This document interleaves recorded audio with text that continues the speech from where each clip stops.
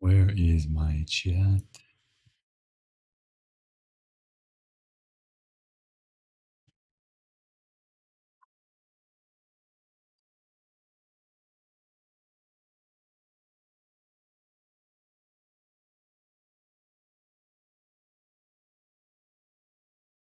That's interesting.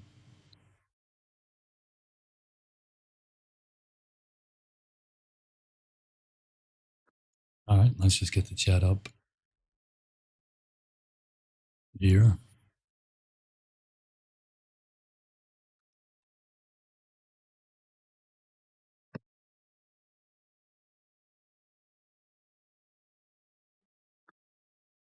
Let's close you down. Oh,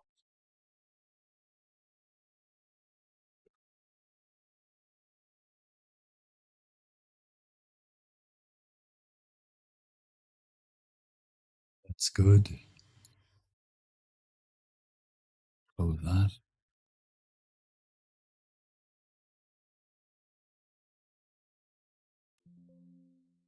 Good.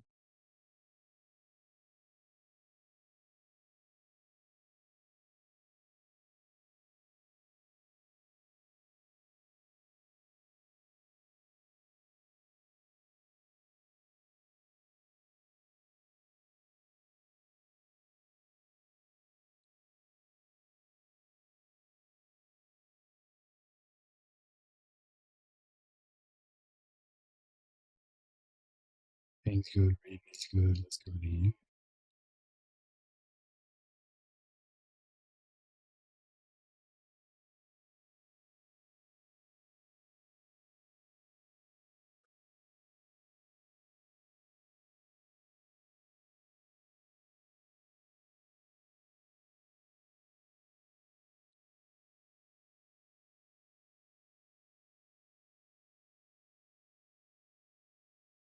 Bear with me 1 second, guys. For some reason, the chat has disappeared.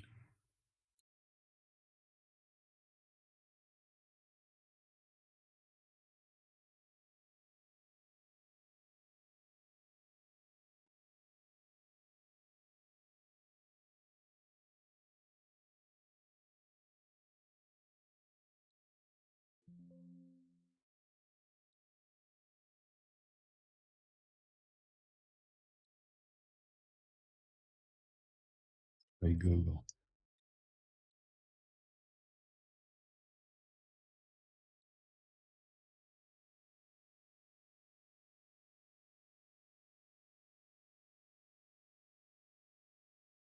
Or maybe Restream is down. I mean, it's working. It's streaming.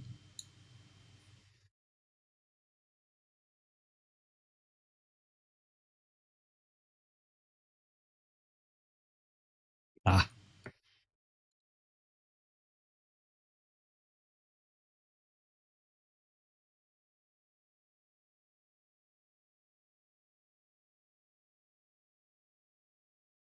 all right.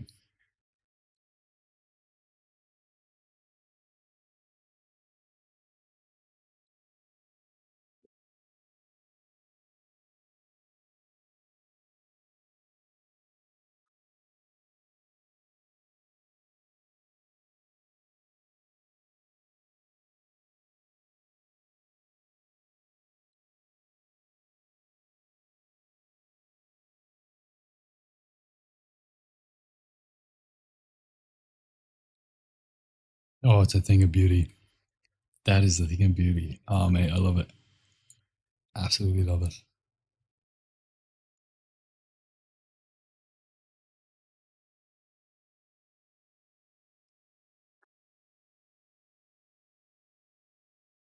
Okay, bars, Tower Rock. Then we want this one.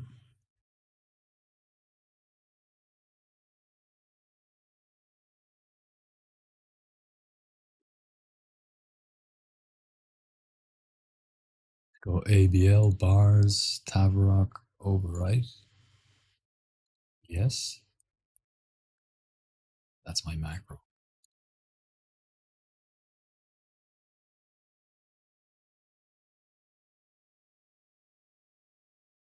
Let's call it spy.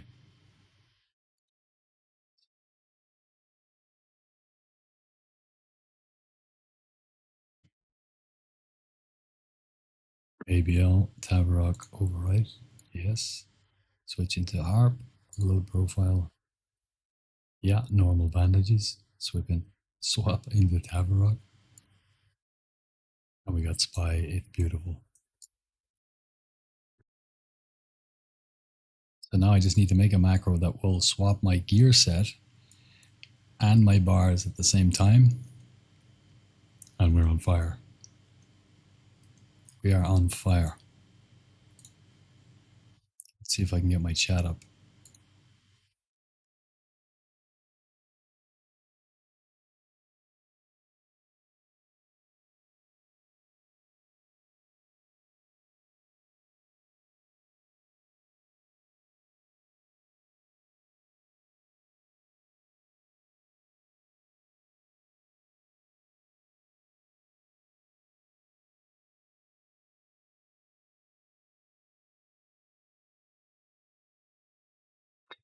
I can see the chat on my OBS, brother, but I actually can't see it on my PC.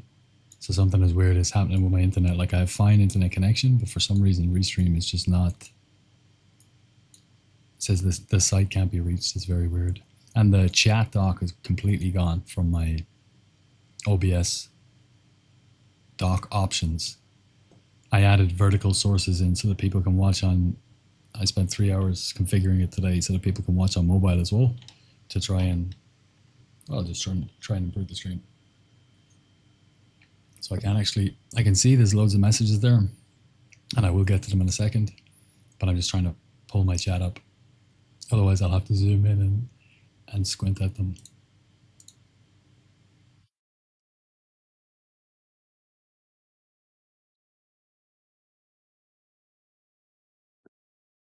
What could this be from? My UU booster is working fine. WoW is working fine. Let's switch over to a different node on V2RAN.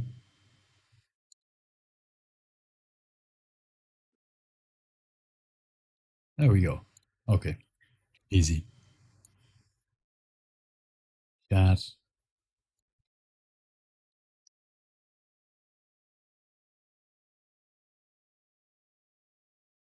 Okay, awesome. All right, now I'm going to zoom in and have a look.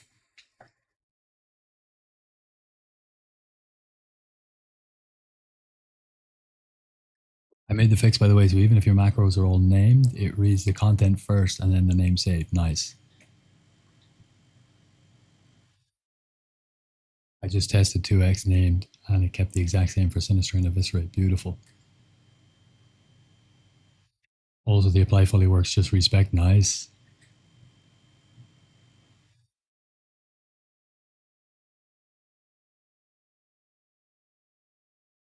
If I'm a melee class, what farms are there for gold that require fast killing besides fell armament and primals? Well, that's easy. Mana tombs. And I'll show you that now in 2 seconds.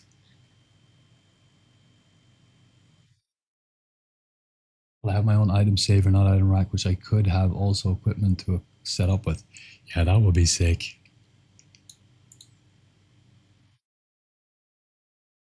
Yeah, let's see if the chat's up now.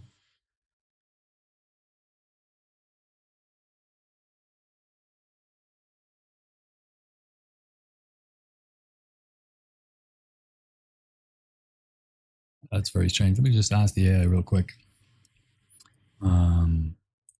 Chat option from OBS drop down menu has disappeared.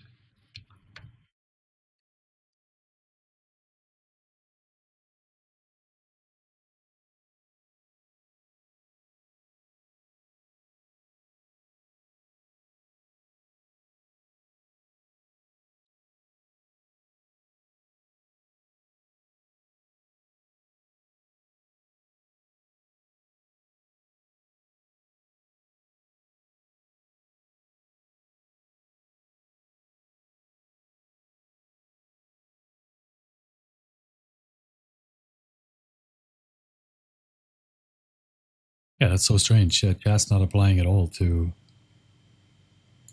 Restream, so I can't read chats from the Restream menu. Let's do a test. Uh, okay, that went into the thing. Will somebody write anything just to test into the chat to see if it pops up here on my restream window on the side?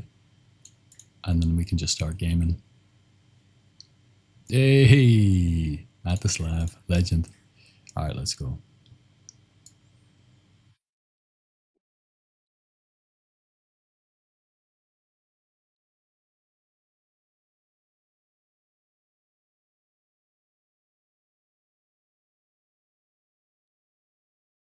Cool. Okay, what do we need? We'll buy some bandages and some super healing potions, and then we'll head straight for the mana tombs and see if we can kill Tavarok. So I'm using this sweet add-on, this secret tech that was very kindly shared with me by Hadoken.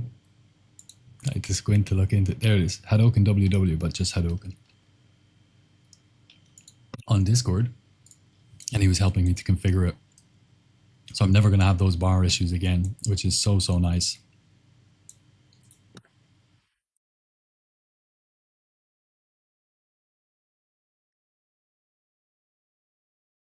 54 silver. That's a thing of beauty.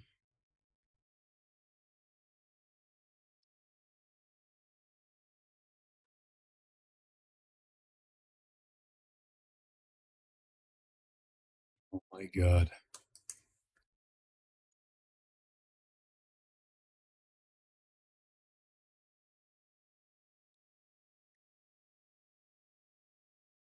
Oh, we don't want to go to the shop.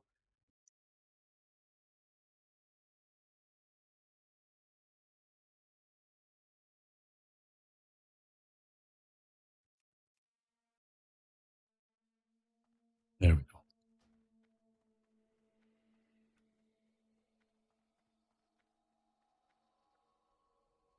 Wait till you see my new auction house add-on. Lets you buy hundreds slash thousands of stacked items in milliseconds. Oh, brother. Brother. You're going to take over. You're going to take over CurseForge. You're going to be the CEO of CurseForge in about 5 minutes if you keep this up. All right, let's get out of here. No one has seen it yet, though, but I bought 1,000 linen cloth during test in about 3.8 seconds. Whoa, whoa, whoa. That's big. That's big. The whales will be all over that. Hey, if speed is key, and it is, you could make like a normal version with like a locked speed, and then you could charge people like $1 to unlock full speed, and the whales would actually make some money off it. Has anyone successfully managed to find a model whereby they can monetize their add-ons for WoW? Probably not. Well, they have to do them standalone. It can't be on CurseForge, right? Like whatchamacallit, Rested XP and the like.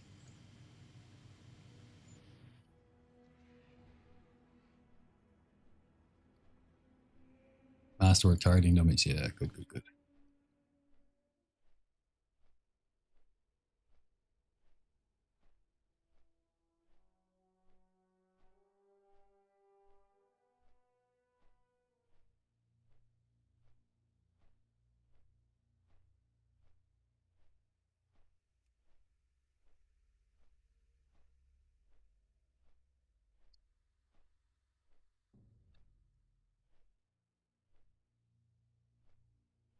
Okay, ABL load Tavarok. Okay, let's make a new macro. Test this out.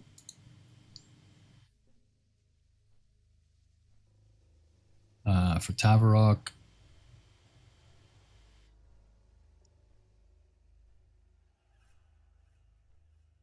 let's see. I'm a sucker for picking the right thing, but let's just do this for now.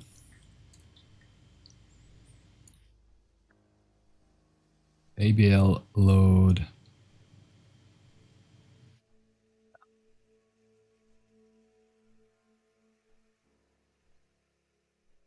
Load Tavarok. And then we want to gear swap.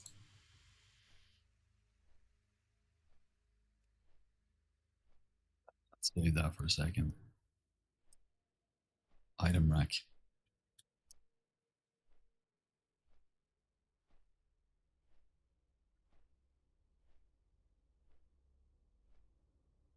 equip set name. Item rack equip set name. Okay.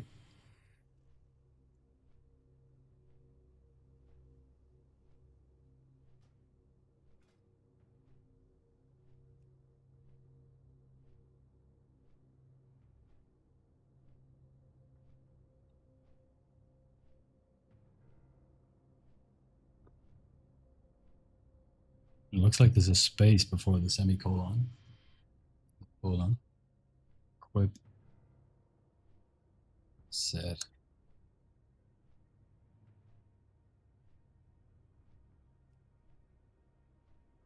EAV.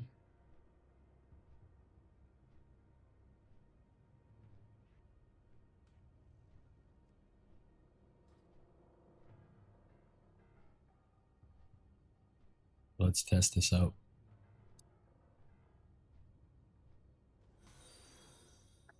Yo, thank you for the follow. Appreciate you. Okay, so we want to be in a different. Let's go into harp. Sure.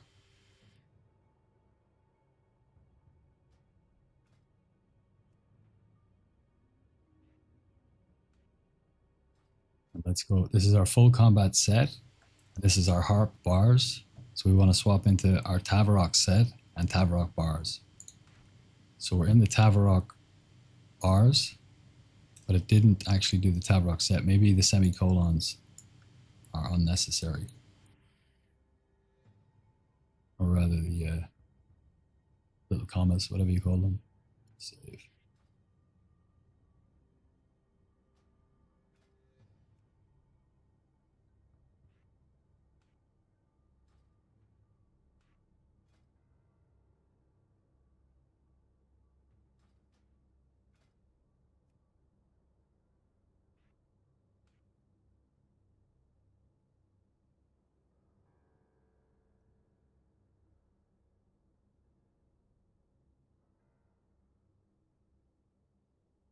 Sure, I'll answer that in a second, brother. Give me 1 sec.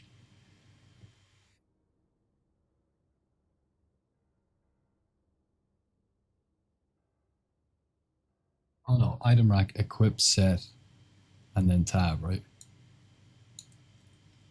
That should do it.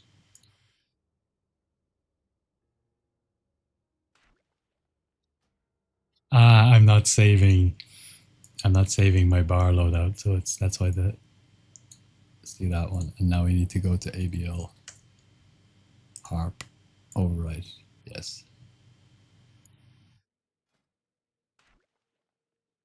Still not working.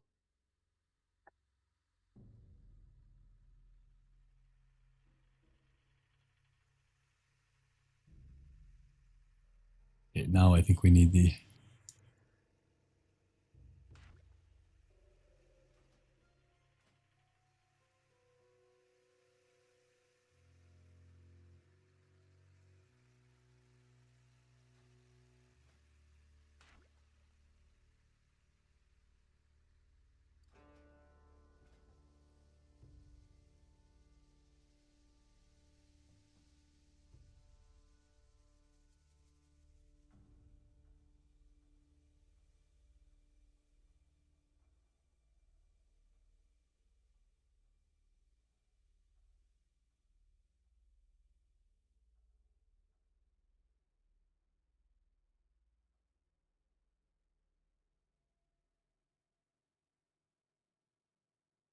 Okay, let me just get this macro sorted. This is really starting to annoy me. So it says here, item rack / item rack equip set name. Then there's a semicolon and equip set name. So let's test this first. Item rack option. So just / item rack opt, and it brings the options up. Okay, so that means everything before this colon is just a descriptor of what it does. So item rack equip set name should equip the set. Let's see if we can do it before the ABL loadout. Item rack equip set tab.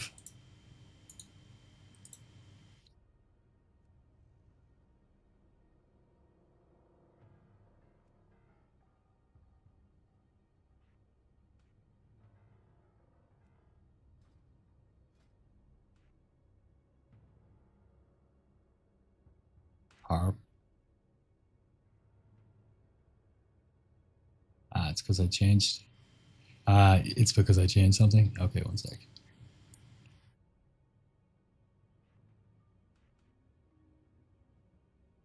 If it doesn't work now, I'll just revert back to just changing my items with pushing a number. I'm just trying to get it super clean. Item rack equip set tab. Let's put it in lowercase to see if that works.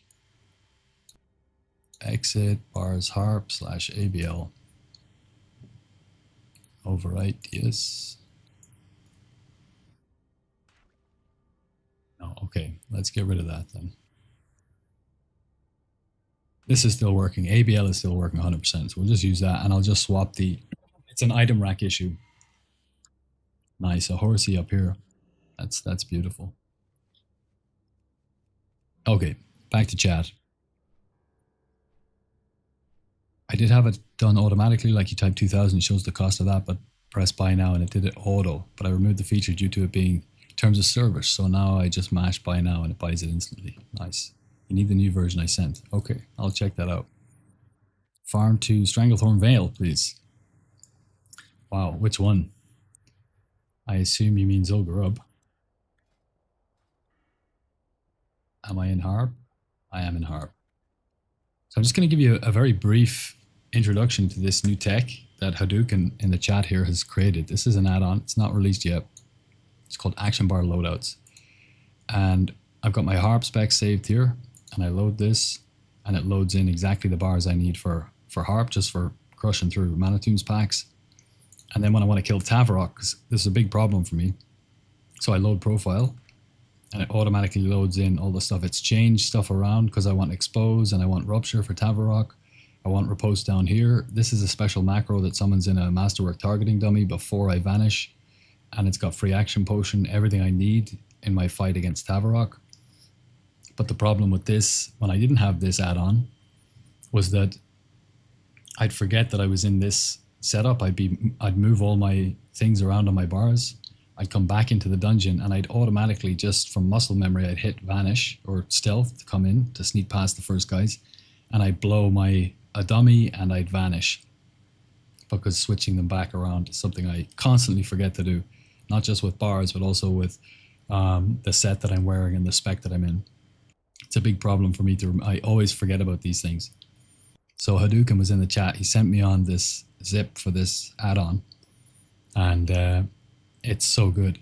So now I've loaded Tavarok, and then I just go up to Harp and I can load that one too. You can also put in your different talent specs, so that when you go to there's a few things that are being worked out with this, but it's pretty much finished. I think actually Hadouken just mentioned that he's fixed it, but yeah, basically you just have all your different things in here. So this is Harp, this is my base PvE swords talents, this is my improved exposed armor base PvE swords if I have to expose, and this is sub for running SV. So when I go to change my talents before a raid into whatever I want, I don't have to click through all of them now. I can just click on IEA, I can preview it, and then when I open up and talk to the trainer and he says, do you want to unlearn your talents? I say yes. And then when this is open, I click apply, and it will just apply all of my talents automatically. It does them point by point, like 2 talents a second, something like that, or a talent every second. And it just automatically applies everything. It also has a really, really nice side benefit of being able to create a new talent loadout. And this is just like for playing around. It's like, okay, I don't have to go out to wowtbc.gg anymore. You know, I don't have to go out to these sites and get a load of talent thing up. I can just be like, okay, this is nice, and I can theory craft. Maybe I want to do this. Okay, maybe I want to be able to do SV, but I also want to be able to ambush people in the open world if I like PvP, but I don't want to swap the 2 specs. You can then have a hybrid spec, and then you can save that in here, hybrid, and then you save it as your loadout, and boom, you're good. It's so nice.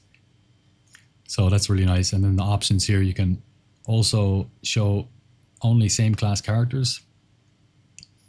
So you can actually apply these bars to other characters you have. So I have a second level 70 rogue here, and I could then apply these bars and these talents to him. So I can just easily swap between characters and I don't have to redo all the things. I can just apply the profile to them as well.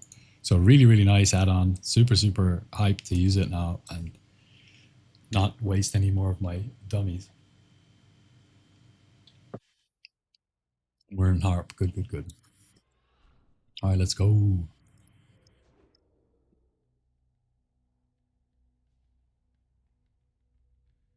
Okay, gold farming tips for a noob. Sure.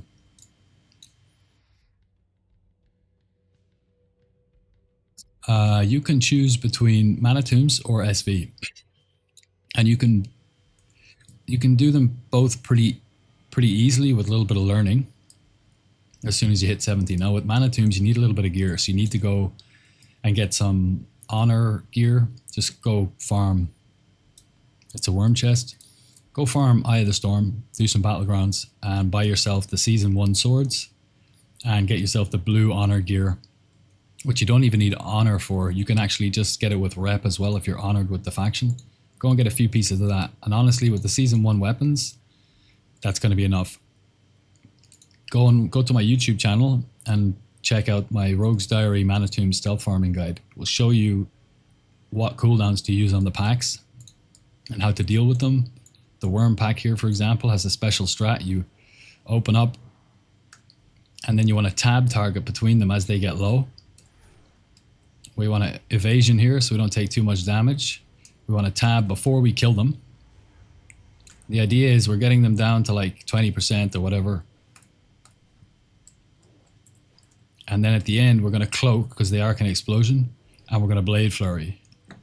And then we just kill them all in one movement, or within that 5-second window, so that the arcane explosions don't kill you. So Mana Tombs is get yourself the season 1 weapons from PvP and a couple of bits of gear. Come in here, watch my video, and then practice the strat. That's Mana Tombs. If you want, you can go straight into SV, and you can get one of the 2 chests easily. You can get all 4 mines, and you can get a gas cloud. You want to be mining and engineering for this. Again, on my YouTube channel, there's a video. It's got about 45 or 50,000 views now. I released it a couple of months ago. It's the Steam Vaults, complete Steam Vault Stealth Farming Guide. And it shows you how to do all of the pulls with engineering and some of them without. And there's a second one up there, the complete Steam Vault Stealth Farming Guide, no NG edition. So you don't need engineering, but you want to have mining. It's more difficult, more technical, but you can still do it. So those are the 2 farms I would recommend, Mana Tombs and Steam Vaults. And I have video guides on my channel for each of them. And thank you for your patience. I appreciate it. I have it done. Saves gear plus bars now on save loadout. Oh, okay. Huge. Sent to you on Cord. Now you overwrite. It'll say save bar or save gear plus bars. So you overwrite the bar with the gear you want for that set. I'll do it at the end of this run, brother. Once we do our first Tavarok attempt, I'll go and I'll load it in. Nice one. That's the thing of beauty. It swaps instantly on loadout. Oh, perfect. Perfection. You don't have to. It's already been added. Just equip it. Okay, I'm just catching up with chat. Forgive me. How make gold without using CC? Interesting. Cryptic. And Casa, howdy. How are you doing? Thank you for the answer, mate. I'll have a look at the YouTube. You're very welcome, brother. Get out there and make some gold. You'll be rich, filthy rich in no time. What's up with you, Ankasa? How's your day going? Tell me all.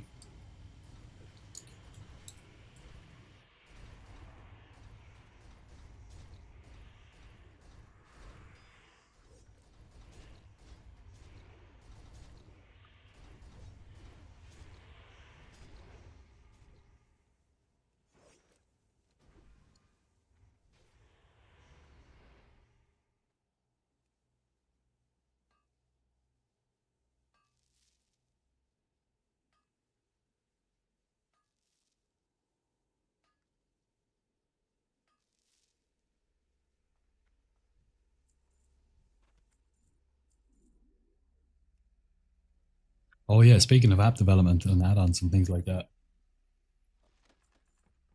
I was doing some work earlier on today. on the app that I showed you, Hadouken, for olden era. And I had to download a piece of software called Asset Studio, GUI, which allowed me to extract the assets from the game files so they could get 2D textures and that kind of thing. But it was a bit of a pain in the arse to use. So it was very slow and time consuming. So that was I used that on the olden era demo, but when they released the full game, I mean it's still in beta. I paid for early access so I could obviously so I could test the game and stuff to build the add-on. But when I tried to apply Asset Studio to it, it wouldn't work anymore. So they changed something. So I was using the AI and I was like, how do I do this, that, and the other? Okay, what do I need to download? And they're like, there's a way simpler option. Just download Olden Era Explorer. Somebody made an app that will automatically, you download it and you press run and it will just pull all of the assets from the game files into folders that are all named correctly just instantly. I don't know why somebody would do this. It's crazy. Like, I don't know. It's so handy. So I just downloaded it and like instantly it just gave me all of the folders with all of the assets perfectly named. It saved me like literally days of work. It was like a miracle moment this morning. I was so happy. All right, let's go back and get Tav. Farming an SV right now and listening to your stream as background audio. It's a thing of beauty. That's a thing of beauty. Making life easier. I know. Unbelievable. I mean, sometimes it does just fall out of a tree into your lap. So that was super sick.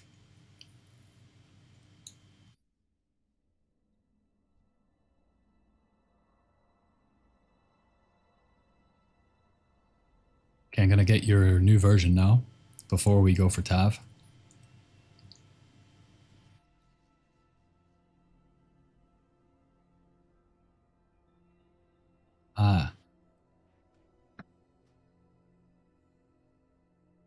Let's get this macro in.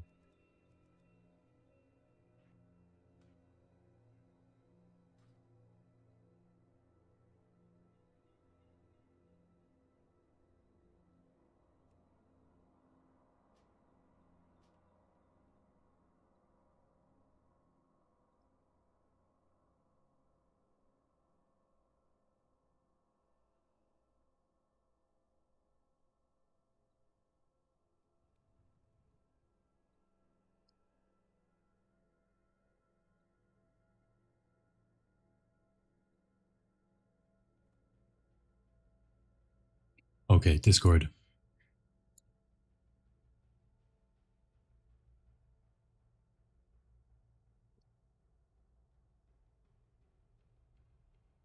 Hello, brother. I just wanted to thank you. Following the no NGSV farm techniques, I bought 2 Blink Strikes and 2 Mongoose Enchants in only a couple of days with low stress and no competition. Neary 777. This is exactly what we want. This is exactly why I made those videos. We want rogues who are getting shit on it in this expansion to have the time of their lives and be able to do whatever they want. So thank you. You've made my day by sharing that comment. You're very welcome, by the way. And we're going to do even more of this crazy stuff for Wrath. And if Classic Plus comes first, don't you worry, because I'm going to be the first rogue in all of the dungeons, figuring them all out, and I'm going to find out how we can squeeze every last drop of gold out of them. All right, let's extract all. There we go.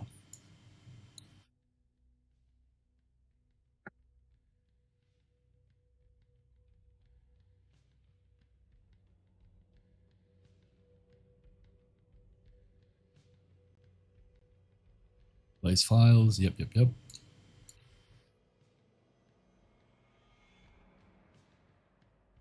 And let's hit a quick reload.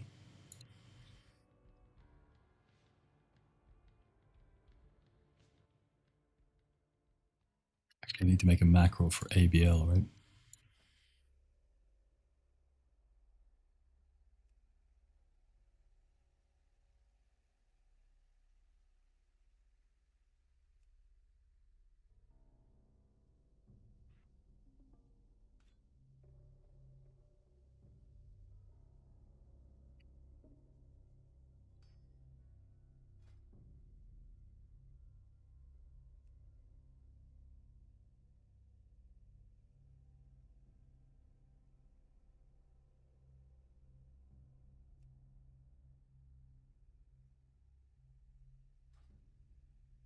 Now we need to save this.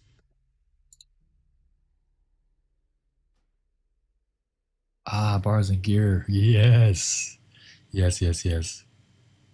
Harp. Let me see if I'm in the right setup for harp. I am.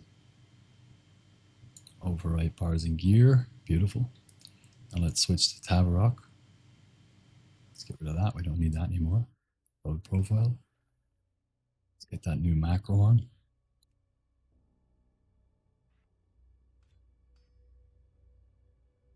And equip our set. Good. And ABL, Tavarok, overwrite, bars and gear. It's a thing of beauty, brother. It's a thing of beauty.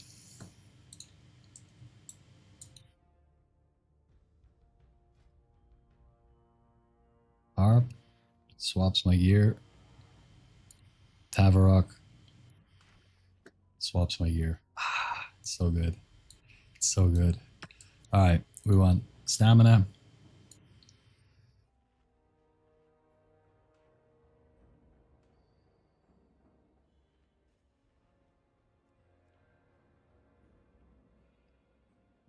Like I missed out yesterday. Has Tavarok died? No, but we got him to like 2 to 3% yesterday. We were so close.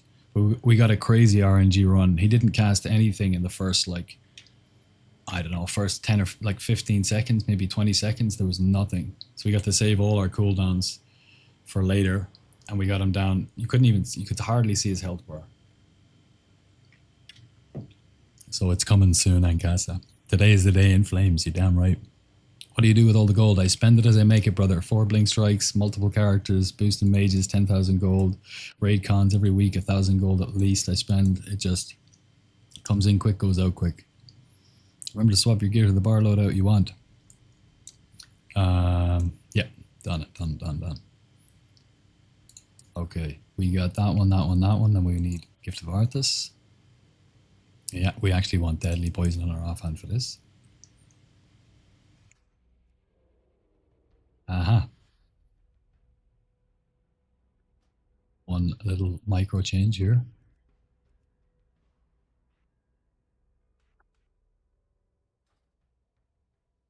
ABL Tavarok override.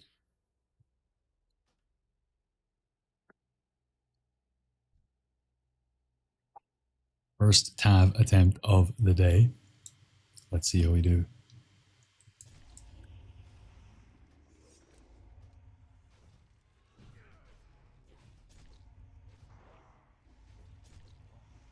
Stun incoming. Okay, he did get us there, unfortunately. That's okay.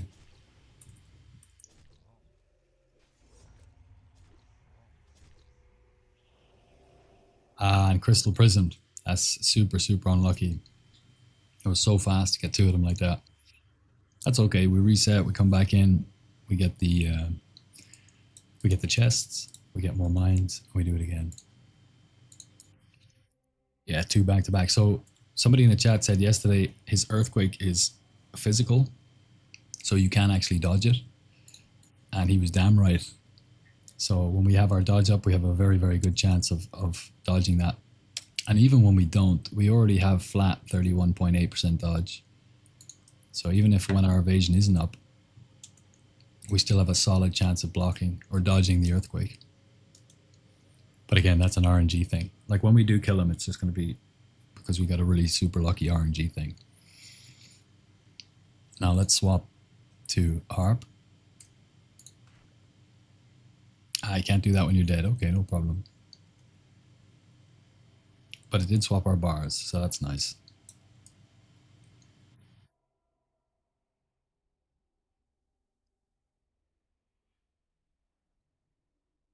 So see this, when I clicked on it, it said you can't do that when you're dead, but if I individually click on them, it will line it up so that when I respawn, they'll click in. That could be something that could be written into the app, but I'm not sure how you do it. I mean, we'll just click it again when we get in. There we go.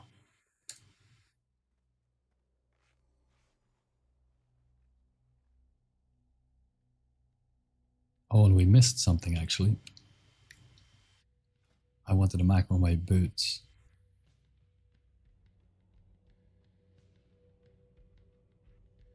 into the Tav build.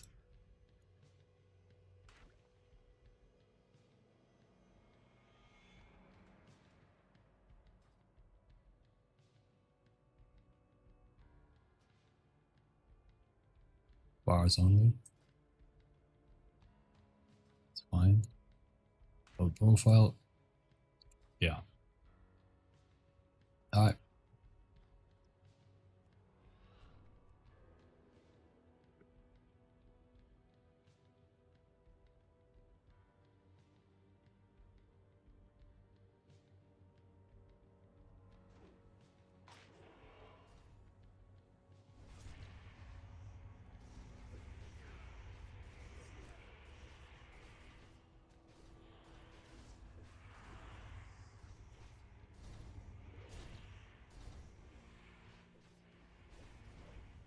We did manage to get the other guy with a 4-point eviscerate, which is kind of nice.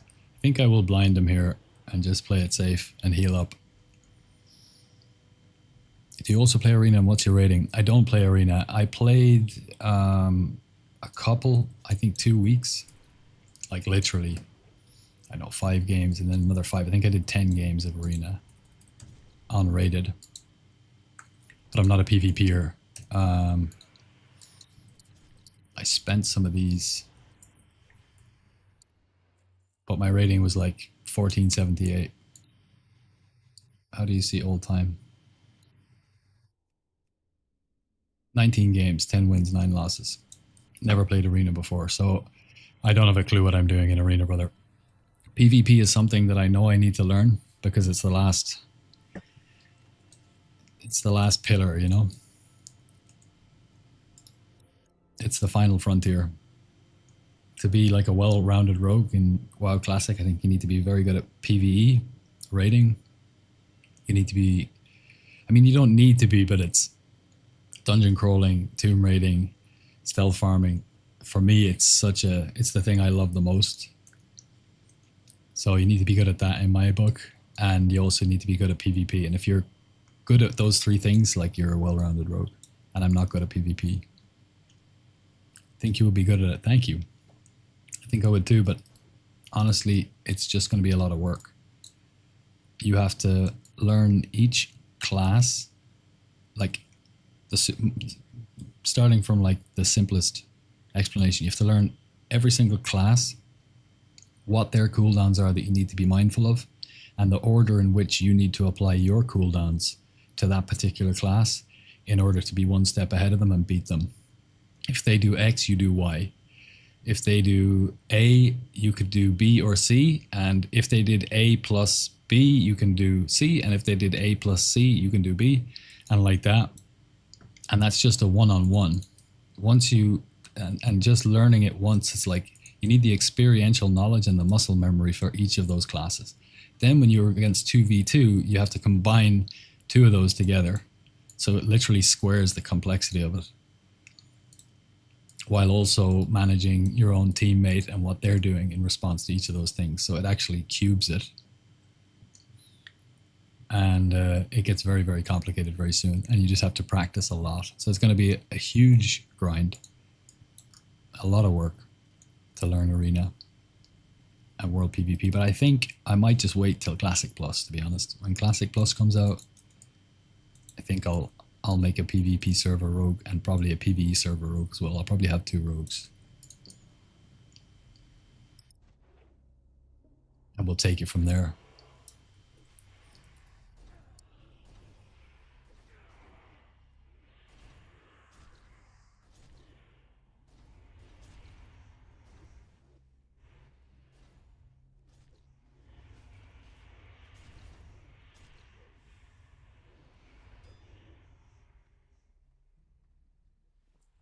Ah, of course. We've got deadly poison up. Of course. That's why my blind is breaking.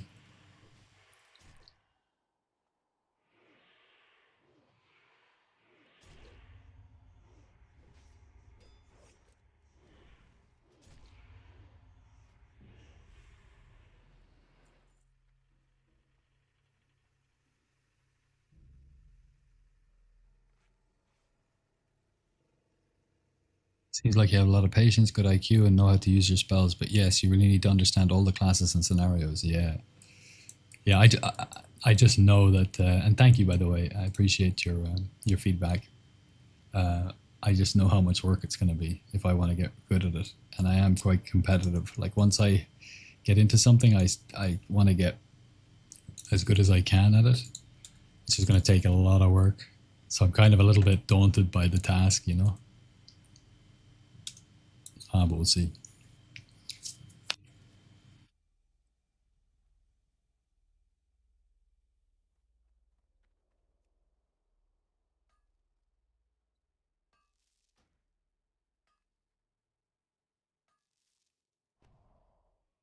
Unnecessary distract, but whatever.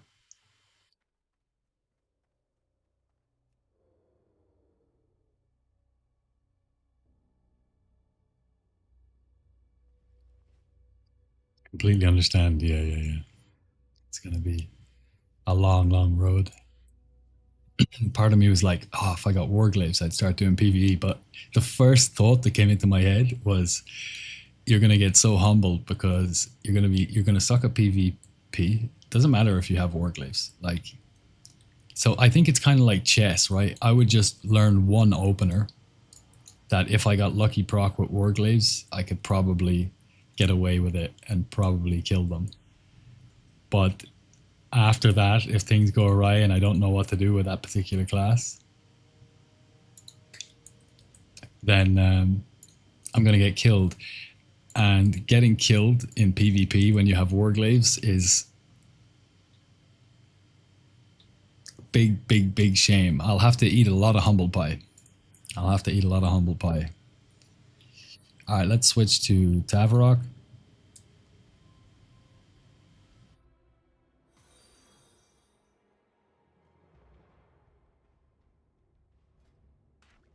Harp. Go into this for a second. Okay, all the bars are good on Harp. Let's go Tavarok. Okay, so I need to save this again. Tavarok, overwrite bars and gear. Harp. Yep. Tav. Yeah. Okay, good.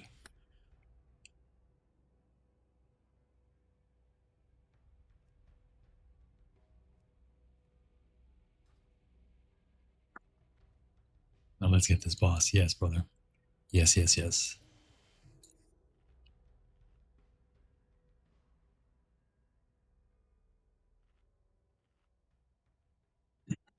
I made a slight tweak where I put rocket boots on instead of edge walkers because we don't need the hit against him, which is basically all the gems except for the 5 agi and the socket bonus and one of the bottom bonuses, equip bonuses hit rating. So we get 44 AP and 29 agility, which is equal to 31.9, 32. So that's 76 AP basically. Get a little bit of dodge and a little bit of crit, but forget about that for the minute. We get 80 AP out of the rocket boots. So I think that actually makes up probably not, it's almost one crit and it's a little bit more than like 1.5 dodge, but it's close. But by having these on, when we sprint, when we do hit our macro here, when we get around the corner and we bandage, we don't get the full bandage off because he has the dummy killed by the time he comes around. But with the boots, we can get even more distance and we should be able to get maximum healing out of the bandage. We're also using the spyglass of the hidden fleet, which is going to give us 1.3k healing and 40 stamina instead of brooch.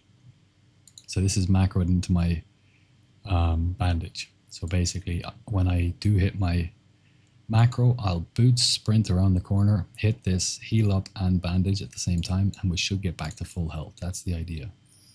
Let's go Gift of Arthas and see if we can get lucky.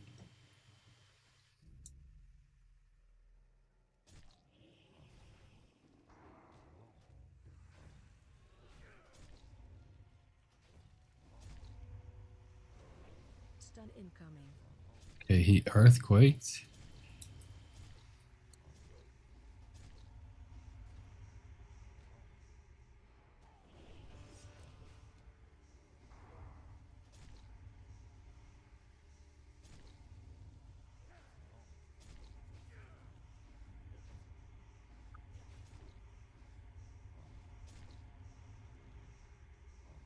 I don't think I'm going to go for a second.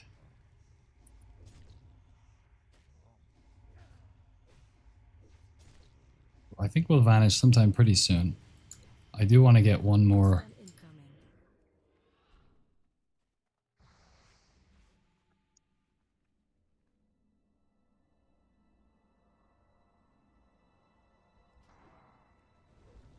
That was a mistake. I used an eviscerate instead of a rupture, which sucks. He crystal prismed us. Ah, that's unlucky. Bad RNG. Oh, we're getting him though, boys. We're getting him. It's gonna happen. So we'll reset. We'll go again. Mines, chests, and Tavarok at the end.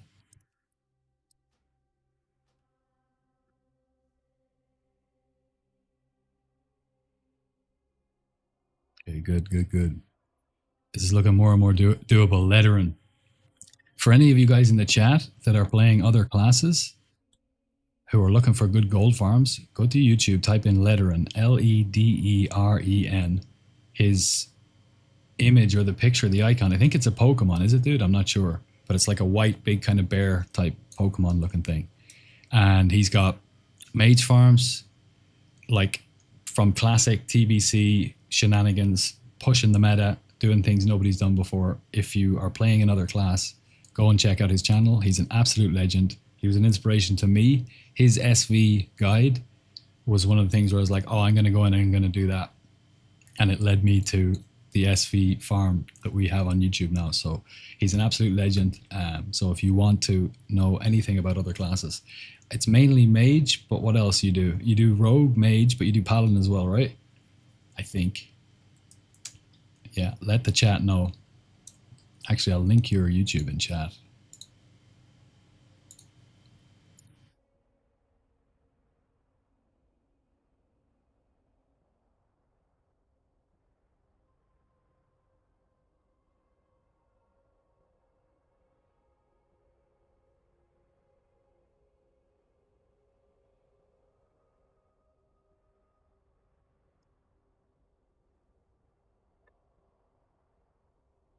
There is Letteren's YouTube channel. Go and check it out. Hit a sub. It's mostly boost videos, I guess. TY for the shout out. You're more than welcome, brother. You have taught me a number of things over the years. So 100%. Any players that switch back into Harp. Beautiful. It switched our gear and it switched our bars. This is so nice. I love it. I love this new add-on.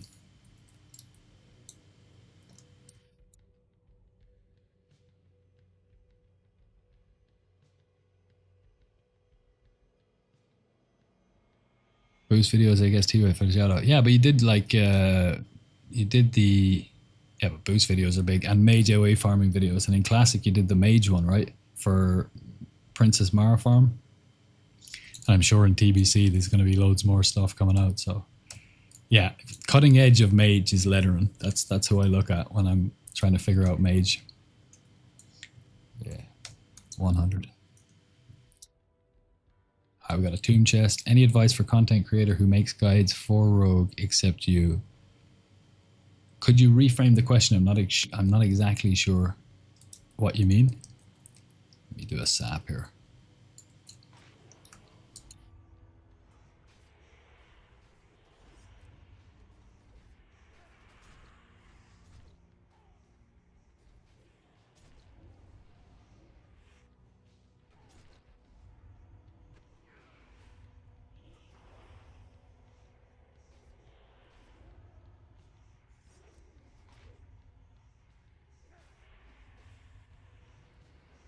Exotech, good morning, good evening. How you doing, brother?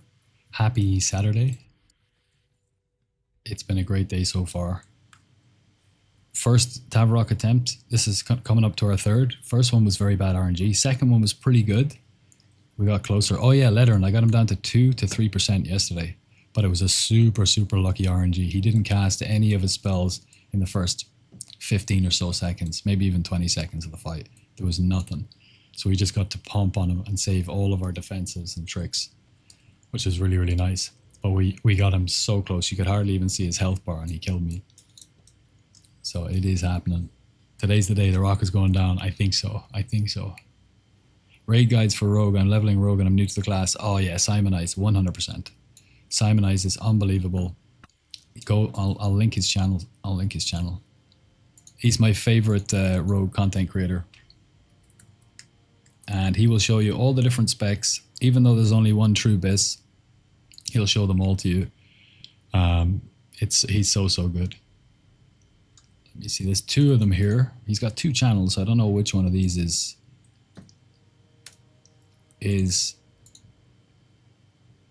let's go with that one. Simon Show TV. And he's doing a lot of SOD content at the moment, but still, go to his channel. Go to his channel and check these out. And just type in, or just go to YouTube and type in Simonize TBC, and you're gonna get amazing Rogue content. He'll show you all of the different specs and all that kind of stuff. He's an absolute G, and he's super knowledgeable about Rogue in general. But he doesn't gold farm. That surprised me. He doesn't instance farm. You know, that's. So I decided to just kind of stick mostly with instance farming because he's covered most of the talent spec, DPS stuff, rotation stuff. So I just send people to him when they ask me these questions. I think I'll just stick with gold farming. I mean, I will obviously branch out, probably overlap a bit with some of his stuff, but I'd rather send people his way because he deserves it. Not sure if it's risky, but would opening with Garrote not help you? And when you vanish dummy, re-Garrote into Boots Bandish? Yeah, so I do open with Garrote. And when you vanish dummy, re-Garrote into Boots and Bandage. Yes! I'm not sure if two Garrotes makes it. You're dead right. You're dead right, brother. The first thing I think of when I vanish is just to get out of dodge as quickly as I can so I can get the healing up on the bandage. But now that we have Spyglass and so on, actually, I'm going to keep moving and get the rest of the stuff, and then we'll come back to him. You're dead right. Thank you for the tip. I'm going to apply that this time and get an extra Garrote off. You legend. Season of dog shite. I mean, it is what it is. If some people like it, they like it. I enjoyed SOD a lot. I have a secret from SOD that I never released, which is basically the Fan of Knives infinite energy combo, which everybody knows about. But I found this sword in SOD that has chance on hit, freezes all enemies in place for like, I don't know, 6 seconds.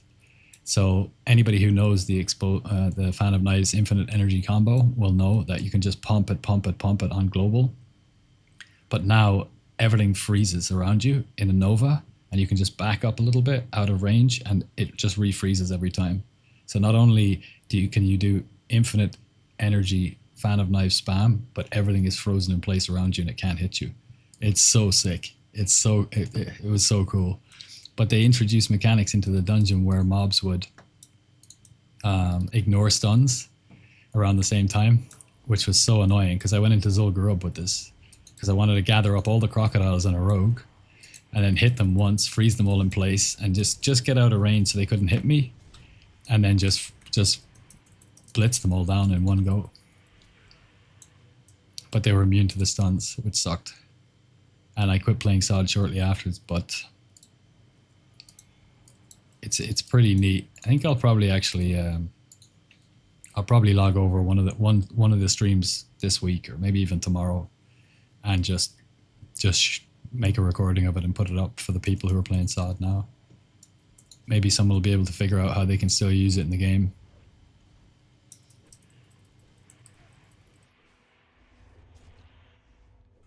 There aren't really that many places in the open world with enough mobs that you can get the Fan of Knives energy engine running. You can go to the trolls. There's a troll area up here somewhere. It's up. You go into Winter Spring and you run up here and you run along these mountains right to the edge of Darkshore, and up here there's a secret area with like a load of trolls, and I can't remember if they're friendly to Alliance or Horde. Probably Horde, obviously, because they're trolls, right? So if you're Alliance, I think you can go up there, and it used to be the best AoE leveling spot in the game. It's what speed levelers would use to win world first. So I'm pretty sure Joker used it in his runs. Oh, we got a Dawnstone. That's nice. But I went up there. I went up there with one character. But the problem with it is, even though there's a lot of trolls up there, they're in different groups, and you can't pull them together in a way where you can get them all together to start the infinite energy Fan of Knives thing. Scarlet Monastery is a good place to test because you can just hit the boss and it will pull the whole monastery. So that's a really nice place to apply the Fan of Knives thing. But I mean, it's not really worth anything. Boosting in SOD isn't really a thing. And the gold, it's not really a good gold farm because it's SM, right? But it'd be cool to be able to do it in a raid. But then they remove the ability to snare and stun mobs in raid, so it kind of gutted the technique.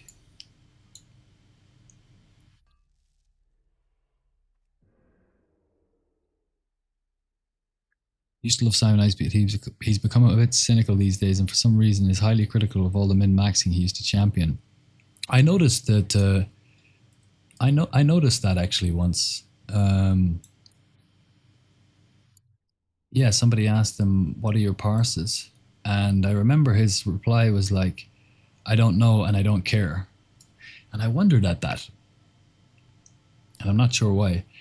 Like, my speculation would be that the vast majority of players are not interested in parsing, because if you just look at it statistically, most people don't parse that high. And I think that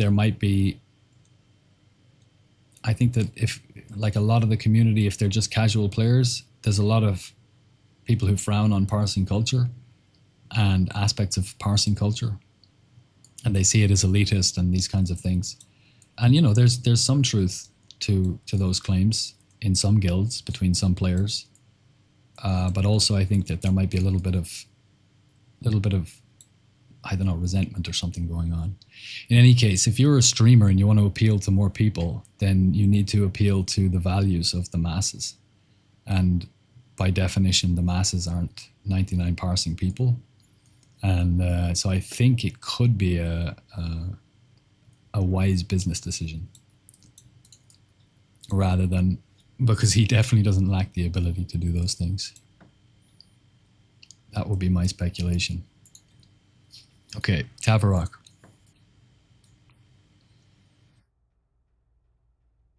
We don't need to wait on this because we're going to use our evasion and then we're going to prep straight away. We do want to wait on the spyglass though. And we're going to, when we prep, we'll get this back and we'll get our vanish back. So we're not worried about that.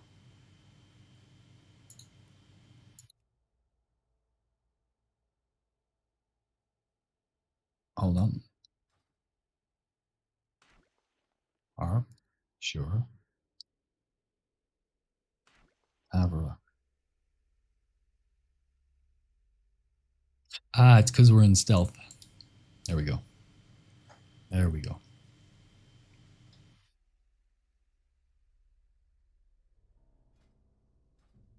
Okay, let's eat our stamina. Let's eat our mudfish and get some.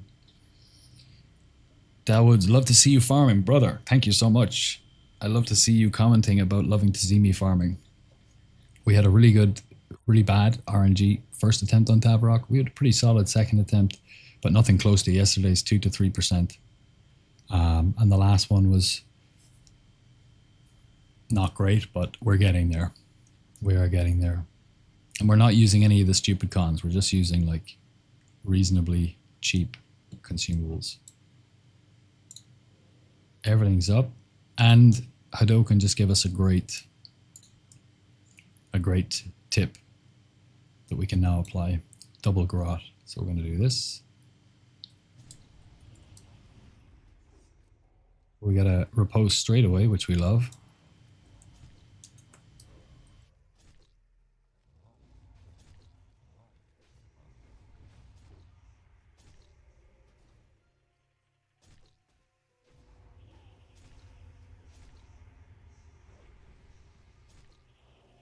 We got crystal prismed, which sucks.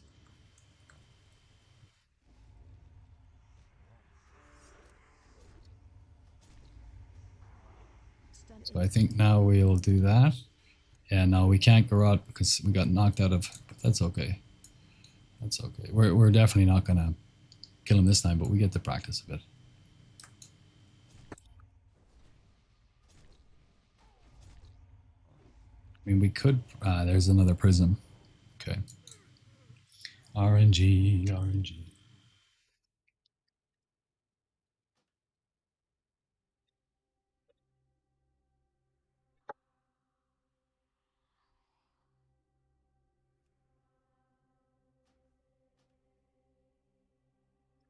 A 210 player in a great guild would outparse a 1010 player in an okay guild. Parsing in classic TBC is just somewhat uninteresting due to these factors. That is a fair point. Yeah, kill times are the main factor with parsing, really. Especially as a rogue, because you've got Blade Flurry and Adrenaline Rush. So, although 210 is a little bit hyperbolic. I would say anything above 510 in a great guild will be able to parse legendary very easily. 99s, like the odd time when they get lucky, but 100 parse never. I mean, the difference between a 99 and 100 is it's so hard to describe. It's so hard to describe. I don't think there's a greater delta between 2 points, not just 2 percentile points. Obviously, that's not the case. But even from like a green parse to a legendary parse is probably a smaller gap or an easier divide to cross than a 99 to 100. To be the best in the world, like everything has to be perfect, and you have to have the best RNG and be in one of the best guilds, or a very very good guild at least. All right, let's go harp. Beautiful.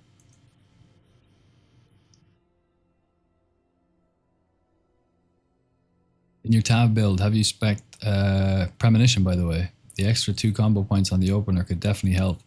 That's a great point. I didn't spec them because they're up here. How many points? 30, and you need 30 for those. I could put 2 in there, but then I lose Adrenaline Rush. So, oh, maybe not. Hold on. 30 points in subtlety. Yeah, you need 35, you need 30, so I'd need 1 point, and that's going to come out of AD Rush. AD Rush is too powerful. Definitely worth more than 2 combo points, as you know, I'm sure. And you have to be just woo. Yeah, you have to be of that caliber. Just absolutely insanely good. And be in a guild where everybody else is absolutely insanely good. Like, that guy is absolutely cracked. Did I reset? I did reset. That means I missed a chest.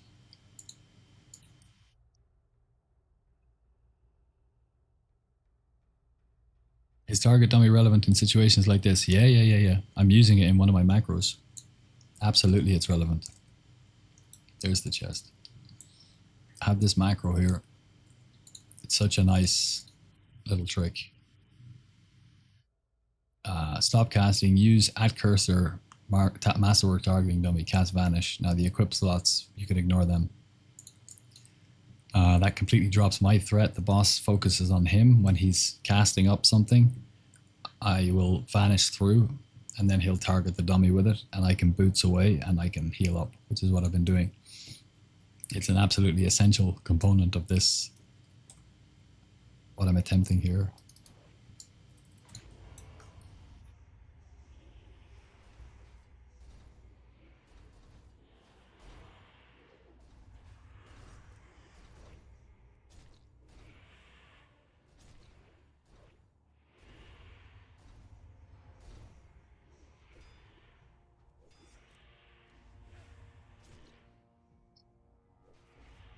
Yeah, not worth dropping AD. Yeah. It's a nice macro. Am I playing without nameplates? I am. I have never played with nameplates in all my years of playing WoW. We got a Singe on, but it's not that big a deal, but I think we'll still pot. However, when Blizzard introduced their new nameplates into the UI, I did actually set them up And I do actually quite like them.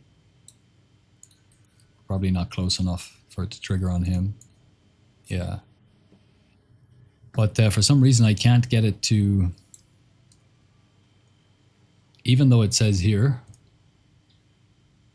I just cancelled my bandage by pressing escape. Even though it says here under nameplates, you know, I have just enemy units, you know, not enemy players, just enemy units. But when I go out and I go into a capital city, all of the Alliance players will have blue nameplates above their heads, which I don't like. I play without names, without guild names, because of the immersion I want. It feels more like I'm in the world, which I really enjoy. And at first, when you make changes like this, sometimes you're like, oh no, there's going to be some reason why this will mess with my head or the game in some way. And sometimes that is true, and you have to revert changes like that. But sometimes it's not. And as soon as I took off all the names and stuff, because you can click on it, see what the name is, and you can mouse over it, and you're going to get the little tooltip here anyway. Yeah, but the nameplates thing is very annoying. I suppose I could make some kind of a command where it would automatically turn that function off when I left an instance.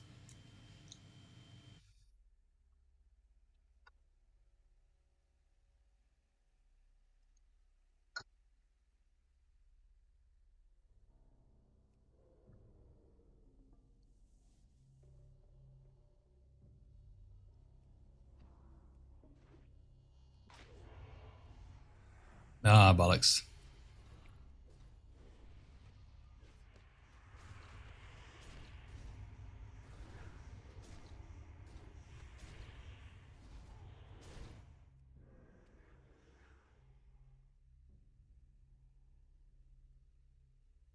Smooth.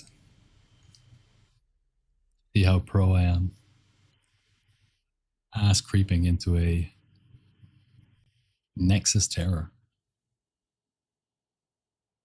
Let's eat some mudfish. Drown our sorrows in some mudfish. Good day, Cloud Friend. How you doing? VZ Wow, eat. Yes. Yes. All day. How you doing, Cloud? Anything new happening in your world today?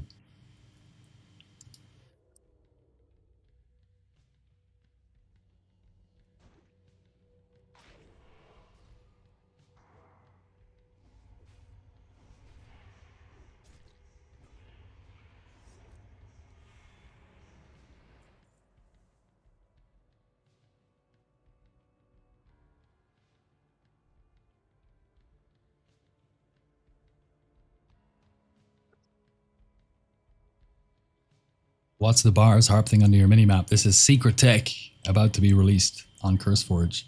This is an add-on that was shared to me by someone in chat, Hadouken. He sent it to me on Discord a few days ago. He said, try it out. I was having a lot of problems with my bars, swapping the icons around for Tavarok and forgetting to reswap them when I came in and using up macros by mistake that I didn't want to use and wasting stuff. He said, I've been making an add-on for that.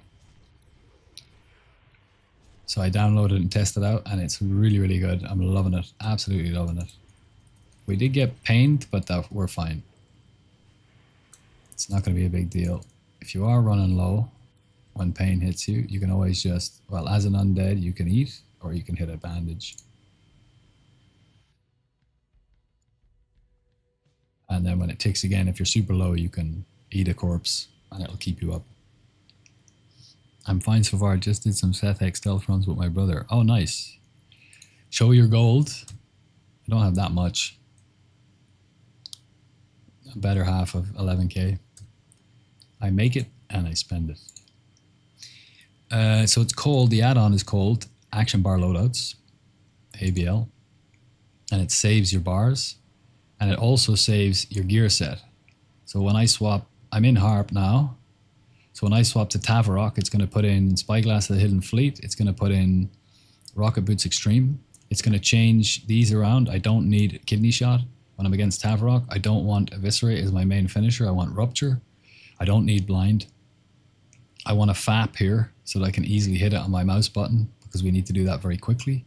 So when I swap in here to Tavarok, load profile, it swaps out my gear and it swaps around my action bars. So now I have my free action potion, my special rogue tech macro, rupture, eviscerate, expose, and repose down here. Everything I need all in one button. It's really nice. It's also got talents. You can save your talent loadouts so that when you go to if like me, once a week, you go to raid and you want to respec into raid spec, and then you want to spec out at the end of raid back into a farming spec, because I have 2 farming specs.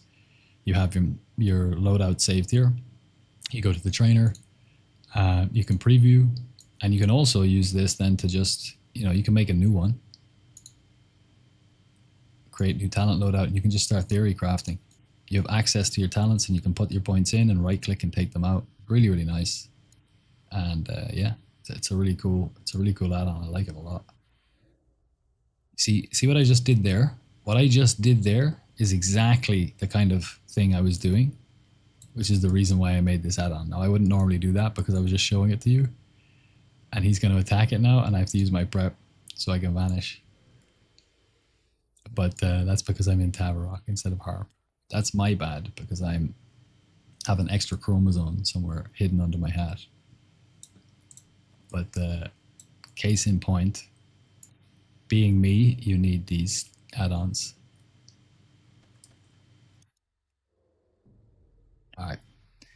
Be nice if we could have another add-on or another talent, like a prep for prep, because of the amount of times I wasted. Ridiculous. Pretty solid. Yeah, it's a nice add-on. That's 120k total. Yeah. Yeah. We've bought 4 Blink Strikes across 2 characters, spent 10,000 gold leveling a second mage, paying mages to boost them up. 1k gold at least every week on raid cons.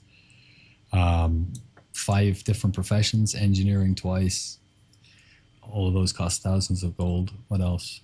Multiple flying mounts, epic flying, all that stuff. It goes quick.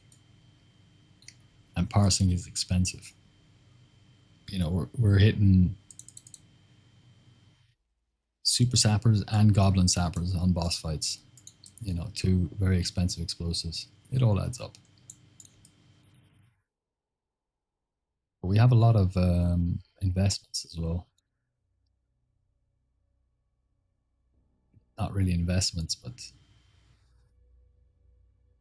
yeah, 711 adamantite bar, 314 corium bar, double those for the amount of ore needed to make them. 88 eterniums, hardened adamantite, 443 fel iron.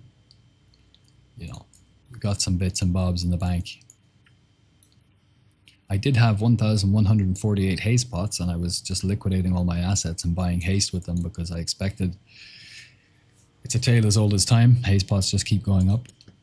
And then Blizzard pulled the rug with their Mark of the Illidari shenanigans. So I had to sell them all, which wasn't great. I lost about 1.5k. Only 10k left. I mean, it's not like I had 120k and then I just spent it all. I just spend it as I make it, and I'm always somewhere between like a few thousand and 15,000 as the expansion has progressed. I'm always in that range because I I have money, and then I look at the auction house, I see something shiny, and I'm like, all right, let's go. I want it. It's a good way to be, boys. It's a good way to be. You don't have to have 120k in your bank to be a happy rogue. A couple of grand and all the tricks and trinkets that you want is good. All right, let's go back. 7 minutes. How are we looking on lockout? 18 minutes left. Okay, we're good. I'm not going to pick pockets now because we're out of vanish and prep. Suppose I could use my Gnomish cloaking device. Whatever.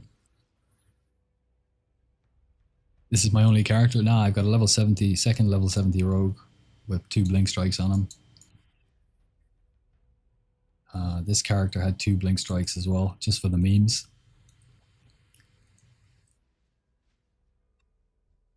The other rogue I was setting up to be my farming character so that I could spec from engineering mining on this, my main, who is almost full bis. I need DST Belt of 100 Deaths, and Bloodsea Brigand's Vest, or Shoulder Pads of the Stranger, 3 items, and I'm full bis. So I wanted to switch from mining to enchanting, because the enchanting ring enchants are best all the way through TBC. They give you 10 to 15 DPS extra, which is not nothing. That's a nice, that's like a minor upgrade would be like between, 0 and 10 DPS is a kind of minor upgrade.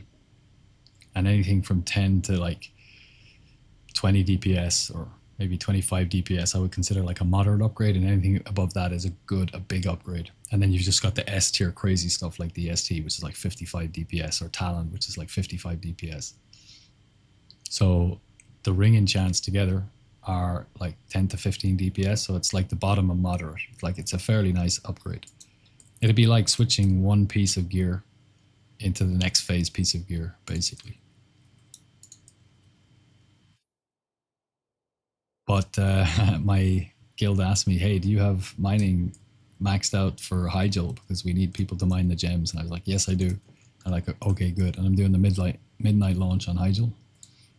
So I've got to keep mining now for a while. And once we're in a comfortable position and I know there's always going to be somebody else in the raid that has the mining, I can ask and just say, hey, look, I want to switch out to enchanting so I can pump and get another extra couple of % of DPS. And then I'll swap over to the other rogue.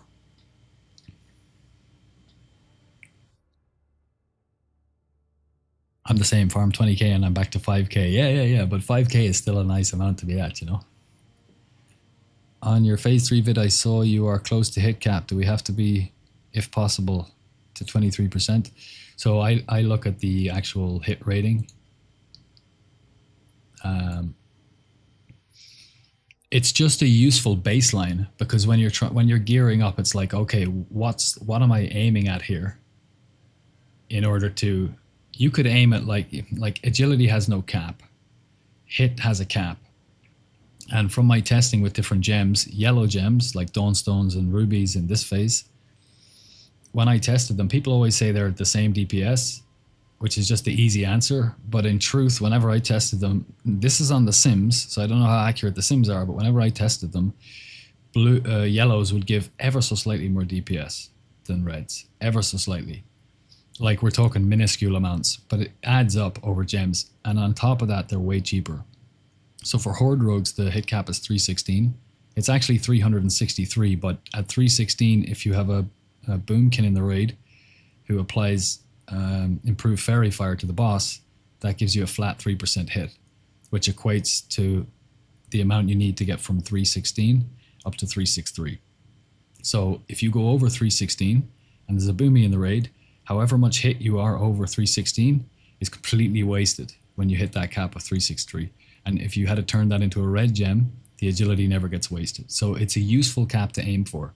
We could hit it very easily in phase 1 because all of the early gear had loads of hit on it. The Netherblade gear had loads of hit. Look at this. Hit rating by 14. Hit rating by 11. All the Netherblade pieces had hit by 17. Conversely, or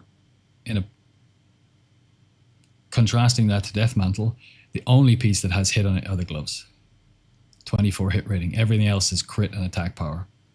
So we lost a lot of hit. Now, it's still way better DPS because the raw stats you get and the substats and the crit and the attack power are going to give you more DPS even though you're not at hit cap. Hit is a stat like any other. It will be outweighed by other stats if you have enough of the other stats. So that's exactly what happens here. So even though we can't reach the hit cap, we're still doing way more DPS than we would if we just pushed all the... Like if you use something like Romulo's Poison Vial, which gives you 35 hit, sure, I could get very close or hit the hit cap with this, but I'm going to lose a load of DPS because apart from the hit rating, it just gives me a poison thing, which just isn't as good as Armor Pen. Well, this gives 21 hit anyway, or the 72 attack power and the burst 278. So I aim, when I have my gear on, I will just buy all the hit rating gems that I can. That's it. I'll just fill out with all yellows wherever I can to get as close as I can to it. That's it. And in the next phase, we'll have plenty of hits, so we'll have to balance it out. That's the the lowdown on hit rating, I suppose. Do you have any tips on farming for a level 20 rogue except for fishing? There's a really nice farm you can do. We got 1 minute left on prep. This is just a nice farm to do while you're leveling up that will kind of get you into farming if you're not familiar with rogue farming. Get yourself, get into combat. What's that? Level 10, you get 1 point. 11, 12, 13, 14. Okay, 14, 19, 24, 25, 30, 31, 35. Get to level 35. Get these talents here. Lightning, maybe improve gouge actually, and improve sinister strike. You actually want those two. Deflection and riposte. You want precision and dual wield, and you want blade flurry and sword spec. And as you level up, you go into weapon expertise and get adrenaline rush. But go in there when you're level 35 and you have blade flurry at least. Sneak through Scarlet Monastery Graveyard and go up into the courtyard. And there's 3 packs of non-elite ghosts there. You can use your blade flurry and you can kill those 3 packs. You want to be engineering so you have a bomb that can stun, and you want to have lots of healing potions when you do this.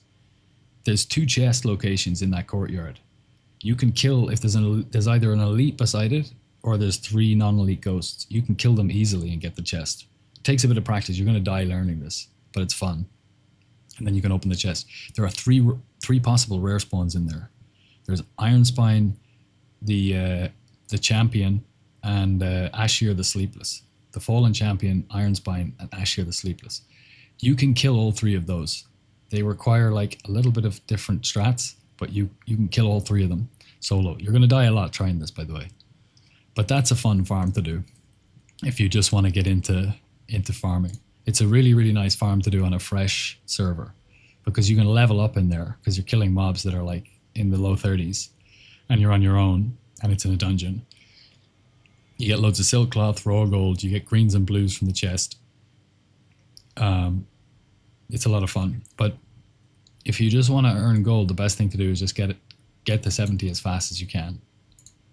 Get to 70 as quickly as possible and then start doing these farms. That's really the best way to do it. Alright, Harp, we're going Tavarok. We got everything. Stamina. And 1 more Arthas. 19 seconds. I was going to say my best P1 rogue at the minute has 325 hit. At a hit, yeah, that's you need to get rid of 25 hit if you're Alliance, and you need to get rid of 9 hit if you're Horde. It's completely wasted in raid if you have a Boomy.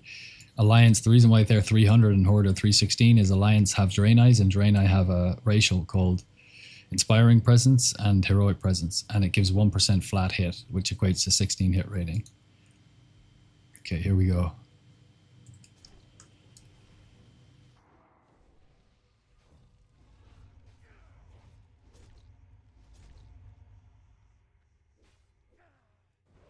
Stun incoming. We didn't dodge it. We just have to kind of let that one go through, you see, unfortunately. We should have prepped and then I think my evasion was up when he cast that, just about. And he Crystal Prism, so this was just a bad RNG. There's nothing we can do about that. In the fight where we got him to like 2%, he didn't cast anything for that amount of time, and then probably the same amount of time again. Just nothing, no casts, and we could just pump on him and have all our tricks ready to go. Okay, let's reset. I think this is the last lockout. 8 minutes, yeah. We'll get the mines, we'll get the chests, we'll do Tavarok 1 more time, and then we'll head over to SV, and we'll do an hour in SV. It's Saturday, so I can be streaming a little bit later today, so I'll be on for another 3 or 4 hours at least. And then we'll come back to do Tavarok.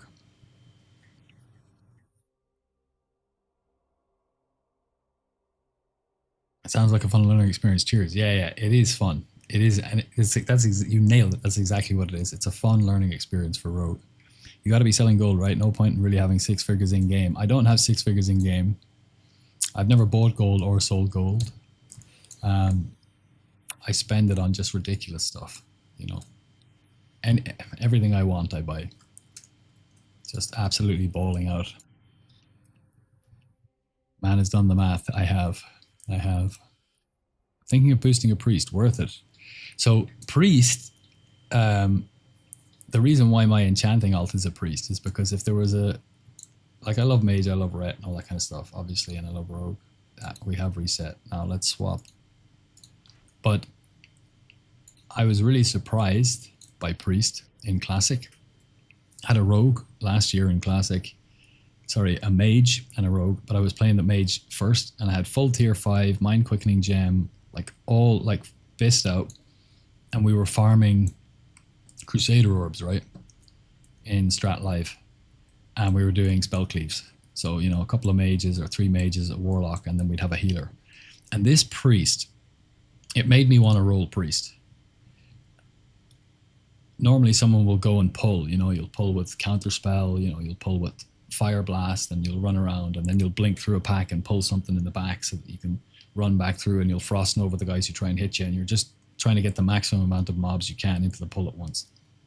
And this priest came into our group, and I was like, okay, hold on, I'll pull. And he goes, no. He goes, I'll pull. I was like, all right, he wants to pull, I'll let him pull. This guy used Mind Soothe on all the mobs, ran all the way into the cathedral, ran down all the corridors, pulled guys right from the back, ran all the way back up again. And just this massive horde just comes in, and we just frosting over them and just blitz them all down. It was glorious, absolutely glorious. And since then I've seen that's the marker of a really good priest. There's markers when I'm done, like when I'm in dungeons with different players and I see them do something, like I'm like, that guy is a really good priest.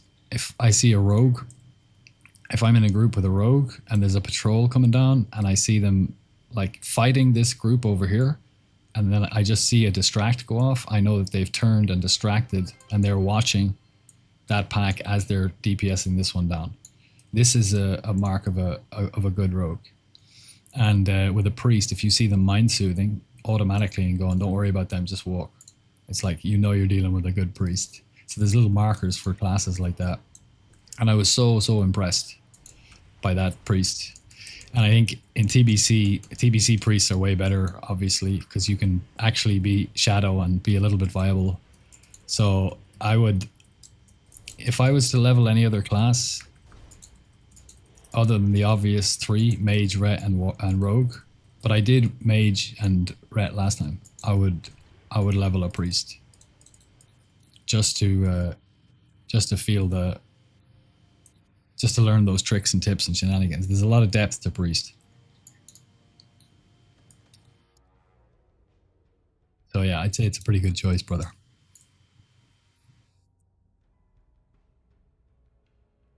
be fair, the only class that can realistically give the hit buff where another race isn't better personal DPS is a hunter. So if you don't have a Draenei hunter, it doesn't really matter to you. Okay. Needs to be a Draenei hunter. Paladin or warrior though. Shaman gives spell hit. Okay, yeah. Inspiring presence and heroic presence. Inspiring is the spell hit and heroic is the melee. I understand. Got you. But the thing is, like, every raid comp worth their salt is going to have one of each.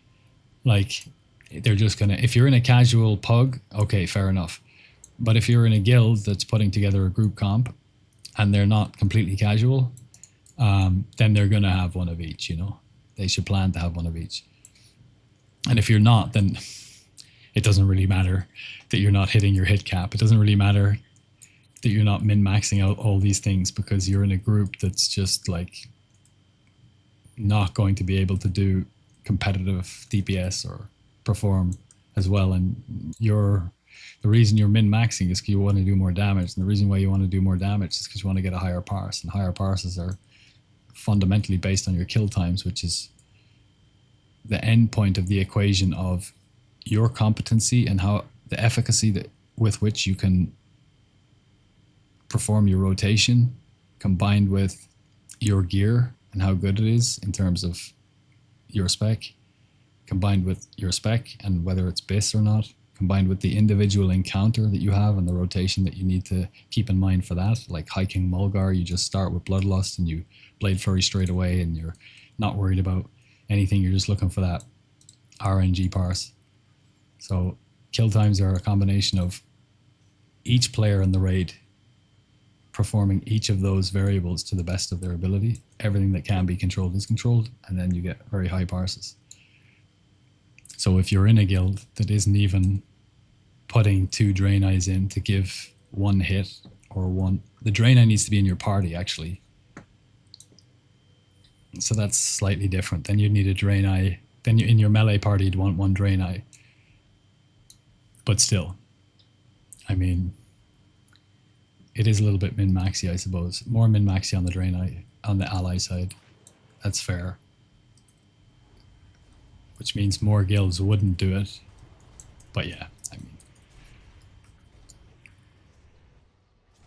this old chestnut, huh? We'll kill these guys anyway, I think.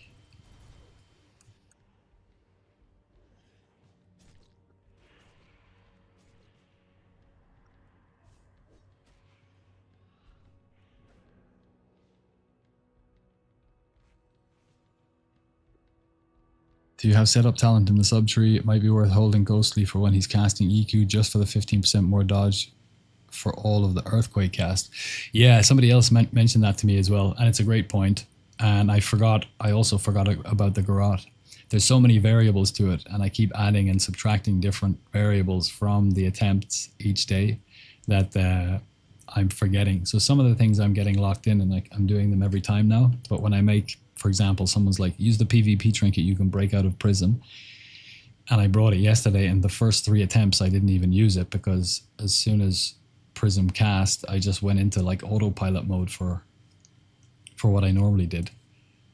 And just completely forgot that I had the PvP trinket. And then finally on like attempt 4, I used it and realized it doesn't work. It doesn't break the Prism. My point is, you're right, 100%. And I will try to keep that in mind. But I'll probably forget in the first few attempts. So the new updates now are Garrote, if I can remember. Once I vanish and I throw down my targeting dummy, I need to Garrote him.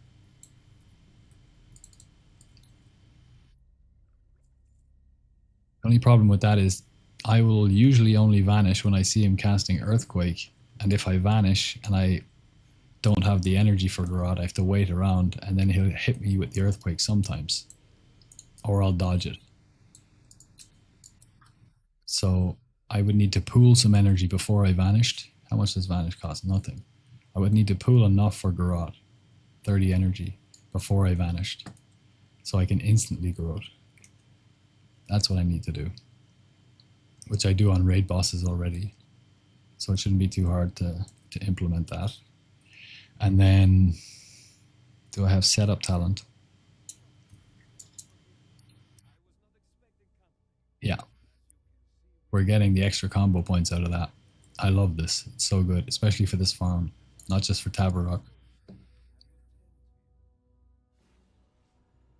But we're out of Mudfish, so we will be attempting him without an Agi buff.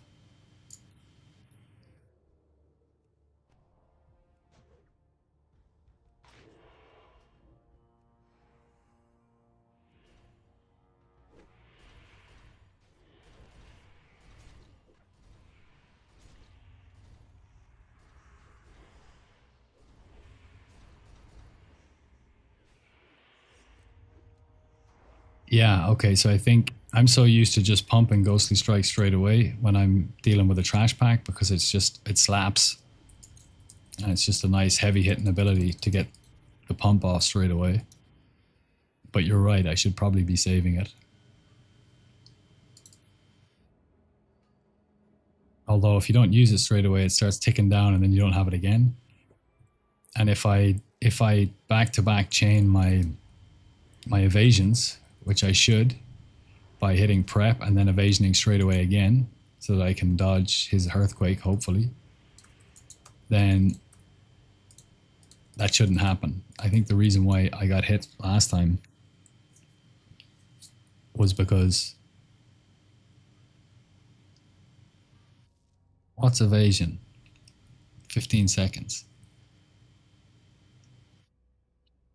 No, I need to use Ghostly Strike straight away because we're not using the dodge trinket anymore. Because we want Spyglass up, right? So I have 33.56 plus 50, 85% dodge. If I use Ghostly, I get 15. It goes up to 100. So I open Ghostly and immediately evasion, and my dodge rating is very high. Then I Blade Flurry, Adrenaline Rush, and Prep. And what I need to do then is wait. And then once my evasion comes off, I need to hit it again.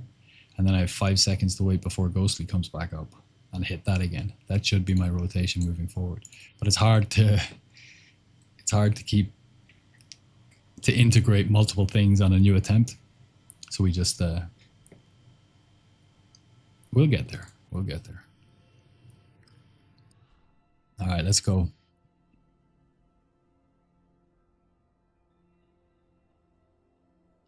Unfortunately, Draenei Shaman gives spell hit for the party regardless of specs. You need to have a Draenei Warrior, Hunter, or Paladin in your group, so I would still go for the same as Horde. Okay. Same as Alliance.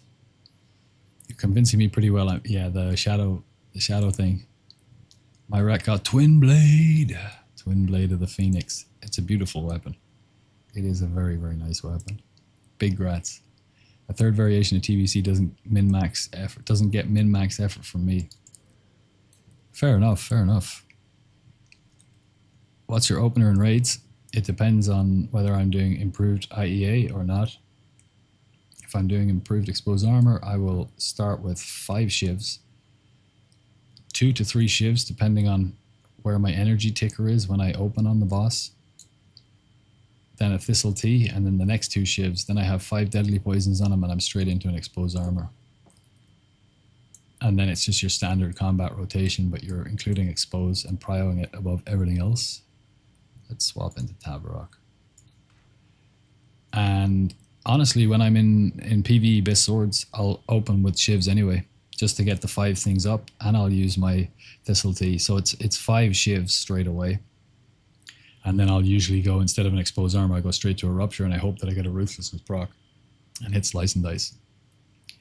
Then it's usually Blade Flurry and Adrenaline Rush and straight into the pump. And I'm either going 5, I usually go 5 Eviscerate, 5 combo point Eviscerate, and hope I get another Ruthlessness proc, because if I do, I can just gamble on Ruthlessness on my finishers. And that can really pay off, because you don't go 5 point Slice and Dice, but you still maintain it throughout the whole fight, because you just get lucky, but it's a gamble. Okay, let me think now for a minute.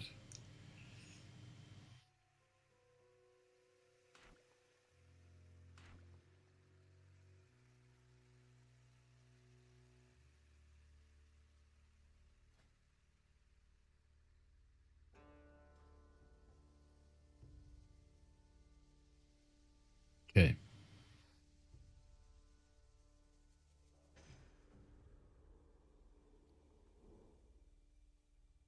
Let's take the protection, why not?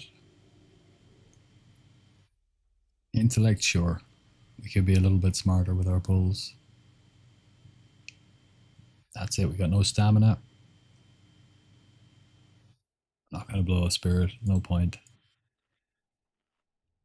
These for good luck. So we're down Agi and we're down stamina, but it's our last attempt before we go SV, so whatever. Let's just YOLO it and see how good we get.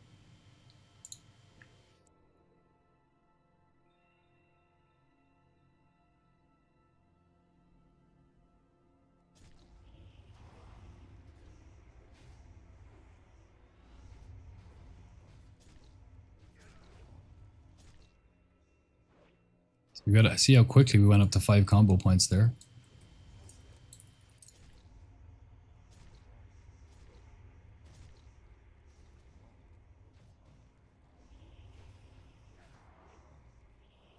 Crystal Prism. Okay, that sucks. Yeah, it's bad RNG. Nothing we can do about that. It's alright, we're getting there. Attempt 2, I think, was the best of the day today out of these 5.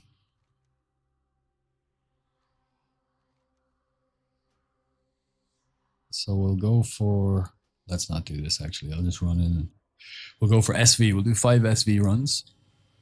We'll let those new changes sink into the back of the mind a little bit. And we'll come back after 5 SV runs.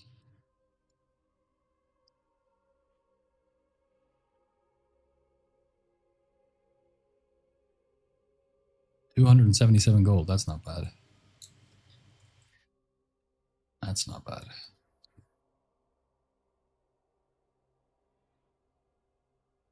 Add it to the total.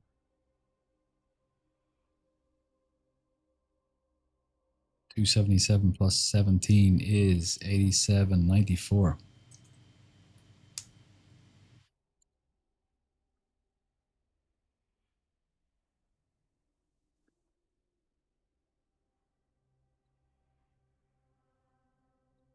Most people still play their classic character. Yeah, same. I was Rogue from 2006.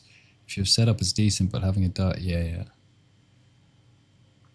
I mean, I could make a Tavarok. I was already theory crafting this, making a Tavarok specific build, but honestly, I can't think of a better build. Like, I don't think there's anything that could possibly be better than the harp spec we have now. We need prep, so we have double evasion. We have to have that.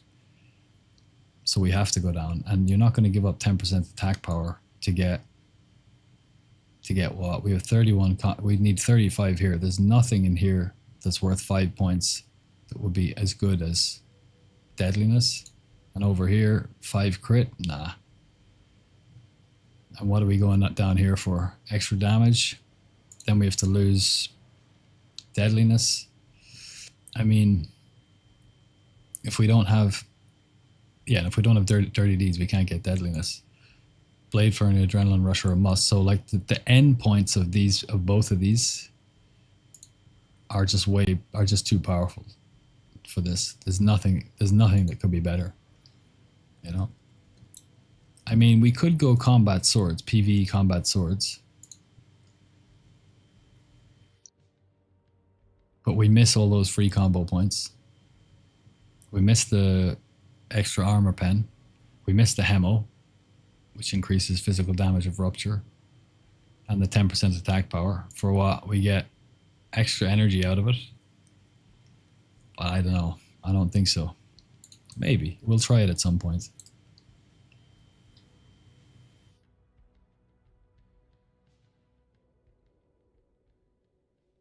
But I don't see how. I don't think anything could be as good as having double evasion for the defensive, as well as all the extra damage we get out of the other. I don't think that extra energy from combat potency would make up for double evasion.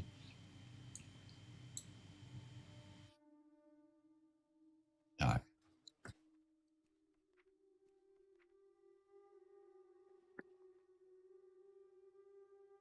Get rid of yours.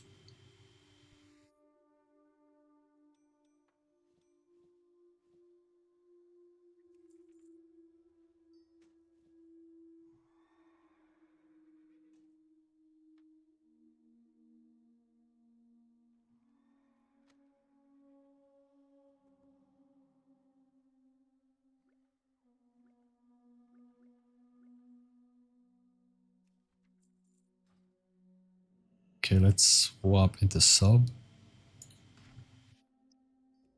Change spec.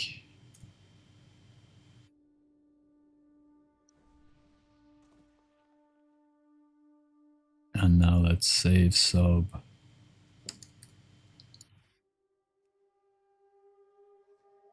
ABL.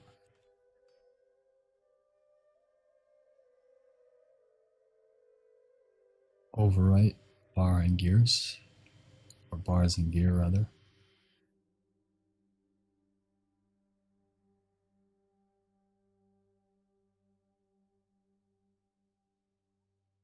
Frog step, shadow step, blind, shiv.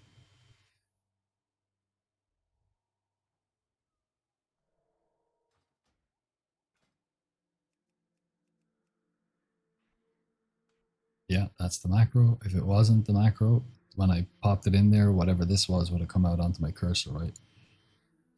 And that's that macro, that's fine.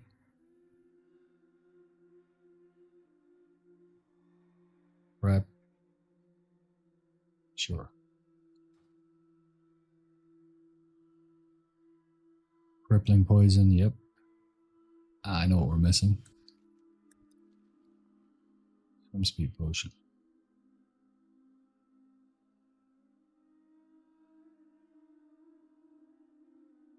We're never going to need Thistle Tea because we don't fight in this spec, so we'll do that one there.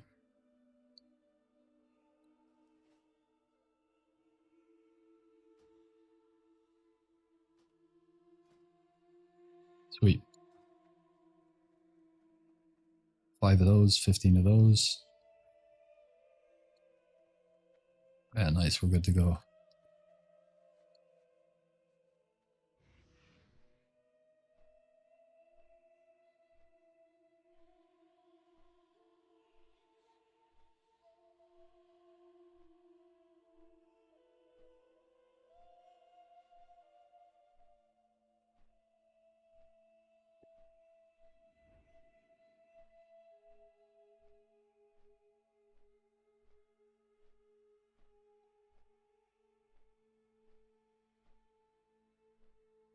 Oh, I'm missing out on some chat. Too bad we can't get him on the raid spec. I mean, yeah, it would never work, right? It just disappears as soon as, even in a 10-man raid, you put it on once, if there's a few melee, it's just gone. If you ever get 3 to 4 points IAA, if you somehow it's about to end you and you don't have the energy to get it back up to 5, simply wait and do it.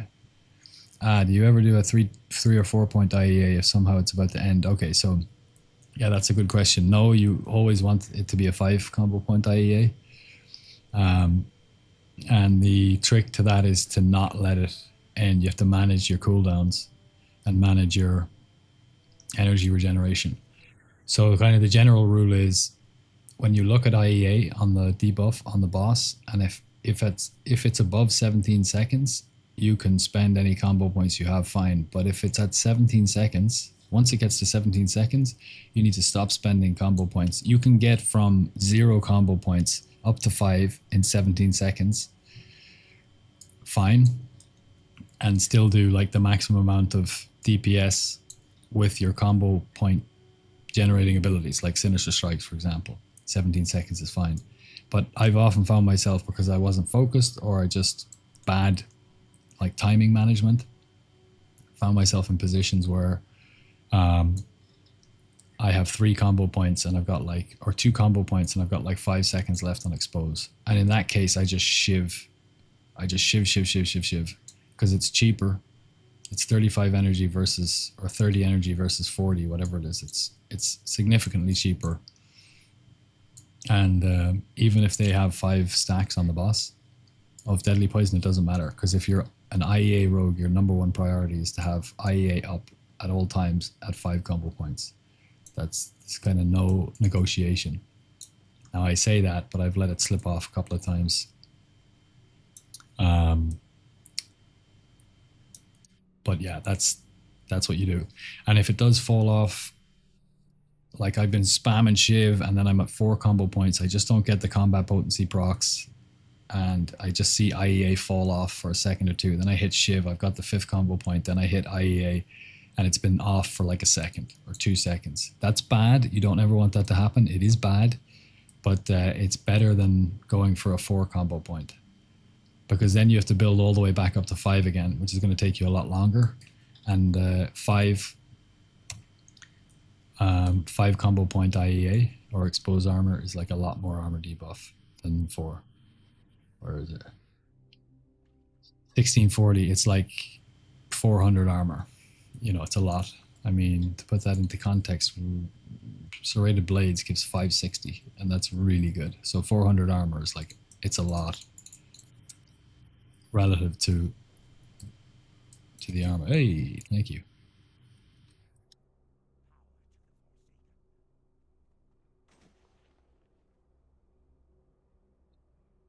Food buff. Oh, I forgot to buy food. I don't really need it for SV.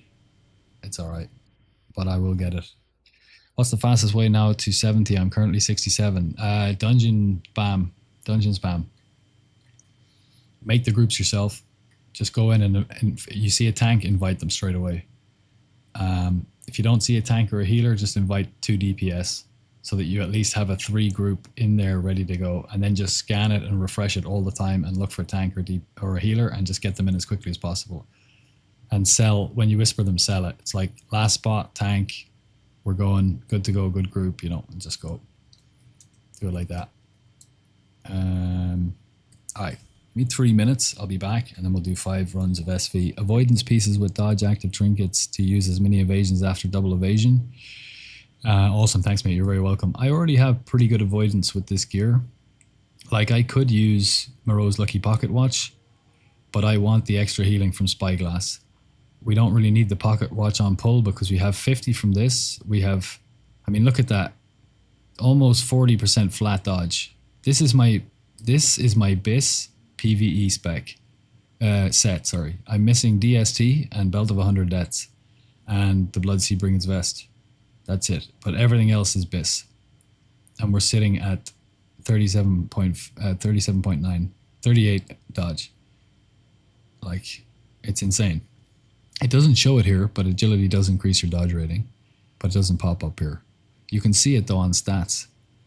So check out 33 agility at the top, 1.9% dodge. So the more agi you have, the more dodge you have. So when we're in our Tavarok set, like this, we have 36% dodge. Then we do this and we go up to 86% dodge. And then we do a ghostly strike to give us 15. So we already pretty much to use as many evasions, right. But we want to maximize our evasion because when he casts Earthquake, it's a physical AoE and we can actually dodge that. So we don't want to take the chance. We could, it's a different strategy. We could hope for RNG and like just use evasion, but then we're not using our ghostly strike, which is also hitting very hard. So you just want to maximize your damage and your evasion. It's more efficient to use it together. And you want to use it early because it slaps. It's a lot of RNG basically with this boss at this stage. Okay, give me a couple of minutes, I'll be back.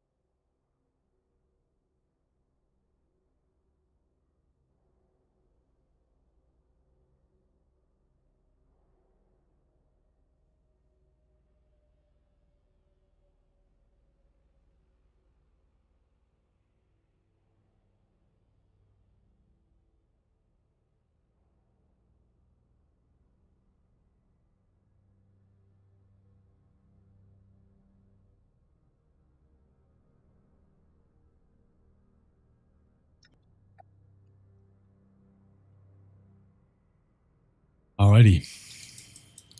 Sub. Let's go harp. Let's go sub. Should have equipped my gear. It did. Ah, it's a thing of beauty. It's a thing of beauty, Hadouken. Ah, you made my life a lot easier. I appreciate you very much. Very much.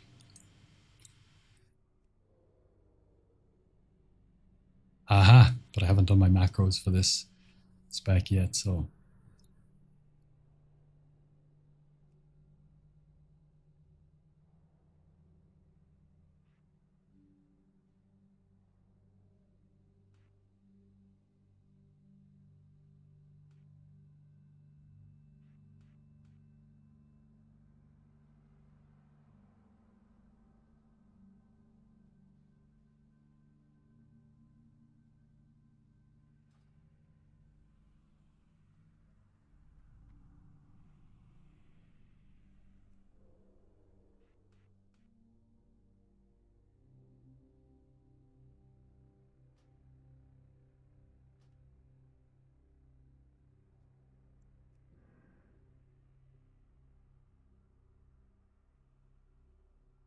love your insights. Farming Crusader recipe at level 50 from your guide on Sod was one of the most fun farms I ever did. It was so good, wasn't it?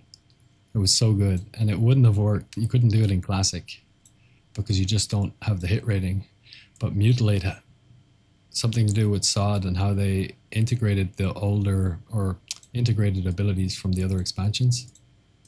Mutilate just had a much, much higher internal hit rating than any other ability. So my white hits, like as a rogue, your white hits are generally doing like 50% of your damage, give or take 10%, whatever, across expansions and whatever in the classic canon. But when we were farming Crusader at 50, white hits were doing like less than 5% because they just wouldn't hit. But Mutilate hit almost every time for some reason. It's the only reason that farm was possible. And yeah, it was a lot of fun. I loved doing that farm with Cloud Friend, who was in the chat a minute ago. He was Druid. We went up there doing it together. We were two farming it instead of being competing against each other. We just worked together. That was the beginning of a long WoW friendship.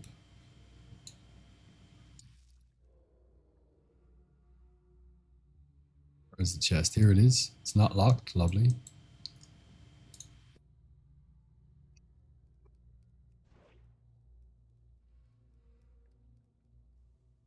I think I'm going to double, instead of sapping, I'm just going to double distract.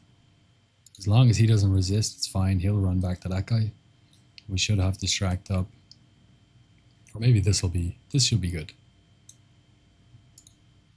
Probably another 15 seconds for them to turn and get to there.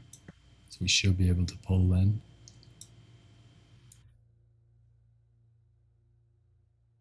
Gotta be careful not to pull too early because he will social that group. This is fine.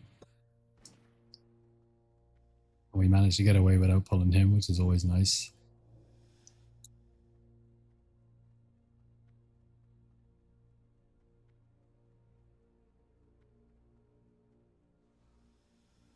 Okay, well, a little bit early. Oh. What happened there? My boots didn't work. Ah, it's because I don't have boots on my bars. Okay.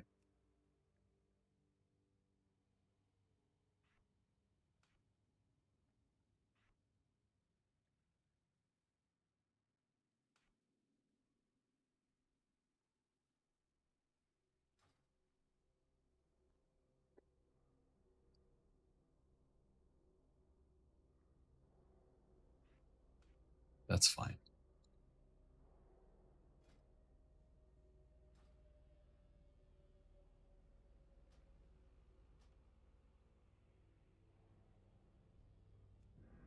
New add-on,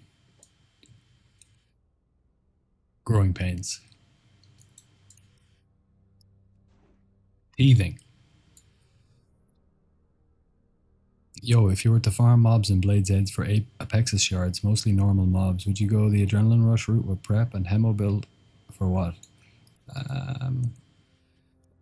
Mate, if you're out in the open world and you're farming... Oh, We can do click vanish on this one. If you're in the open world and you're farming anything non-elite, I would go shadow step, ambush build 100%. 100%. Get yourself a nice dagger. Get down to shadow step, put it into ambush, and just go ham. Go ham. I'd probably just, you want to maximize your burst. You know, does that work on ambush? No.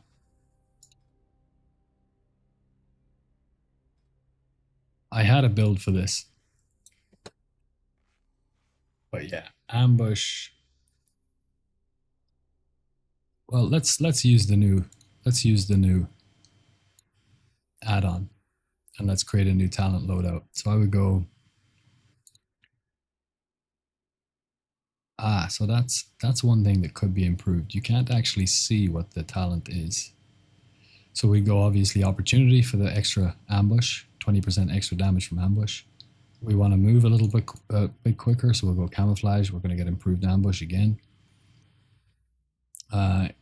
Initiative when using ambush, extra shot at a combo point, definitely. Serrated blades, definitely.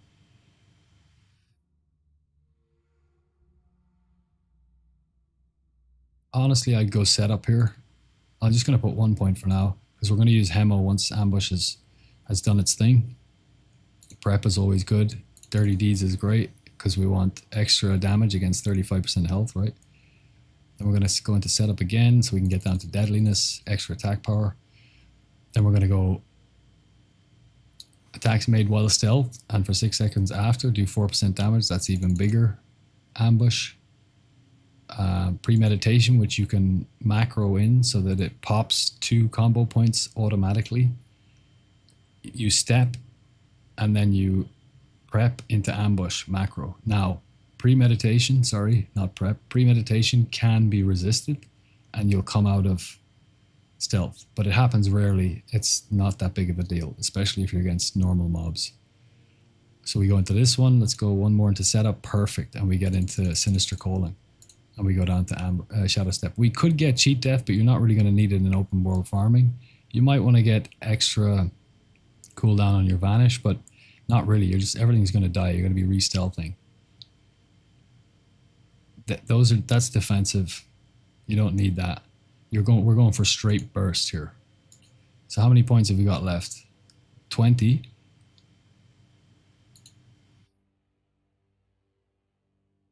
I mean, you could go 5 extra crit, but you're almost always going to ambush.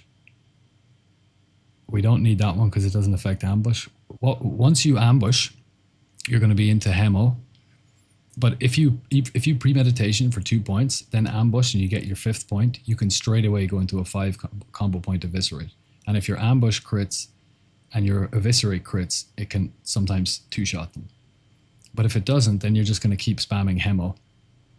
And you're going to hit evasion, and then you're going to get more combo points quicker because of setup. You could go... So let's go Malice. Ruthlessness, because if you do your 5 combo point eviscerate and it doesn't kill them, you can get an extra combo point back, because you just want to go from target to target as fast as possible. So you're just looking for the most amount of burst you can get. I don't know if they're humanoids, the little guys, the Apexis guys. They might be little demons. I don't know. If they're humanoids, we would go into murder. If they're not, actually go improved eviscerate, because you're going to be going into 5 combo point eviscerates anyway. So go eviscerate. Lethality is going to give us Sinister Gouge, Backstab, Ghosty Strike. Okay, so we are using Hemo. That will be Hemo, so we'll go Hemo. How many points have we got left? 10. One more into that. Relentless Strikes, and then probably improved poisons for 3. Punctured Wounds is useless because we're not using Backstab or Mutilate. If they're humanoid, you can go into Murder instead of this for 2% flat. And then a chance to, because instant poison on both weapons, right? You don't care about deadly. They're not going to live that long. And you don't care about expose. So you go 3 points in here. This would be your burst. Ambush burst.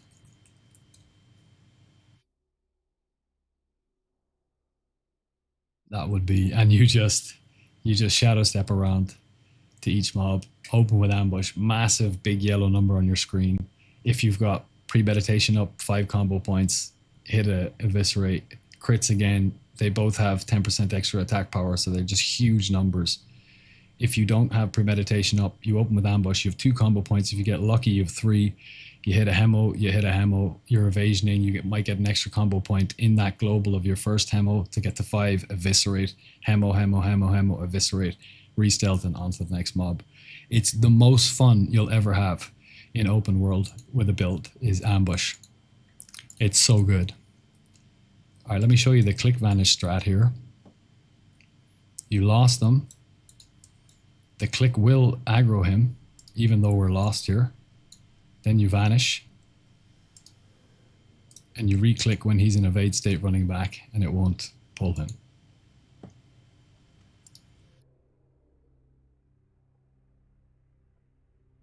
You're very welcome, Mocker.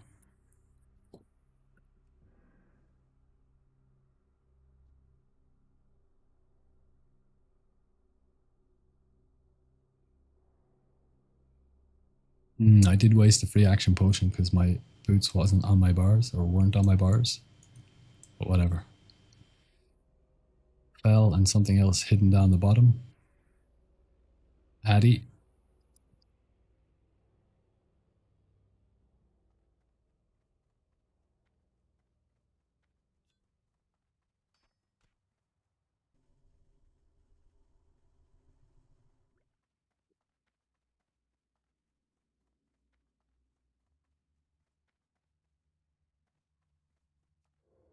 That guy can often pull. So just stealth. If he's like over there, we can just run straight past. But if he's close by, it's better just to stealth.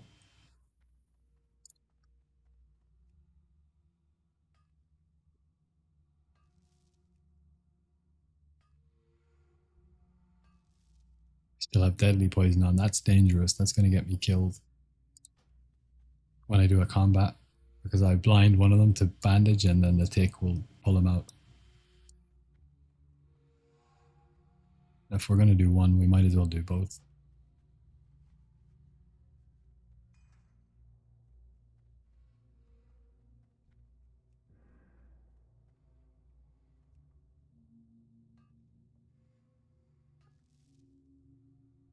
Oh, thank you everyone for the follows and stuff like that. I know I've been away for a while and chat in the chat. I hear the sounds in the background, so I appreciate all of you. We're getting there. We're getting close to 700 followers now, which is insane. I just started streaming again after 3 weeks, and yeah, I really, really appreciate it. Very motivating. Is there ever a reason not to poison your blades? Yep, you don't poison your main hand when you're in raid, or if you're in a dungeon group, or in any group with a shaman who's popping Wind Fury, because your poison will override the Wind Fury. Wind Fury cannot be applied to a poison main hand weapon, so we leave our main hand off, because Wind Fury is basically the same thing as Sword Spec. It gives you an extra swing on your main hand weapon, which is also what Blink Strike does. One of the most fun experiences this TBC for me was having Blink Strike in raids as Sword, because you get the Sword Spec proc, you get the Wind Fury proc, and you get the Blink Strike proc, and they can proc off one another. And very rarely, every now and again, instead of seeing 3 or 4 yellow bars saying Sword Spec or Blink Strike or Wind Fury, you see like 7 or 8 or 9, because you just get the like a god tier lock proc, and you just have a wall of yellow text here from mixed scrolling battle text. Almost so much that you can't see your character, because they've just, everything is procced and then procced off itself, and the amount of damage you do in that 1 second is bananas. I do miss my Blink Strike, I have to say. Let's see. We're a little bit late, I think. Yeah, let's just have some patience. Did you choose Remorseless Attacks? It should give me 40% crit on the next ambush, regardless of being 70. Ah, yes. So that's... Remorseless Attacks is my favorite leveling talent. It's the first 2 points I put into it straight away. 40% crit on your next Sinister Strike or all of those abilities is absolutely insane. I forgot or was under the impression that it wouldn't work once it's, like, it doesn't work in raid, I believe. But I could be wrong. If this works, then 100% don't put them into improved poisons. Put it into Remorseless Attacks. Because if you get this proc off level 70 mobs, even though you're capped, then brother. Do that all day. That's going to be... although, hold on. I think I remember with the ambush build, depending on how much crit you have, 15, 30, 45%. And then another 40 is 85%. So you might only need 1 point in there, for example. You might be way over cap. Okay, I'm going to be a little bit late here. I might pull those water rallies. I hope that I don't. I didn't, thank God. I think we'll just go for the early spot here.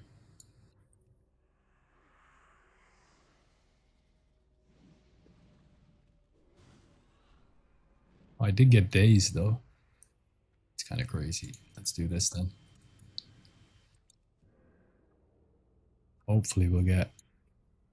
Ah, it's not locked. We'll get it.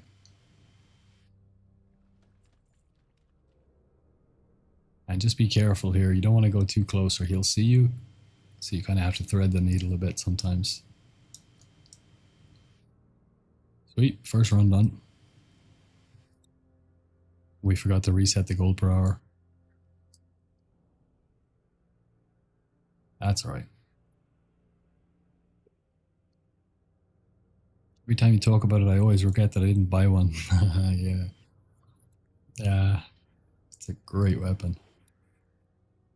But you need to be the one doing the killing blow. Yeah, true. But if you're open world farming, that's always the case.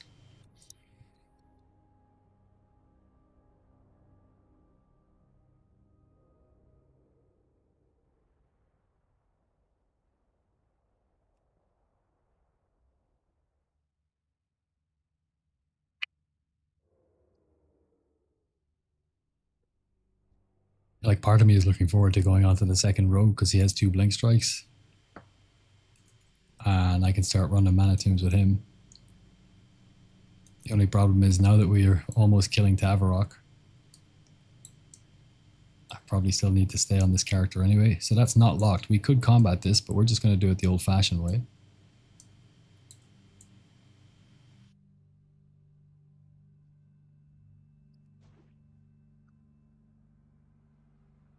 Actually, we won't because I want to save my free action potions. So we will combat this one. So let's switch over to Harp. Let's switch our spec.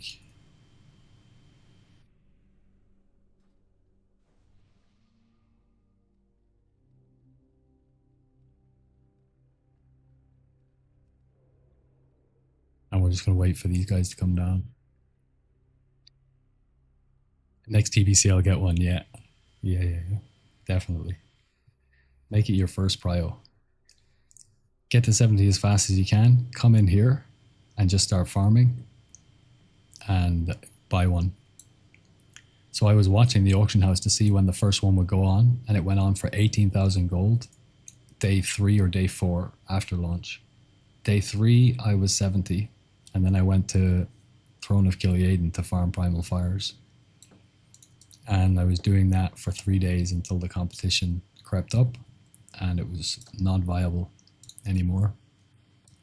But by that stage, I had 5, like just under 6k gold and a load of Primal Fires. And they'd gone down from 18k to 16 and then down to 13. And then there was 3 or 4 more up there and down to 12. And they were around 8 or 9k gold.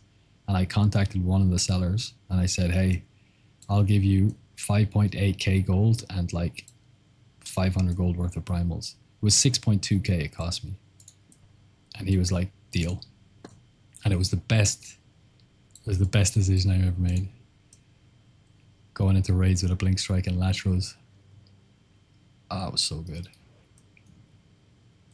Ah, so I don't have cheap shot on my bars.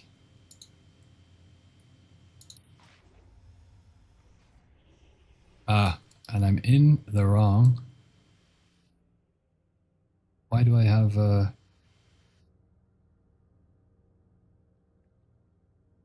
why do I have sub bars on? There we go.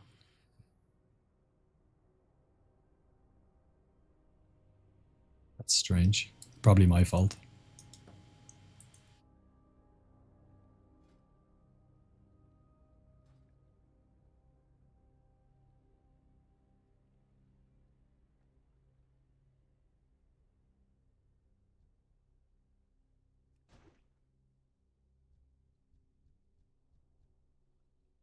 Oh, we still have our 3 combo points on him. That's kind of nice. Right.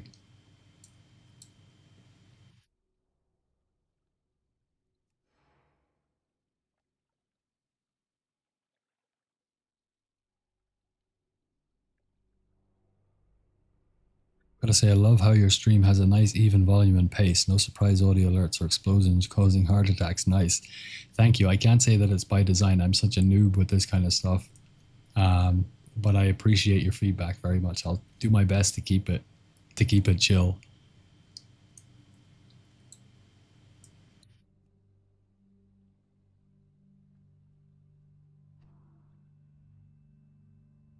So I should have those combo points on him even after sap because I sapped the year 1.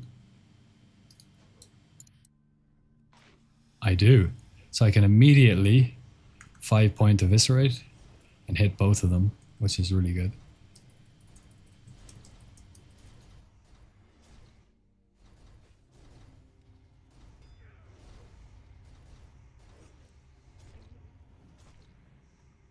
Yeah, that was solid.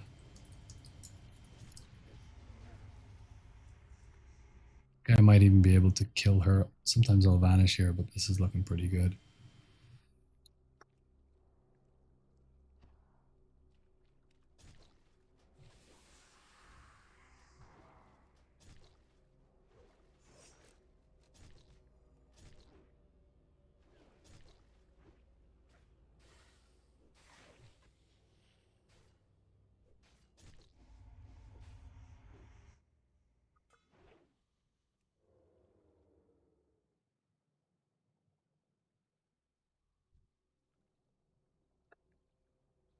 You can fear.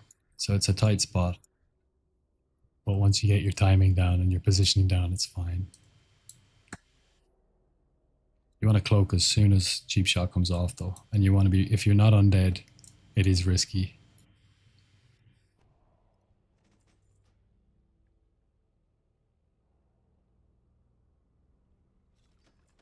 Oh, we got a noble topaz for that. That's a beautiful thing. 75 gold. Lovely. What else do we get? 3 super mana potions. Very good. And a green. We'll take it. We'll take it. I want to try 2 rogue by 2 PCs, but I don't know how. You can multi-box. It's not against terms of service. I just found out yesterday. It's against terms of service to use... Swap my spec. It's against terms of service to use key logging software or software that mimics your keystrokes on one PC so that you can duplicate your commands across 2 PCs. But if you switch from one to the other, it's not against TOS. So the best gold farm in the game, for rogues at least, and probably for anyone consistently, is to have 2 rogues that are well geared and go into mana tombs.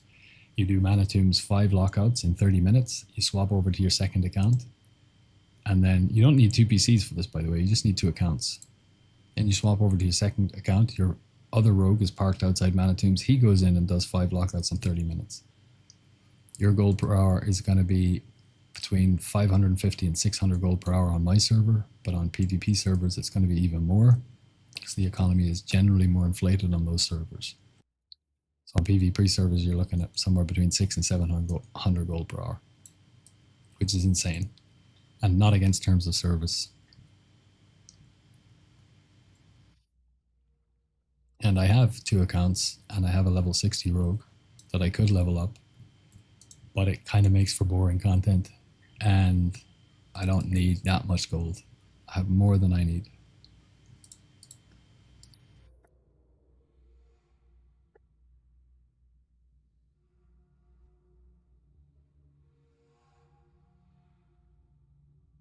Why is my shadow step not working?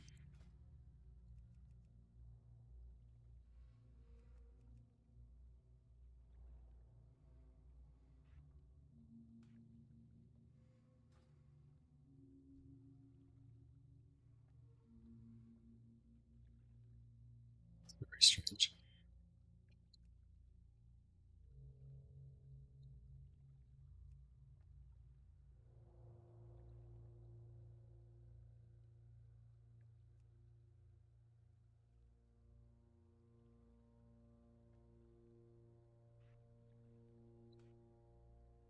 Oh, am I in the right spec? Maybe I'm not in the right spec.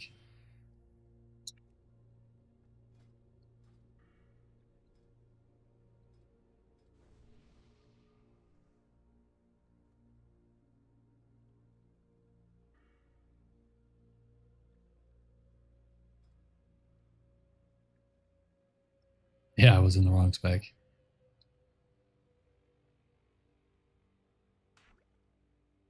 There we go. Growing pains, growing pains.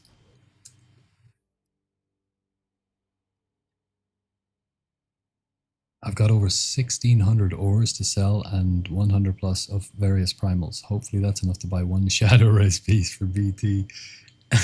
Yeah, they're expensive. I found an amber band of Shadow Resistance in here about a week ago, sometime in the last week. A ring, and I sold it for 380 gold. So this is not locked. So what we're going to do here is this method that Kato showed me, where we don't even have to use our boots or our grenades or anything. We just put crippling poison on our offhand weapon, and then we blind the big guy, and then we press Cloak of Shadows, our fear, and we just run, because the casters will just try to cast us. And if it's not locked, you're guaranteed to get the crack.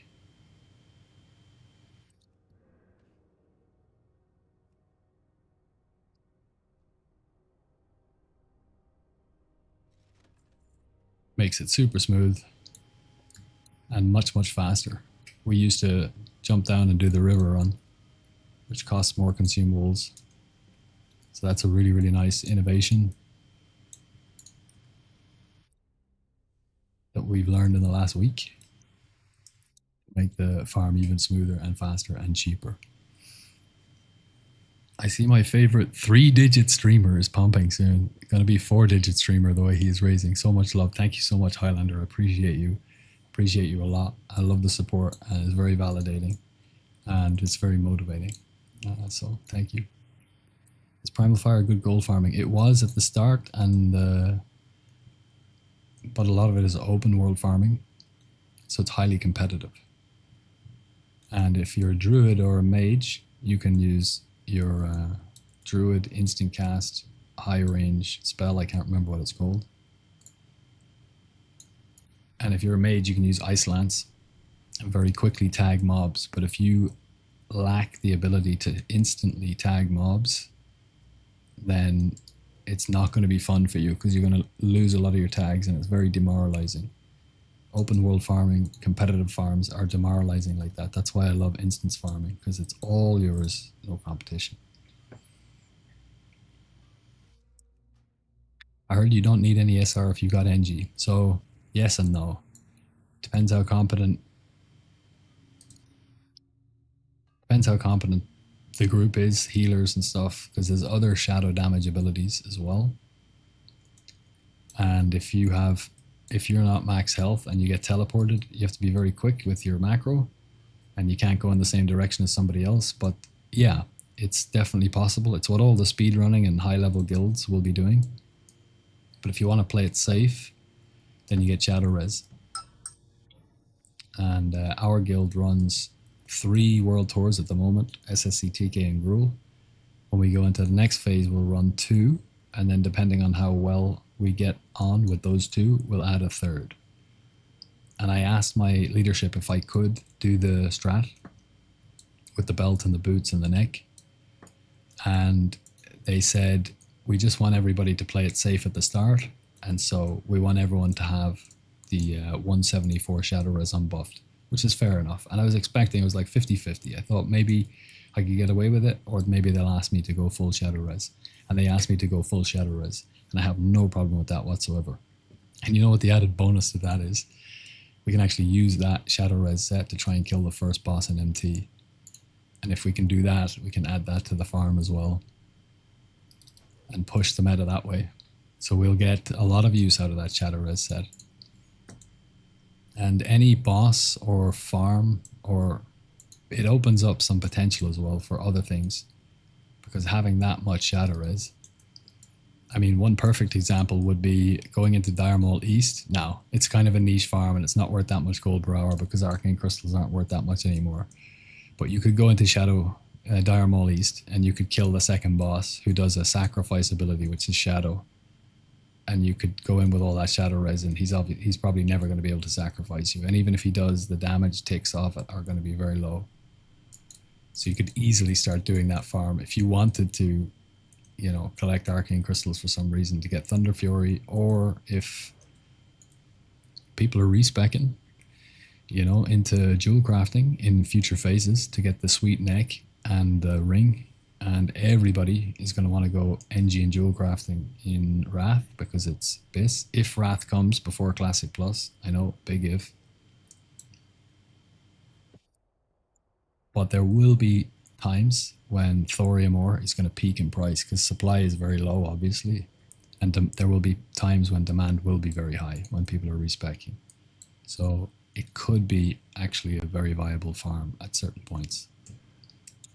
So we'll go and do that on stream as well. Once we get that shadow res done, we'll do MT first boss, try and get that down solo, and then we'll go and do Dire Maul East and see if we can solo run the tunnel, which shouldn't be a problem.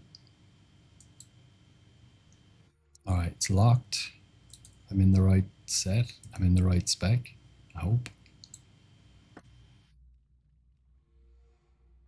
And we've got all our cooldowns up, so that's good.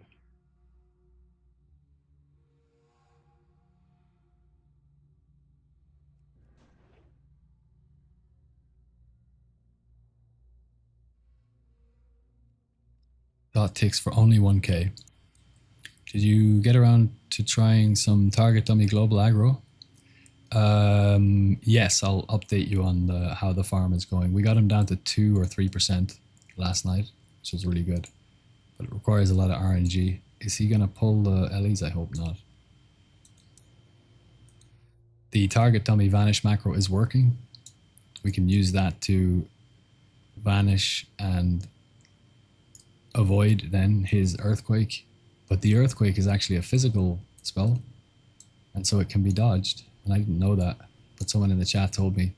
So now we just dodge and hope to get a dodge.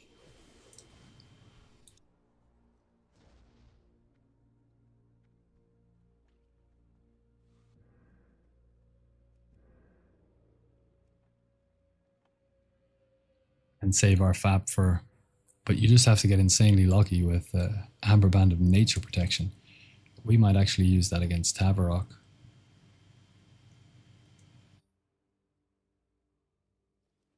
See if we can stack enough Nature Protection to just eat his Crystal Prisms. We'll test that as well in the next phase. I missed an ore.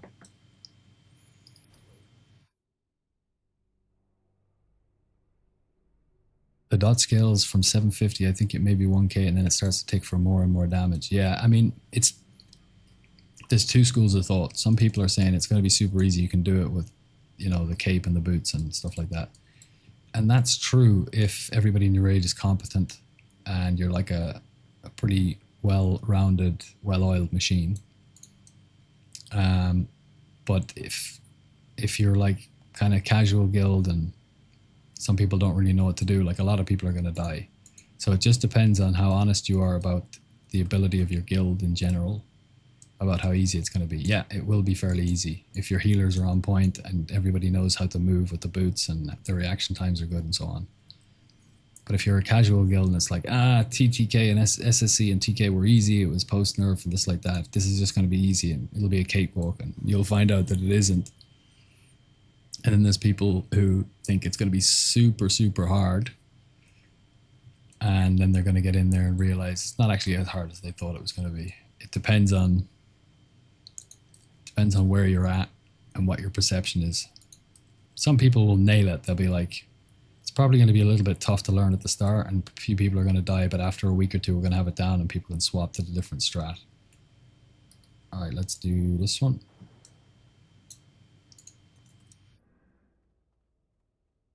No, we're not going to waste the free action potion again. We're just going to do the strat here. The Cato strat.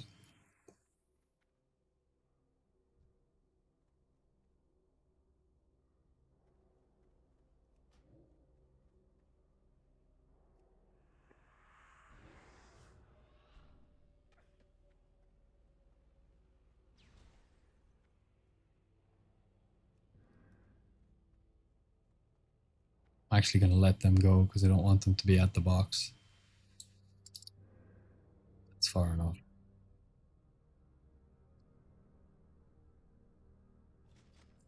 We got a Dawnstone, lovely. Still not worth that much, but I think in phase 3, week 1, I think all the gems are going to spike a bit because people aren't going to want to spend the crazy amounts of money that the epics will be up for, but they'll have a lot of new gear, so I think they'll just buy the blue gems as filler. So we're saving them till then. We sold all our rubies because when the season 3 gear or season 2 gear became available to buy at the vendors without raiding on Wednesday, everybody went out and bought that.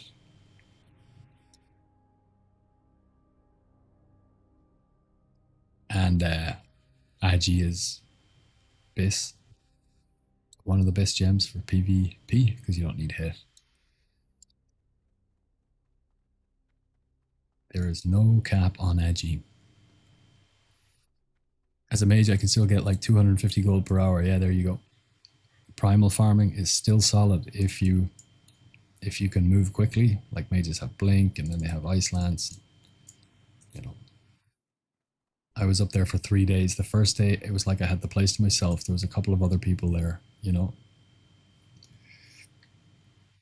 And I made a lot of money on primal fires, but I also had herbalism at that point, and there's multiple nightmare vine spawns around that area. And there's 2 hyper spawn points that I would just go to. You'd kill one fire elemental, you'd turn, you'd kill the next one, you'd kill the third one, and by the time you turned around, the first one was respawned again, and you just stay there all day. And right beside that, there was a nightmare vine. So every like few minutes, you'd get a vine as well. And they were selling, they sold for a lot, a stack of them. So they were actually a nice percentage, not a marginal percentage, like a moderate percentage of the farm was nightmare vine.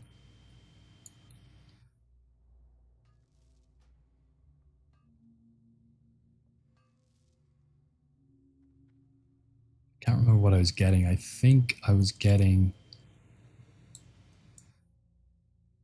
I think my best hour, I got something like 11 primals in 1 hour, and they were selling at 36 gold at the time. So that was like 400 gold per hour. And I think it went down to around 8 after a few days, and then just everybody had hit 70 and they were all going there, and I couldn't tag any mobs, and it was like, wasn't worth it. So then I went into SV and started working on this grind. And I never left. I'll be here now until the cows come home. I saw the Amber Cloak of Shadow Res going for 2k gold. Disgusting prices. Yeah, exactly.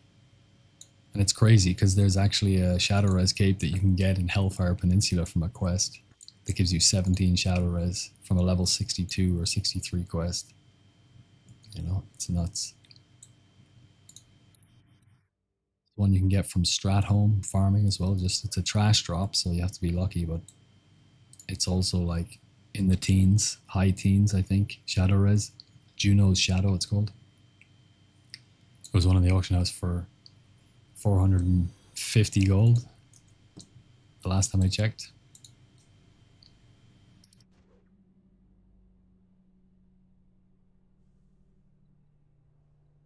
But if you're, by the way, guys, if you are a melee DPS and you are still putting your shadow res set together, and you're trying to get to the breakpoint of 174 unbuffed, you just need to get to 164 for Mother Shiraz.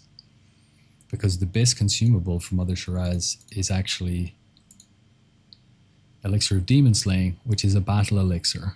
So we have a slot for a Guardian elixir, and the Gift of Arthas is a Guardian elixir, and it gives you 10 shadow res. First line, increases resistance to shadow by 10. So on Mother Shiraz, you're going to pop this, and you're going to pop, if you're under, you pop this, and you pop Demon Slaying, and then you get that extra 10. So you don't have to, because that extra 10 can mean the difference between swapping out a Abyss piece for some Shadow Res piece that's going to give you way less DPS. I kind of don't want to go around, but that's too close. I'll give him 5 seconds. No.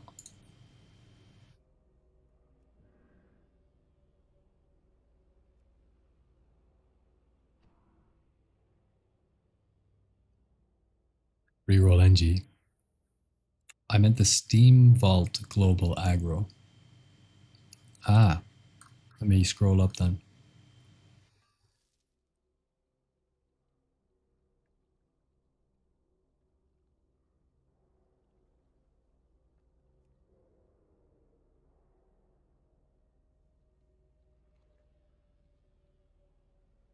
Ah, yeah. Did you get around to trying to target dummy global aggro? Right, putting a target dummy down and then vanishing to see if they all run for the dummy. No, I didn't, but I do have a target dummy in my bag, so we'll try that. Thank you for reminding me, actually.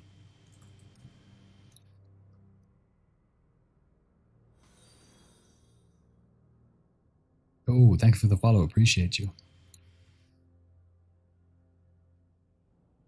Good morning, Master Rogue. Speaking of SR gear, if people don't know about it, you can do Blizzard's item restoration to get old epics you may have vendored like I did. Got my 174 SR a couple of nights ago using some pieces I vendored, not being forward thinking at the time. Yeah, using your tier 4, your Karazhan gear, your set, you can go with the 4 set and just stick a load of Void Spheres into it. Yo, thank you so much for the Prime sub. I'm going to move my thing so I can read your name. Jesus. No, it's gone. Hold on, I'm going to move this Twitch thing over. The name appears just over the portrait sometimes, and I can't read it.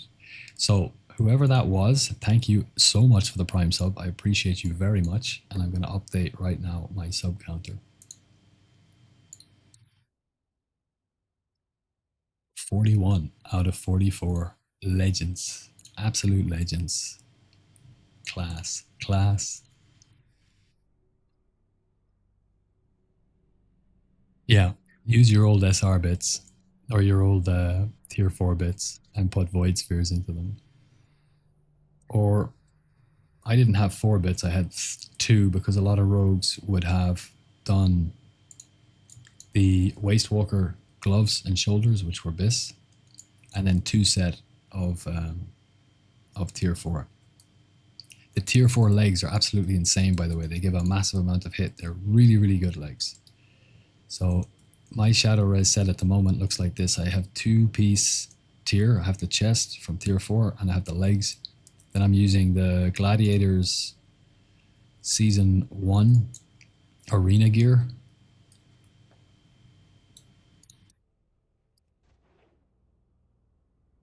Actually, we'll combat this.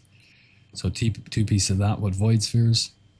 I have the Thalassian Wilder Cloak, but Drape of Dark Reavers is actually joint bis. It's the exact same DPS. So I put Shadow Res on the Drape of Dark Reavers so I can still use my Thalassian for, you know, the other bosses.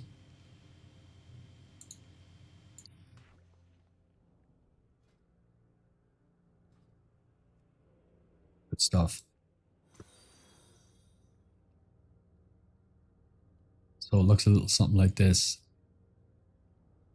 Gladiator's gloves, 8 shadow resist. We've got Netherblade face mask. That's it. The head, 20 shadow resist on the head, 4 resist all. Then we're using the Netherblade chest piece, 8 shadow resist, 4 resist all on that. So we get the 2 set, which is really good. 3 seconds extra on your slice and dice is very good. We've also got, I'm not using any green pieces so far because I want to avoid doing that. I want to do maximum DPS. But yeah, use Lanyards is 100% correct. Use your old tier gear, restore it, and put void spheres in it, and you'll be able to do good DPS. I have a 67 rogue with herb and mining. Is it worth leveling for this farm? You should take out herbs. It's really bad in TBC. In classic, herb was great. You could go to Dire Molise, get Grom's Blood, Dream Foil, Ghost Mushrooms, make loads of money. But in TBC, herbing is very bad. Unless you're camping Mana Thistle farm spawns, but who wants to do that all day? I would swap it out for NG and go for gold. Come in here and farm, or go to Mana Tombs and make. The gold per hours are over there. You see it beside my portrait. Those are the averages.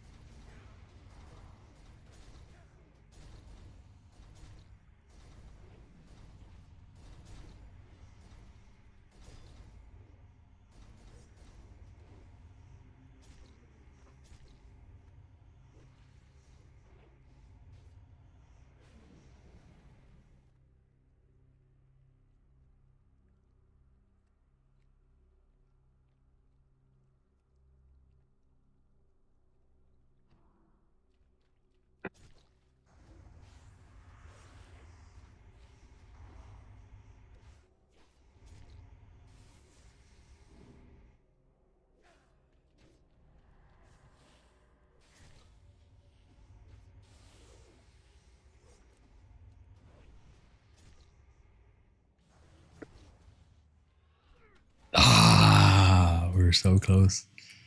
I wanted to sprint to gain distance so that when I vanished, I didn't get batched and one of the hits goes through, which is very common. But as soon as I heard him come into the pull, I should have just vanished. That's all right.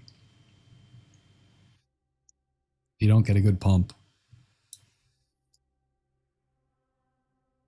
I should have vanished, waited for the Ellies to go, come back again and just soloed her. But I'm a gambler at heart, really. And I was like, okay, I can get her down. And I did, but I should have, if I had a vanished instead of sprinted, I probably would have been all right. Headed to bed, catch you later. I'm way too late on that, probably, Matt. I'm sorry if you're not in the chat. Casual raid in PTR can't even clear phase 3 with full tier 6 biz. Exactly. It's not going to be as easy as people think. It's going to be a big step up. Competency is going to be the key to being fast and clearing easily in the early weeks.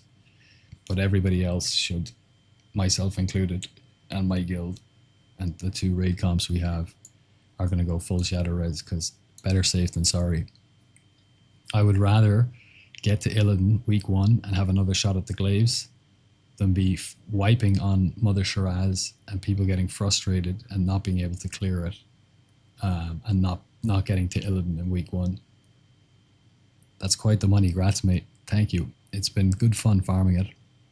Where do you get a good shadow res set for the boots as a rogue? I think I just covered that, but also Lanair mentioned it as well. Yeah, use your old gear. There's good videos online. Type into YouTube, WoW TBC shadow res, and just scroll down, and you'll just see there's bits and bobs in there that you can use. If you're really stuck and you're trying to get like some cheap shadow res, you can use your old ultra flash shadow reflector from Classic, which is 20 shadow res on it, and it's not unique, so you can wear 2 of them for 40 shadow res, which is huge. The only other, well, it's 2 items, but the Medallion of Karabor that you get at the end of the quest chain for Black Temple gives you 40 shadow res.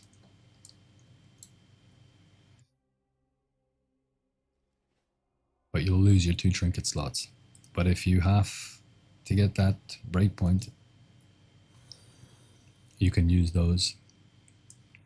And the ability on it, so I use that trinket in Classic to reflect Zevram Foulhoof's ability back onto him. He does this ability that it's called sacrifice, and it puts you on an altar, teleports you to the altar, and does shadow damage to you. I used that, and he sacrificed himself. So it can be used on bosses. I don't know. Now, Mother Shiraz teleports you like randomly, and she targets people randomly in the raid. So you would have to have God tier luck in order to pop it, and then in the 5-second window, she actually teleported. She actually cast it on you. But I really want to test to see if it can reflect her teleportation.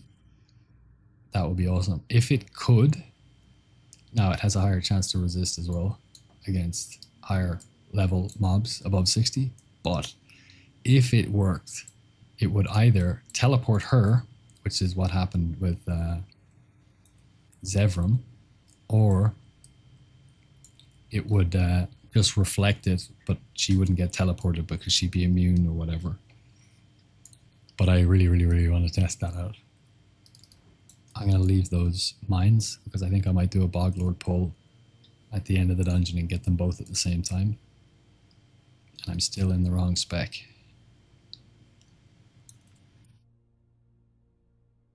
Wood gnomes, brother. Wood gnomes in the chat. I'm super late. I'm like 10 minutes late on your chat. So, bro, I got a story to tell you guys.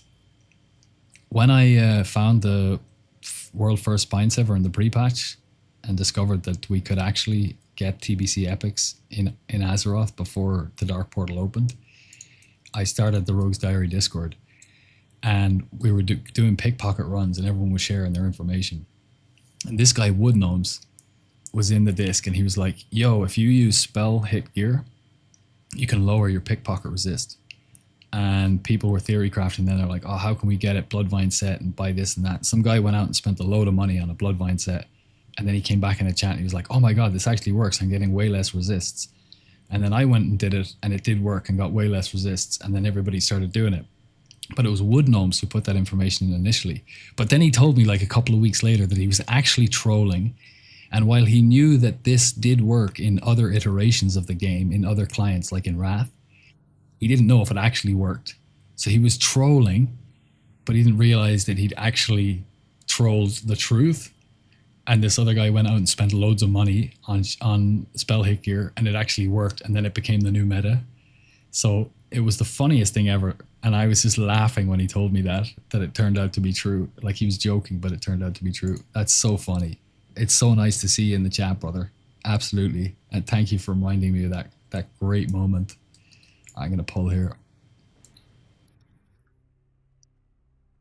It's not a great idea. I'm actually in the wrong set, but I still have my sprint and I still have my vanish, so we can probably do this. And I have my prep, so let's just do it like this. Crippling poison is still up as well.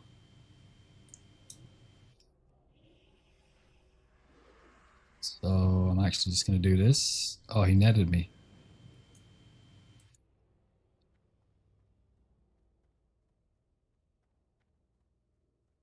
Oh, now I'm in big trouble because I'm in combat.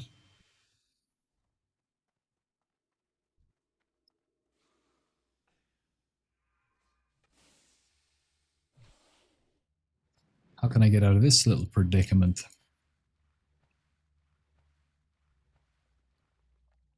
What tricks can I use here? Let's yeah, I forgot to swap my spec. Too much chatting. Here's what we can do. We'll use a swim speed potion. We'll get to the safe spot. We have very little health, and we can't we can hit a bandage actually before we get there. We're gonna go to the safe spot. We're gonna hit evasion, and we're gonna run into the wall, swim into the wall, and all of these mobs will teleport on top of us. Now, because we have evasion up, we might be able to get away with not dying, but it's going to be real close. We're going to be coming back here. I think we have enough time to... Oh, no, they tallied on top of us. Okay.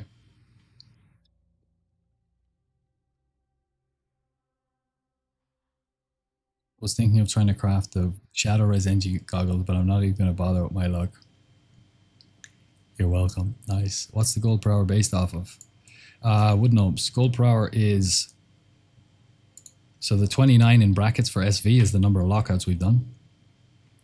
So that's, I stopped actually adding them up. I just left them at this like since yesterday, because anytime we even get like a couple of high level gems, the gold per hour at this point with so many runs, it only goes up or down by like a gold or two. So this is pretty much it, 290 and 380. We started tracking these metrics Saturday 3 weeks ago. So this is 3 weeks of farming. 29 SVs is times 5. So 145. And then 26 MTs. It's actually more than that, but we haven't added, you know, I've done more than that, but sometimes I forget to add them in and I can't be arsed. So that's the gold per hour. It's basically what my loot add-on, this one here, this is tracked off Auctionator. I scan the auction house, and then the price of items, common is just set at market value. Uncommon is set at disenchant value, because at the start of the expansion, people were putting up green items for like 600 gold, ridiculous stuff, and it was skewing the gold per hour averages really badly. So I just put it on disenchant, because now the only way you're ever going to get something that's worth more than its disenchant value is if it's a shadow res item. That's it. Maybe like a Shadow Wrath cape or something might be worth a little bit more than disenchant value, because they were based for Shadow Priests in phase 1, and if somebody's leveling an alt, it's still a good item, so you might get like, I don't know, 20 gold for it or something. But all the greens are based off of the disenchant value. Rares are market value and disenchant, so we get, obviously gems will be their market value for gems, and then a rare item from a chest is always going to be an LPS. That will be the higher value, because none of the rares are worth as much as the LPS anymore. So it's all current market value without any shenanigans. Now, the only difference is in MT, we don't use any cons except for the Tavarok kills that we're attempting. But in here, we use cons. But the cons that we use in here are minimum 10 gold per hour, maximum 20 gold per hour. So average about 15 gold per hour. Which means that SV is currently ahead of MT by 90 gold per hour. So even if we said it was 20 and we were like super conservative, and we said it was worth 20, SV is still worth 70 gold per hour more than MT. But MT is an amazing farm, because if you're doing two different things at the same time, if you're working from home, you can do half an hour of that and half an hour of this. It's an incredible farm, and it's a lot of fun. All right, let's swap back into subtlety.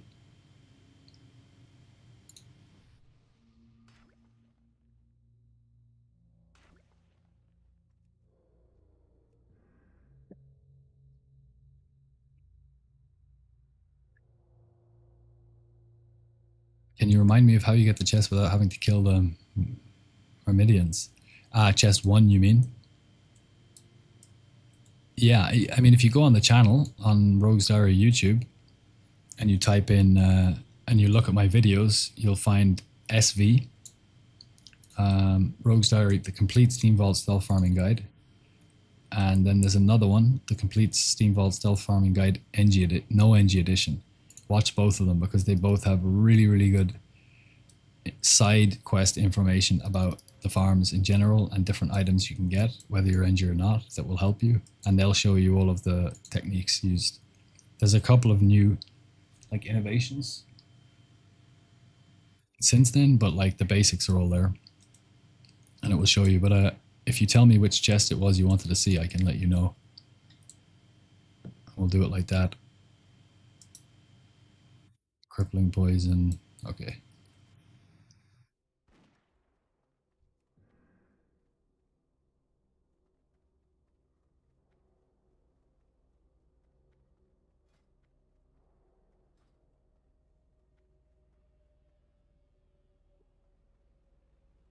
So there's 2 engineers in this pack, and they net you, which is annoying. But what we're going to do is we're going to shiv one. I'm going to shiv the other one. Shiv the other one. Shiv the other one. I'm going to burst out of here. They can re-net you there. which is super annoying.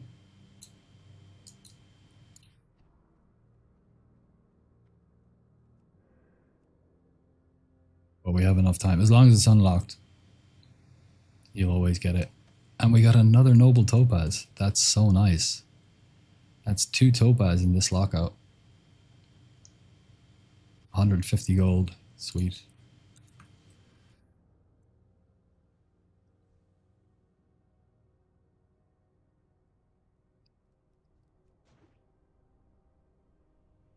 The Myrmidian in the hallway upstairs. These ones, without having to kill them. Oh yeah. I'll show you the next time it's up. There's a number of strats we can use. If it's unlocked, we click vanish, and if it's locked, we run them around here. Sap him, run him around this corner, blind, sprint back, vanish, click the chest. If it fails, you still got one more click on the chest, and if it fails again, then you have to come back because you won't have enough time. But what lockout are we at? 4. We've got 1 more, so hopefully that chest will be up and it will be locked next time, and I can show you. But that's also in the updated video, which is Steam Vault's Complete Self-Harming Guide, non-NG edition. The click vanish strat is in there, and the corner blind. I don't understand why people are chasing the SR-174. We did Mother easily with only boots without issue.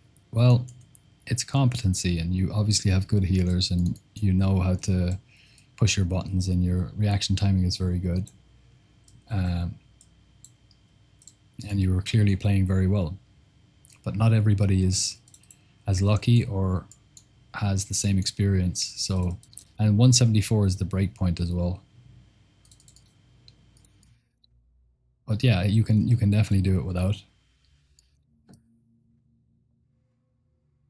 But 174 is just the safer bet, you know. No BT hydro gear, yeah. Yeah. Only phase 2 and below gear, right? To simulate the real experience. Did I get... Where is it? There it is.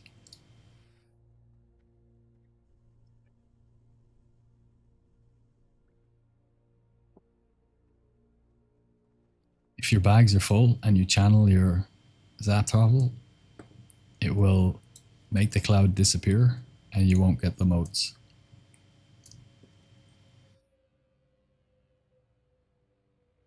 Hey man, just discovered you and wanted to say you seemed super chill. Glad I found your channel, CryDog420. Thank you very much, brother. I appreciate that. I do like keeping it chill. When I started streaming back in February, I was conscious of... I started looking at other streamers and the way that they develop their personas, I suppose. And I knew I didn't want to be the big reaction kind of streamer, although I do enjoy reacting when I feel like it. Not saying there's anything wrong with that. It's a very good business model. People tend to like people who have strong opinions and big reactions. It's more emotive and makes people feel things more. Oh, we just got boots of shadow protection. Okay, so there's an example of a little bit of a reaction, I suppose. But like when I found Fell Striker, it was a big reaction, that kind of thing. But I'm no spring chicken. I'm not gonna pretend to be something I'm not, and I'm not gonna like push the reaction just for clicks. I'll keep it chill, and if people like it, that's good, and if they don't, that's okay too. But I don't wanna. Yeah, I think I've said it all. But thank you very much. I appreciate your compliment very much. It's very validating. So thank you. Damn, I never knew of item restoration. I'll do the same and get my Drape of Dark Reavers and put SR on it. There you go, brother. It was funny, Wood Gnomes. It was very funny. Wood Gnomes flexed on the early phase 1 with 2 blink strikes.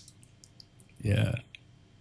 2 blink strikes and DST. You got DST in week 1. Brother, I'm crying over here. I still don't have it. I'm dying. You're killing me. The worst thing is I've had the money since like I don't know, week 3 to be able to buy it if I wanted. But I made the decision that I wasn't going to bail on my guild and that I'd try and get it naturally.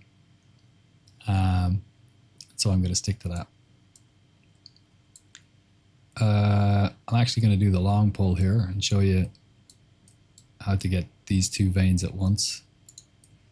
The best version of this pull is if this chest is here, you can pull this guy, this pack, run them through long pull, run all the way back, and if your timing is right, you can open this chest, mine this mine, and by the time he's running back, you come around this corner and you get to the safe spot and mine that one. You can get 1 chest and 2 mines in 1 pull, which is very satisfying, but it's tricky. So we're going to do this.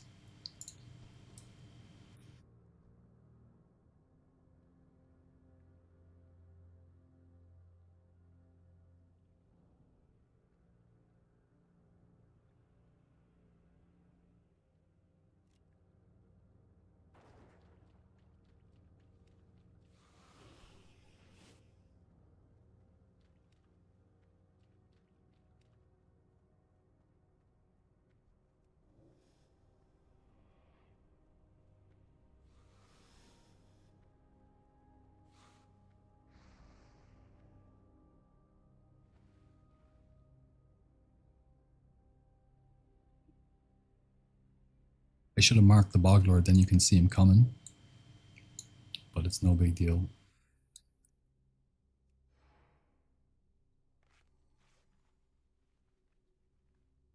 I think I'll start going now though, because we don't have water walking anymore.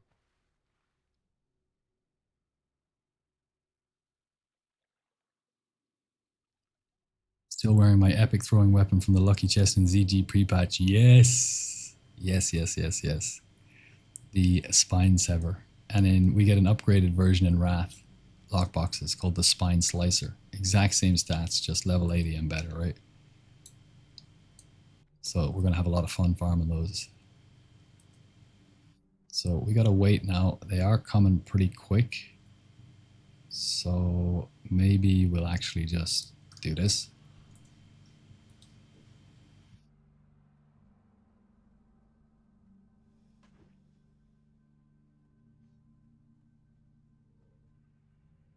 Oh, we missed the frog step. That's brutal. Because we hit that post. We're not going to be able to do this. We're vanishing. Nah, we're out of here. That was super scuffed.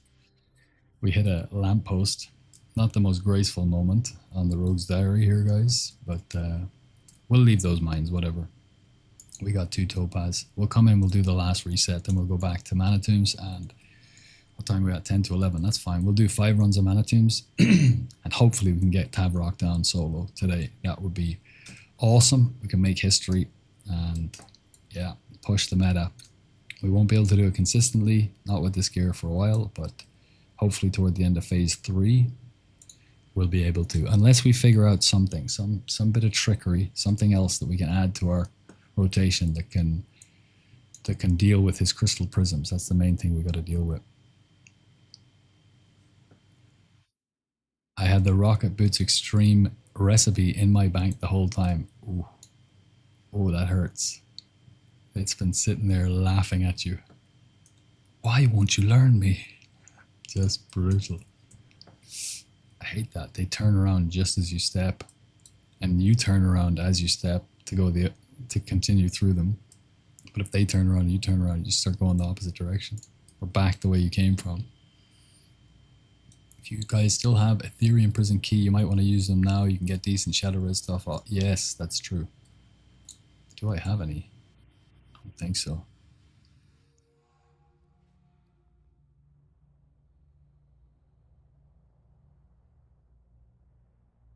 Huh? Whatever. Let's get this done. I've been doing Strat Undead Mount runs and making 100 gold an hour. Where do the people have to stand inside Strat in order to be able to loot the mount if you get it? How far away do they have to be for you to be able to master loot it to them? So you're charging 20 gold a run, and if it drops, do you charge them extra or they just get it?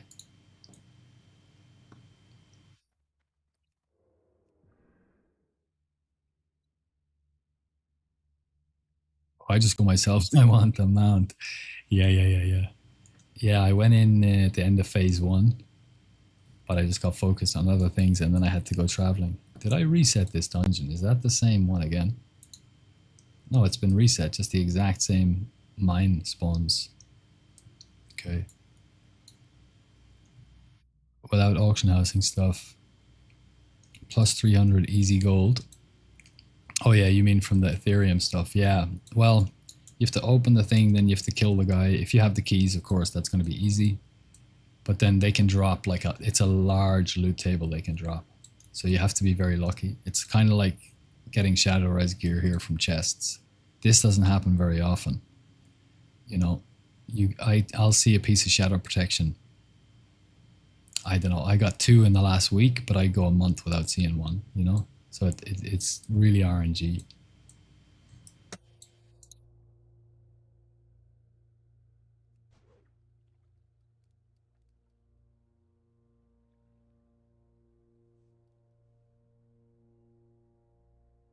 So I think if we don't get a resist here, we can do this.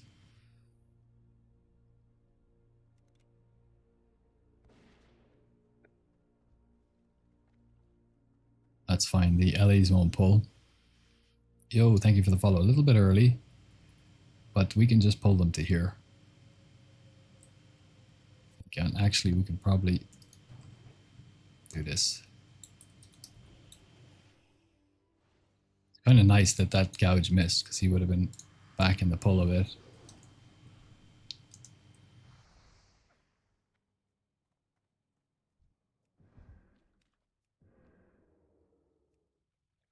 And that was good timing on them.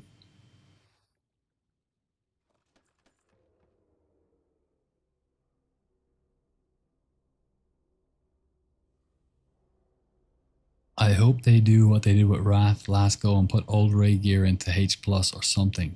Yeah, so Slesh, I don't know if any of you guys know Slesh. He's a content creator that's been making waves at the moment. He's coming up and he's been doing, he did the PTR and he released a PTR guide. He also did a phase 3 prep guide a few weeks ago that was very good. Slesh is his name on YouTube, SLESH. I like him a lot. I like his content. He just released a video. It was either yesterday or earlier today. Yo, Grundle Chunk, thank you so much for the Prime. I appreciate you very much. Let me update my subs goal. That is legendary. To 42 out of 45. Guys, I'm very humbled. Thank you very much. I appreciate you. Appreciate you a lot. Yeah, Slash put up a guide and actually it was a reaction to the PTR. There was no mention. Let's go and get the mines and the moats. There was no mention of the tokens. And in the PTR for phase 2, you would get 3 tokens off the bosses, as they said they were going to update the tokens. But in Black Temple and Hyjal, you still only got 2 tokens off the bosses. Now, it would make logical sense, and these are verbatim his words, it would make logical sense, and we would assume that if you got 3 tokens in phase 2, you were going to get 3 tokens in phase 3. And if you weren't going to do that, you would expect at least to get a notice from Blizzard saying that that would be the case, but we didn't. So that was a little bit disappointing from him. He felt that it was disappointing from Blizzard, which obviously is true. But I mean, Blizzard comms are Blizzard comms, right? And there's a number of bugs. The waves in Hyjal can bug, and you can be left in a position where the boss doesn't spawn. And then if you go out and reset the raid. And there's also Illidan does fire damage that he randomly targets someone in the raid and does, I think, 16k fire damage. It's supposed to target people randomly, but their tank got targeted 15 times in one encounter with this ability, which is obviously there's something broken there. The chance that that would happen is just crazy, crazy small. So there's a couple of bugs, and he mentioned that. But at the very bottom of a blue post recently, which was also in the video, Blizzard said, we will to We will plan to update heroic boss loot in the coming phases. So they're going to change something. And it seems like what you said, Wood Gnomes, maybe putting old raid gear into Heroic Plus or into Heroics, something like that seems logical. They've done it before and it worked pretty well. So that could be coming in future phases because Blizzard has mentioned that they will be making changes to Heroic boss loot. So we'll see. The boss's loot comes to around 50 gold a run and I do 2 runs in an hour. Yeah, nice. It's nice that you can get at least 100 gold out of that while you're farming the mount. For sure. For sure. Did we... Okay, so we didn't get lucky. We didn't get the chest here that we wanted to show. The old technique. What server am I playing on? I'm on Thunderstrike EU, brother. Thunderstrike EU. Nice and chill. No PvP drama. The economies on PvP realms are a lot more, I was going to say forgiving, but I mean, things are just a lot cheaper. It's the dad server, right? Like slash, but with an E, slash.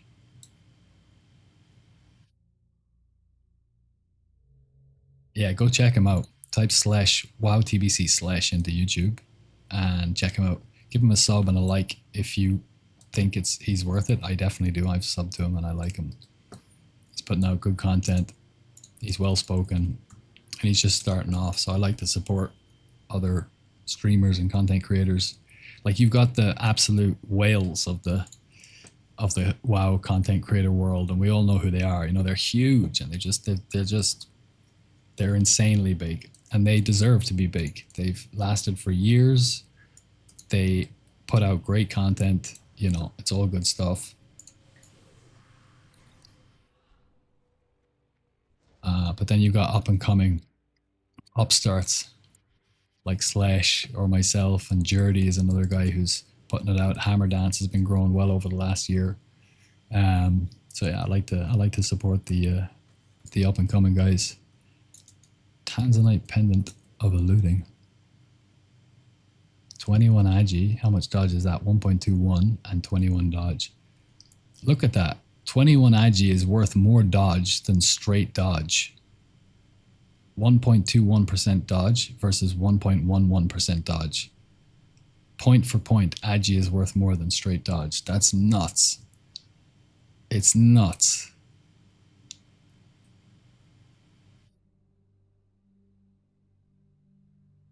So what's that? 2.32. I mean, it's still trash, but... Now, did we get everything in here? Reset. Mana. Yeah, chest. Addies. Motes of water. Fell. And a second chest. Ah, yeah. No, there's 2 mines there. We'll get the 1 mine behind him, and then we'll Hearthstone. And we'll go and see if we can kill Tabarok.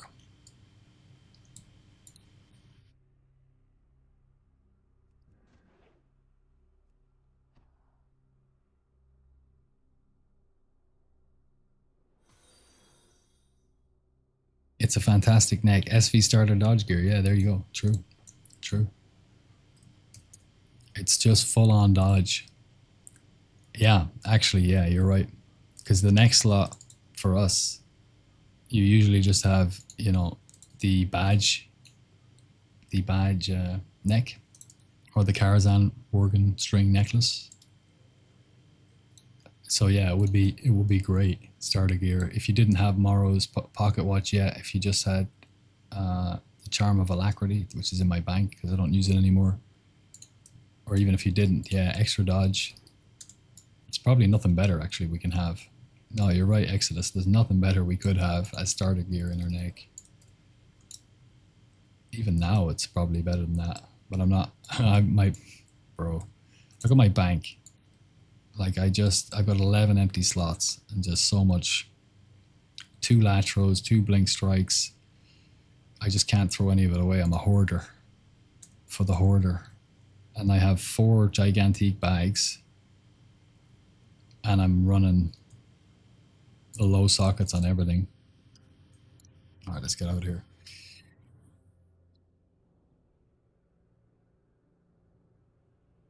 $11.01.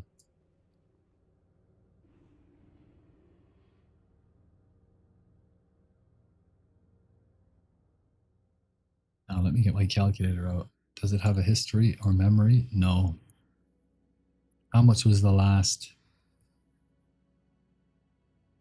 MT? What did we get out of the last MT? It was like 280 gold or something, wasn't it? We just need to minus that from this.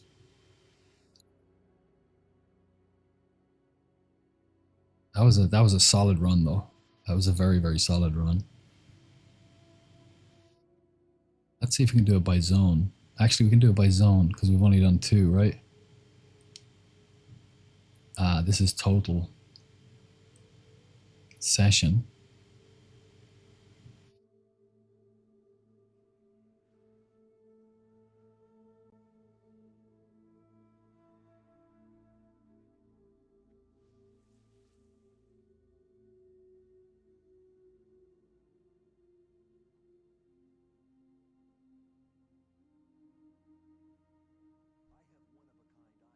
This add-on is called Kiwi Farm, brother. It's really, really nice. Let me just flick back very quickly through the stream on YouTube to find out what our gold per hour was from the last 5 mana tombs we did. And I'll just minus that from this value and add it to the total. Oh, an Anzu run. Oh, we're doing an Anzu run. That's perfect timing.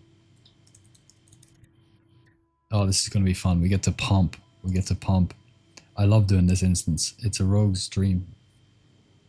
It's the Baconator. Let's go. Content. Live.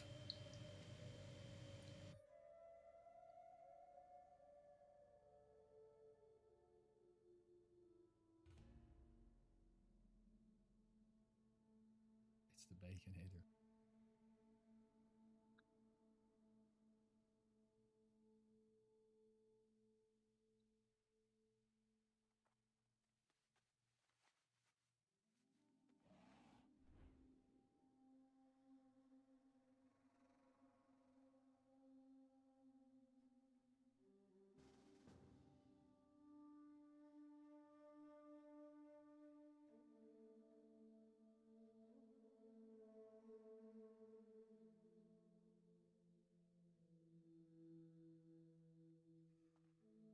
Okay, 294 it was updated to, and it was, I think, 17. Yeah, 294 minus 17 is 277. What are we at now? 728 minus 277.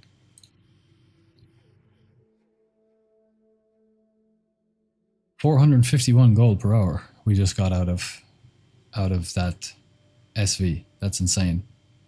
That's our best.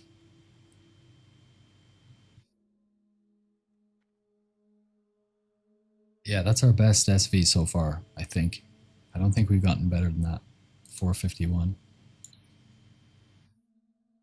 So 451 plus 294 brings our total up to 745. What? 120,745.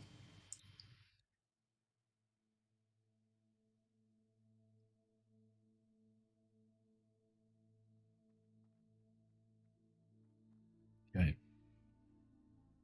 I'm not going to bother updating the gold per hours. That would go up by a couple of golds. I'm not going to leave that for now. Chats. I can't spell, but that's okay. All right, let's go into harp. That changes our bars. Let's buy some more flash powder.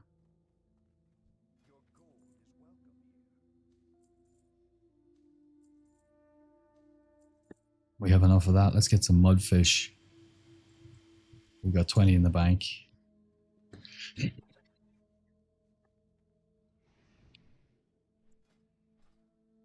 You know, you can do heroics no problem in harp and still do decent damage, especially the first boss on the Anzu run because it's all burst. It's really, really fun actually.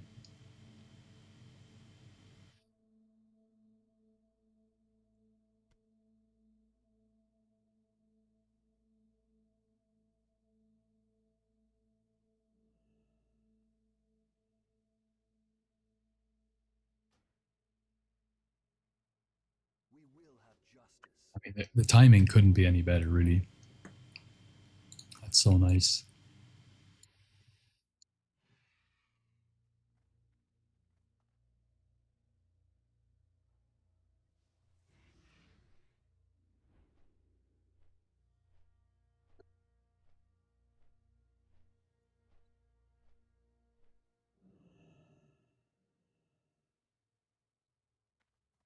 There we go. Ah, there we go. Okay. If you're still in the chat there, Hadouken, very small, slight bug there where you have to click harp twice in order to get the bars back up. Unless I didn't click it the first time, but I think I did.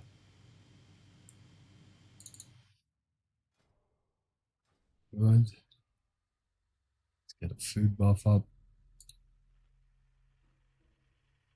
Do we have a do we have a shaman? Oh, nice. 2 shamans. Okay, we're gonna be Wind Fury all day. I think we'll pop strength just for the fun of it. And protection. And a stamina. We're gonna need it. And my harp bars are still not there. There we go. Okay.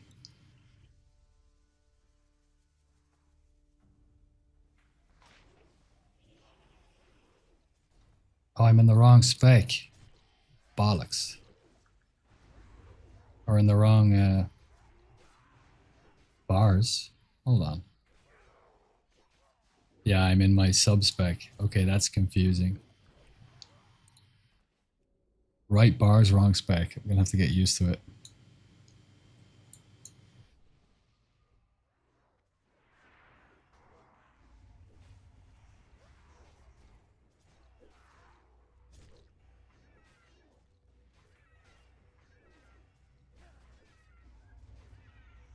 And my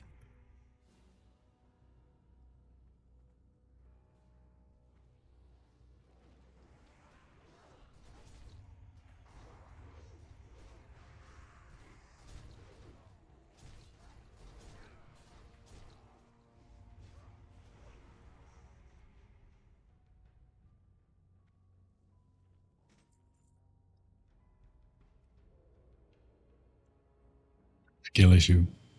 Skill issue from me.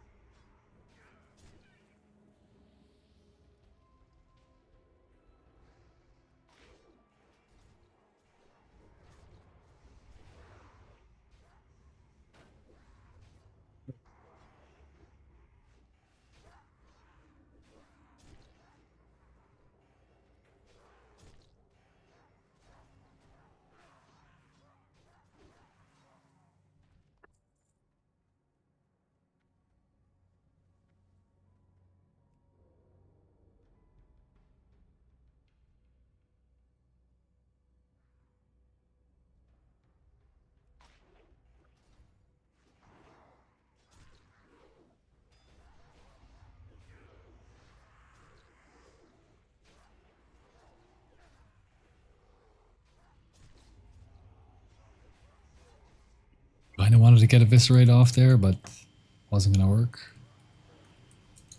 So you have to go for the long slice and dice instead. That's fine.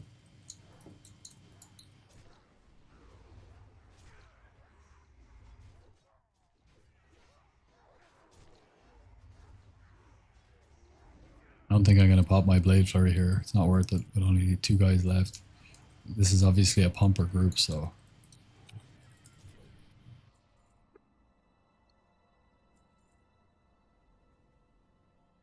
Ah, we just missed that guy.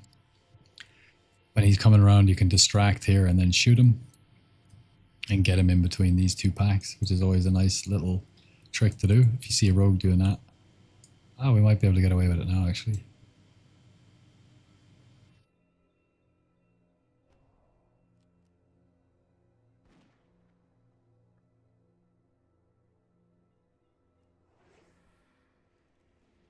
Let the tank pick it up.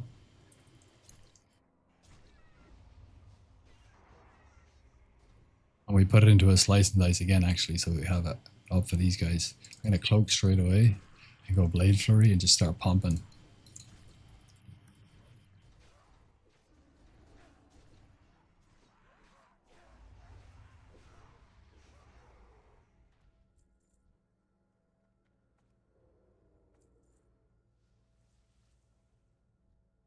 Can stagger them.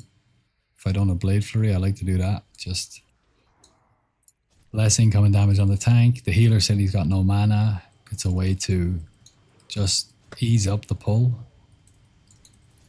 So he's not taking shitloads of damage like off the rip.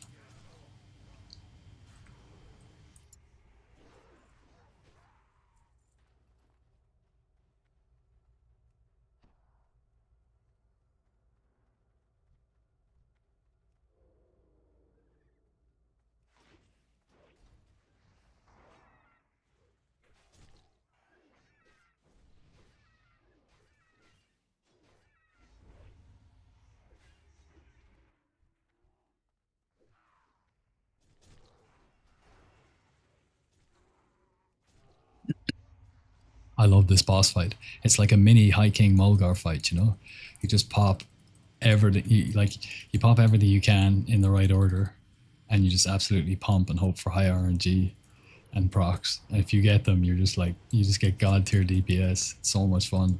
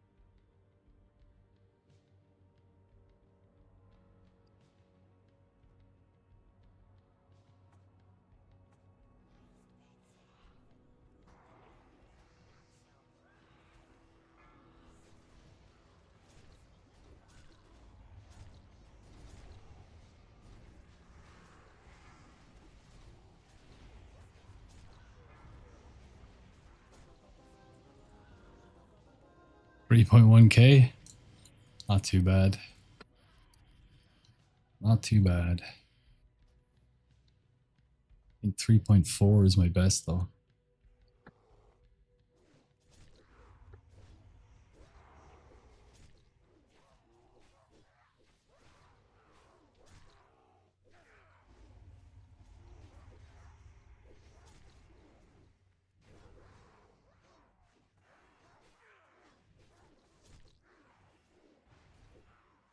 Do we want to actually distract this guy? So that he's an easy pull. Oh, okay. Tank didn't notice, but that's all right. We've got time because he has to go in there and come out again. So I think I can probably face pull. Yeah, there you go. There we go.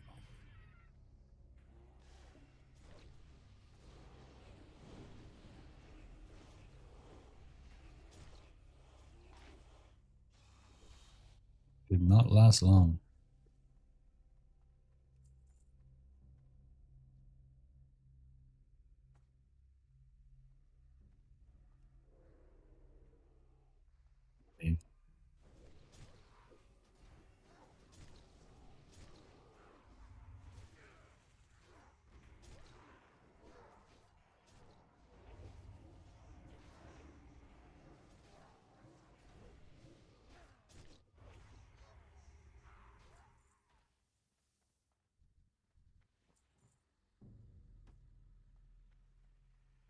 But I got the lockbox. Lovely.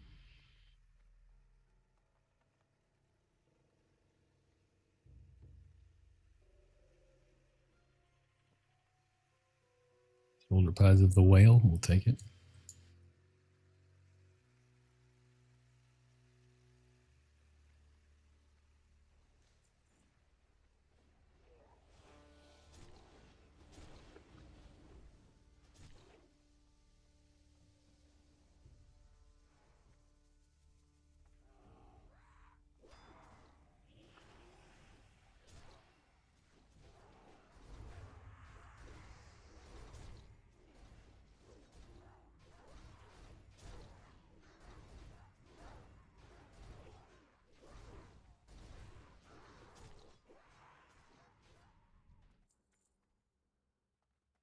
Yeah, harp is still really good in dungeons.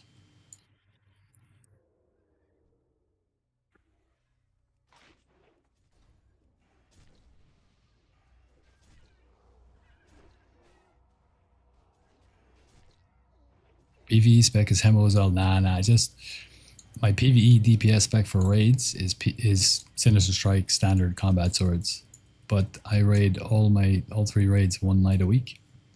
So when the raid is finished, I will respec back into Hemo because I run SV versus MT, and Hemo for SV for MT is insane, and I love it. And then you need sub obviously for MT. And then when I get back at the start of the raid, I'll respec into. So it costs me 100 gold a week to respec, but I don't mind doing that at all.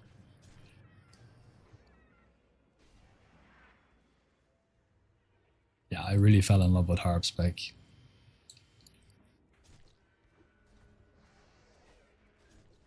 And that was even before we realized it was BIS for Tavarok attempts.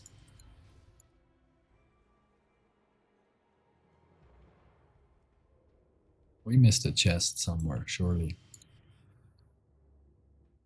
Or rather, I did. It's my job. Hey bro, how's it going? I don't play Rogue, but I like watching your videos. Keep up the good work. Thank you so much, Jamie. Thank you. Appreciate you. That's really nice to hear. Yeah, it's cool. I am trying.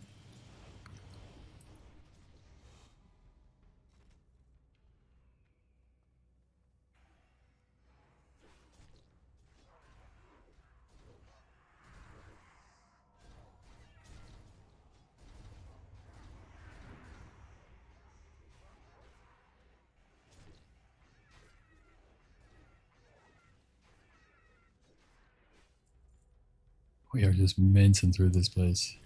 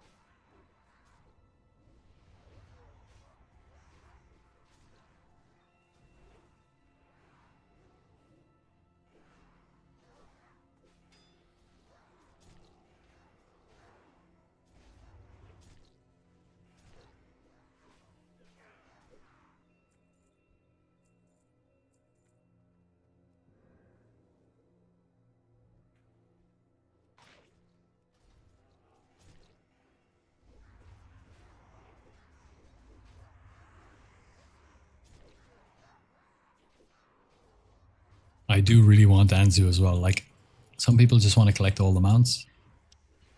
I'm not really a collector like that, but there's certain mounts that I would really like to have. For example, in ZG, the Raptor mount, it's kind of dark green with a little bit of orange, and I just thought it went very well with Rogue Bloodfang. It's not perfect, but it's pretty good. The PvP mount, actually, the troll one, is actually better because it's dark red. But that mount I would have gone for, but the Tiger I had no interest in. But the Anzu mount I would love to have, 100%.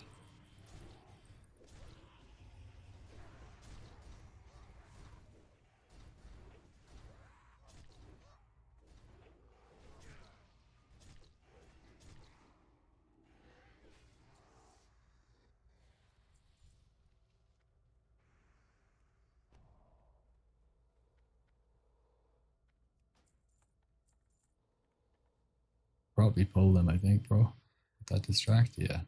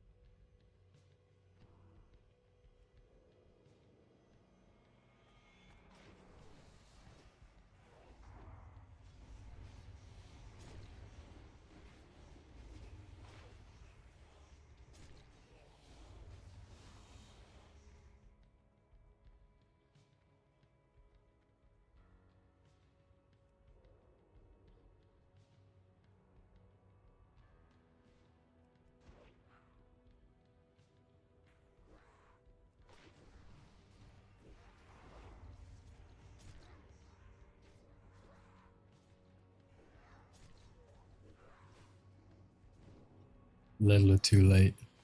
I'll stay on the profit though.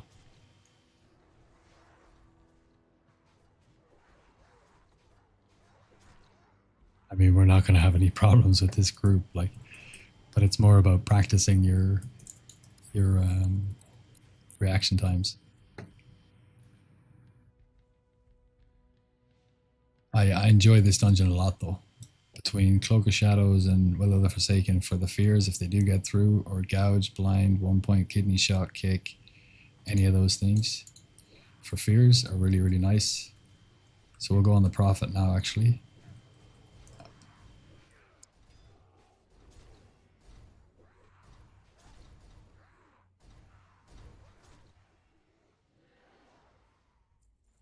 Not that we really needed to. Yeah, the trick to the fears is just to pool energy. Always have, like, 30 to 50% energy. So that when you see it coming out, you can. It's kidney, it's cheap. And that was a little bit of a slow start. I'll go on a profit though. Oh, I got stunned. Okay. Yeah, can't block when you're.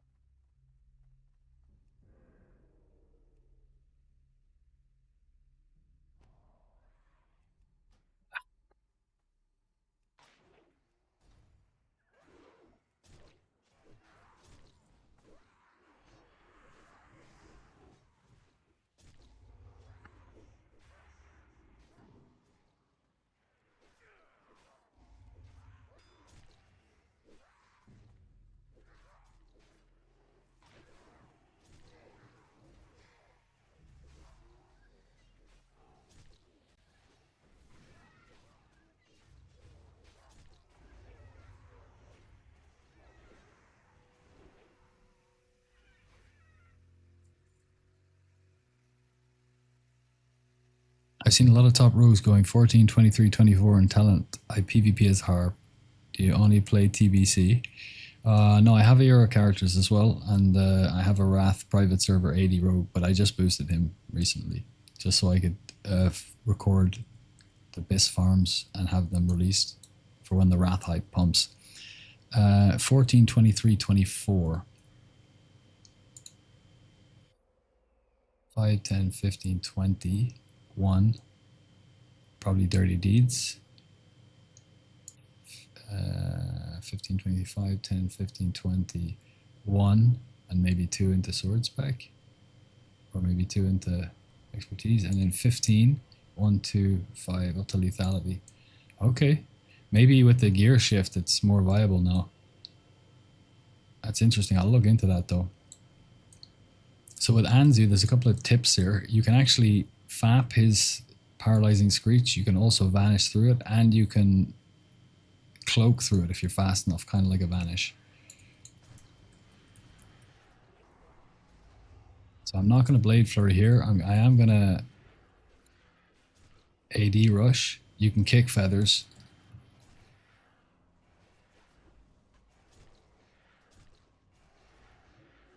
But I'll save my. Okay, he's under. Paralyzing Screech is up. Maybe we can cloak it. Let's see. You got to be right, right, right. Yeah, we got through it. Oh, but everybody else did as well, it looks like. So now we'll Blade Flurry so that we can kill all these guys, right? Ah, it was too early. That sucks. Or wasted our Flurry.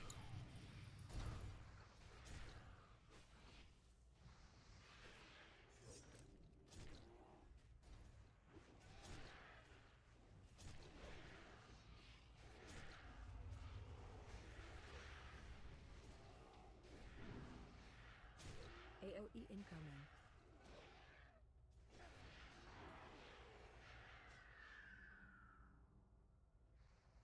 I should actually have... oops. I should actually have Rupture on my bars, but I don't.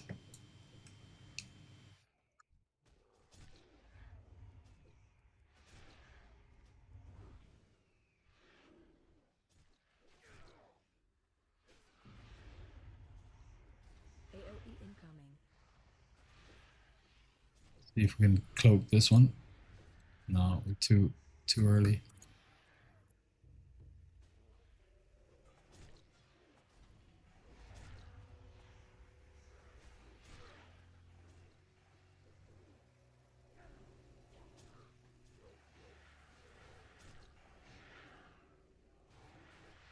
Okay, so we did blind them. AOE incoming.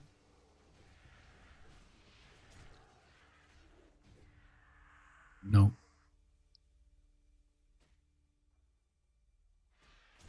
Not our finest hour. I did have a very smooth run in here against him where like 4 out of 5 of the things that we could avoid, we did avoid. I should actually go back and download that VOD and turn it into an Anzu guide or a Setek Holes guide.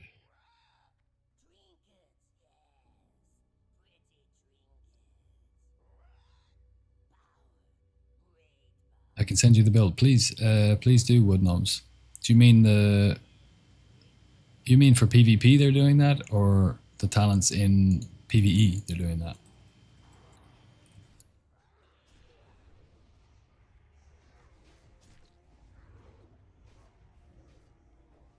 Find So we're actually going to stay out here. We can cloak this now. It's a 10% chance that we will get hit with it, but it's still nice just off the rip to be coming straight out, and we can vanish that.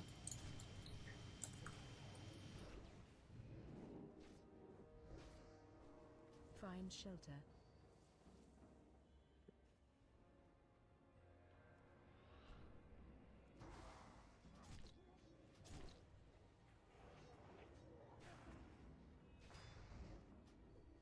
Find shelter.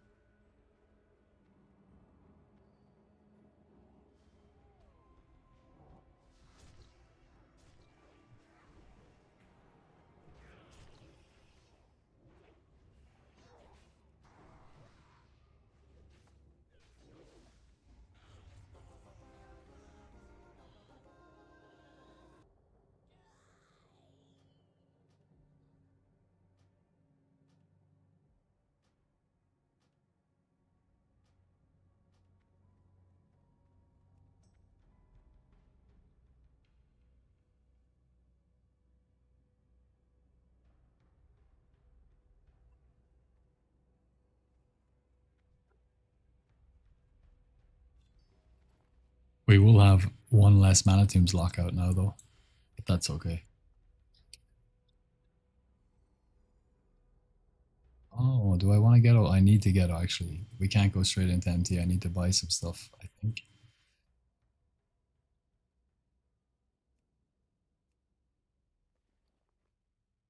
I need a few more Gift of Arthas. I think I'm out of FAPs as well.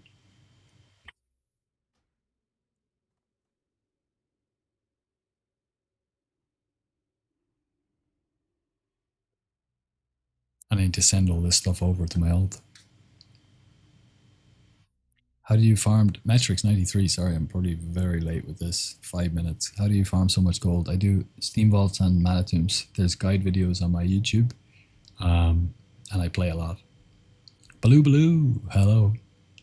Stealth farming dungeons. Gremlin79 has it. Is the SV farm worth it after Epic Gems come out? Yes, 100%. The bread and butter, the meat and potatoes of those farms is the ore, the disenchanting mats, the scrolls you get from the chests. But mainly it's the ore and the disenchanting. In SV you get a gas cloud, 2 primal waters per hour, and you get scroll of strength 5 and scroll of agi 5. They're worth 10 gold each from the chest. You get super mana potions, which are a little bit, and the gems are just like a cherry on top. They're worth about, I would say they're probably worth 15% of the farm. So even if they all went to 0, the farms would still be worth. If there were no gems in the game, I think SV is 381 gold per hour on average. I think if there were no gems in the game, that would be like around 350 probably, and MT would be around 250 probably, or 260. So it's still going to be, there's still going to be really good farms. And don't worry, there's still going to be a market for some of those rare gems. You know, they're, I mean, already Star of Elune have gone to almost nothing, and Talisite. It's really Ruby, Noble Topaz are the S tier. Well, Ruby's S tier, Noble Topaz is A tier, Night's Eye and Dawnstone are like B tier, C tier, not great. And then the other two are just vendor. But no, it won't hurt the farm too much. Now I don't want to DE those, even though I can get them back if I do my mistake, which I often do.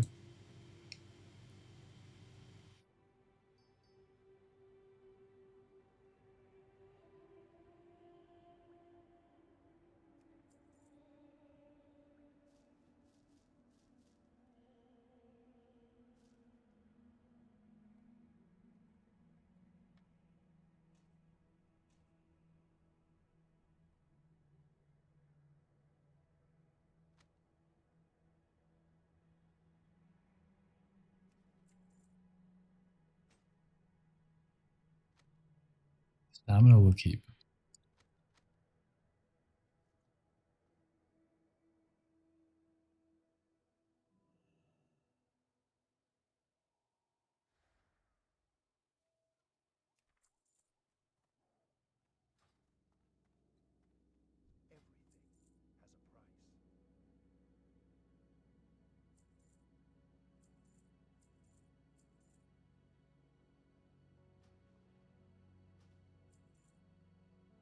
I should have hung around to see if there was an enchanter actually in that group. But anyway. Alright, what do we want? 3 Gift of Arthas, 5 Faps. We can craft those actually, that's fine. 3 Gift of Arthas, 5 Faps. Scrolls of Stamina.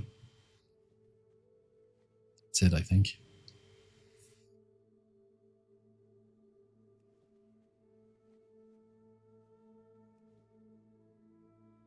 Oh yeah. Link away, wood gnomes. Yeah. You can link.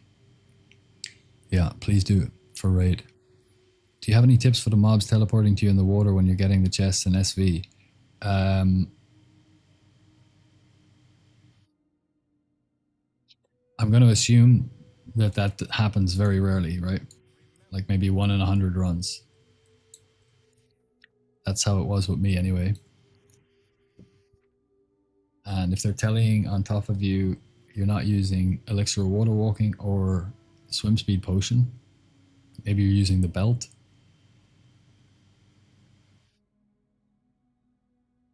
But that was very, very rare that would happen to me. So it's just one of those things. Like I think that's happened to me 3 times.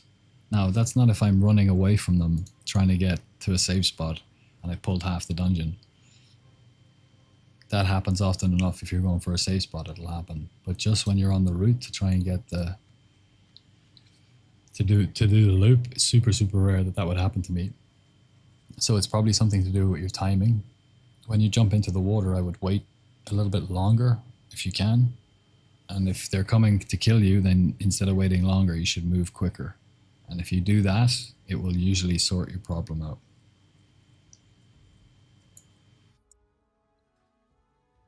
I'm going to buy the things before I forget, and then we'll do the DE. Yeah, but please, Woodgnomes, do link the talents. I really want to see them. I'm super curious.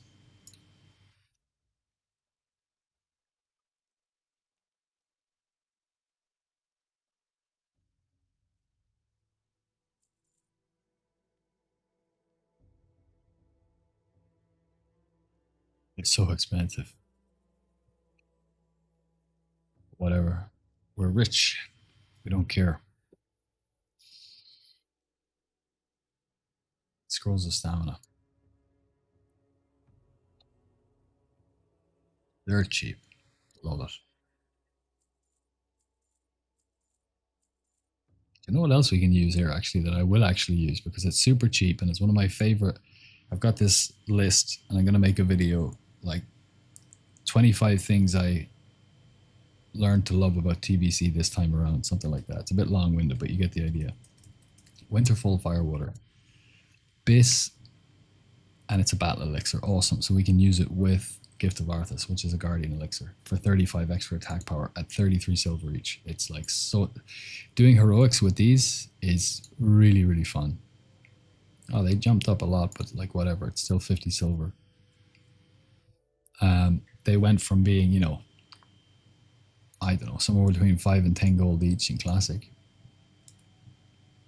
Because they were the Biss DPS, melee DPS, or physical DPS, consumable, to being, you know, relatively very bad in TBC.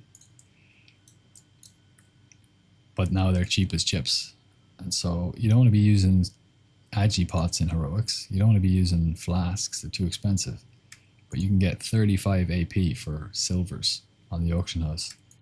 So it's a really, really nice con still for doing things where you want a little bit of extra power and you'll feel the difference, but you don't want to pay through the nose for it. Shadow protection boots, we're definitely not. I'll put them into other. Oh, I like this. I like this.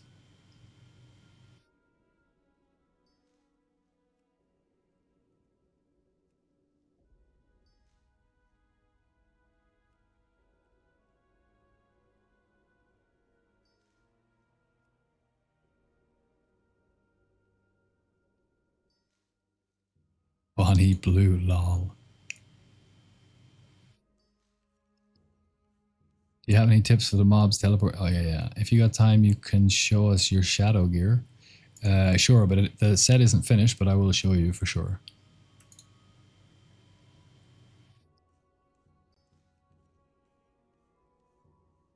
I actually stopped because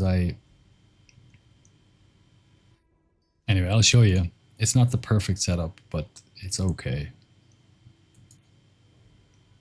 I have 4 pieces from SSCTK. I have the head, the chest, like a spare set, the shoulders, and I can't remember the other one. I have four set anyway. Maybe it's the pants. No, it's the gloves, pants, shoulders, and legs I have. I'm missing the chest. And I was going to trade them in for Season 2 PvP gear once Phase 3 goes live. And I was thinking, shit, if I want a really good Shadow Res shit, what I should do is trade them in for the PvE stuff now and have 2 sets and have a Shadow Res set so I can go ham on Mother Shiraz. But then I realized, no, because I'm still going to be in a group that's doing it with Shadow Res, so we're never going to have good kill times as people parsing. So my parses are never going to be like top tier legendary, even if I were to do that. So it wouldn't be worth doing it to try and get a parse. So I'll just keep them for the PvP. 600 gold. 600 gold. Let's put them in for 500, and maybe we'll get like a quick, easy sell. Holy. Strength I'll keep. That was a nice find, actually. If we sell those for 500 gold, I will update the total gold per hour because that doesn't show up on the Kiwi farm.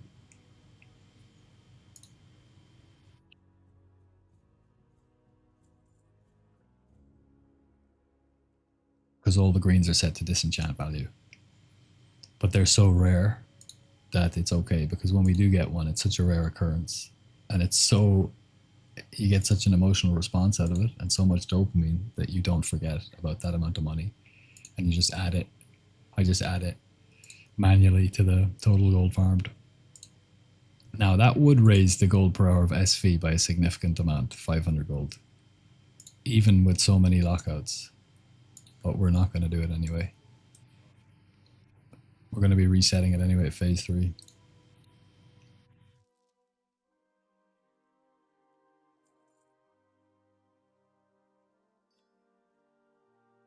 Back down to 66.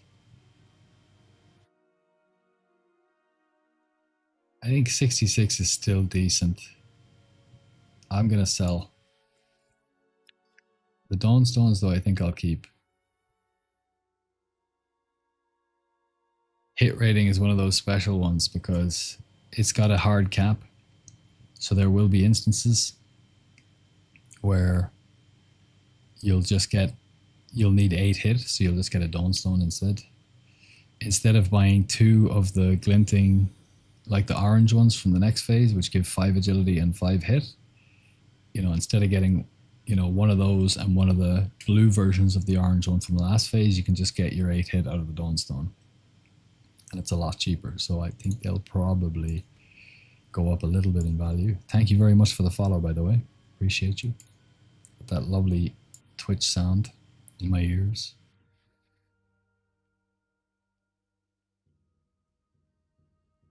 Sent it to you on disc. Thank you, brother. Thank you. It's not another... You're not trolling me again, are you? With your... You're like a wizard, bro. You're such a genius. You don't even know you're a genius.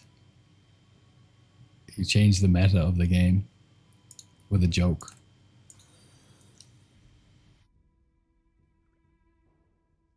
Primal Motors are up to 24 gold. Wow, this is great. I haven't seen them this high since phase 1. That's insane.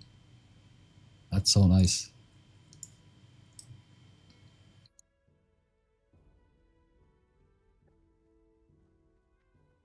Can you send me the PvE talents that rogues are using right now? Ah, yeah. That's for wood gnomes, I assume.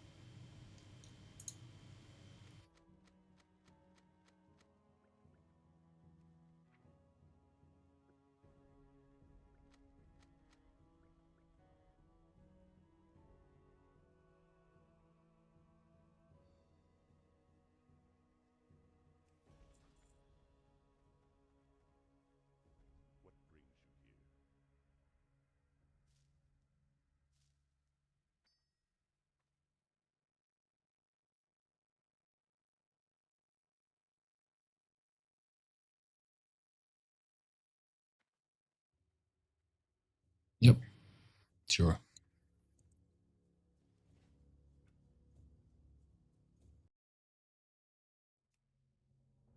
One day I will actually put you to use with your 2 blink strikes. With your 10,000 gold worth of gear and the 10,000 gold I spent leveling you to 70. And he's just sitting there getting dusty. Dusty old bones. What are you going to do with all the gold? Well, I spend it as I make it, brother. I've farmed 120k gold since launch, but I only have just under 11k.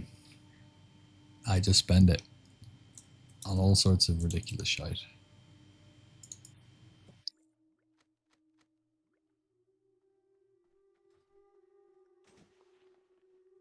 The old swag set on.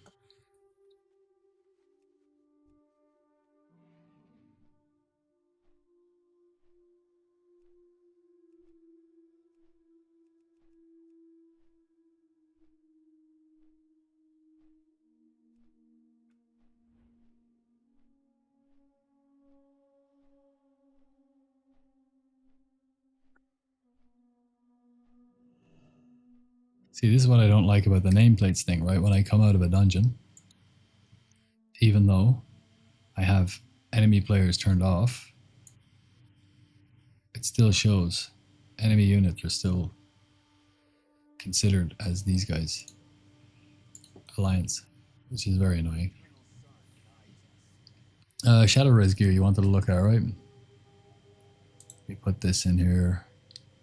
That one.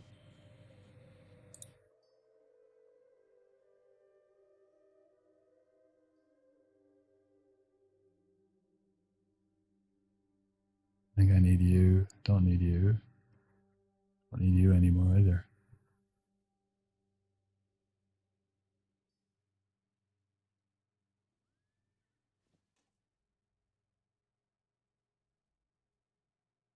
I need 2 masterwork targeting dummies. Okay. Well, I'll send these mana potions over. But let me show you first the shadow res set that I'm working on. Netherblade, sure. Chest, please. Yep. Gladiators. Drape of Dark Reavers. Skulkers, Greaves.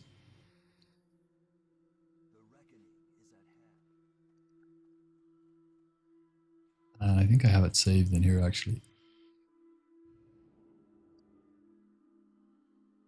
Under Mother.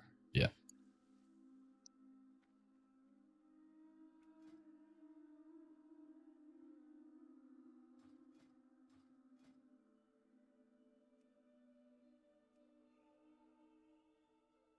Okay, why isn't that hello? There we go. So I still need to get a couple more bits and do a couple more things. I'm at 145 at the minute, but it's like this. Netherblade face mask with 20 shadow resistance enchant that you get from, I think it's the lower city quartermaster.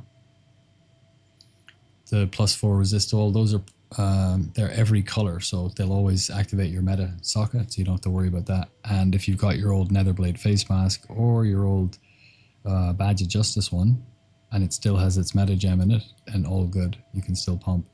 So we've got that one, and we got the chest piece, which has 4 resist all in it as well, and 8 shadow res enchant, shadow armor kit. So now I got the increased duration on slice and dice, so that's very nice. We're sticking with the amulet of bitter hatred, but when we do the final phase of, when we finish Hyjal, we'll complete the BT attunement quest and we'll get the medallion of Karabor, which is going to give us 40 shadow res, which is going to bring us up to 185. So that's all we need. We're actually overcapped here. I thought it was 135, but it's actually 1. So we're good here basically with the shadow res. Medallion of Karabor in here. If it's 30, we're over by a few shadow res, and if it's 40, we can turn some of these around. Drape of Dark Reavers, which is joint bis with Thalassian's Wilder Cloak.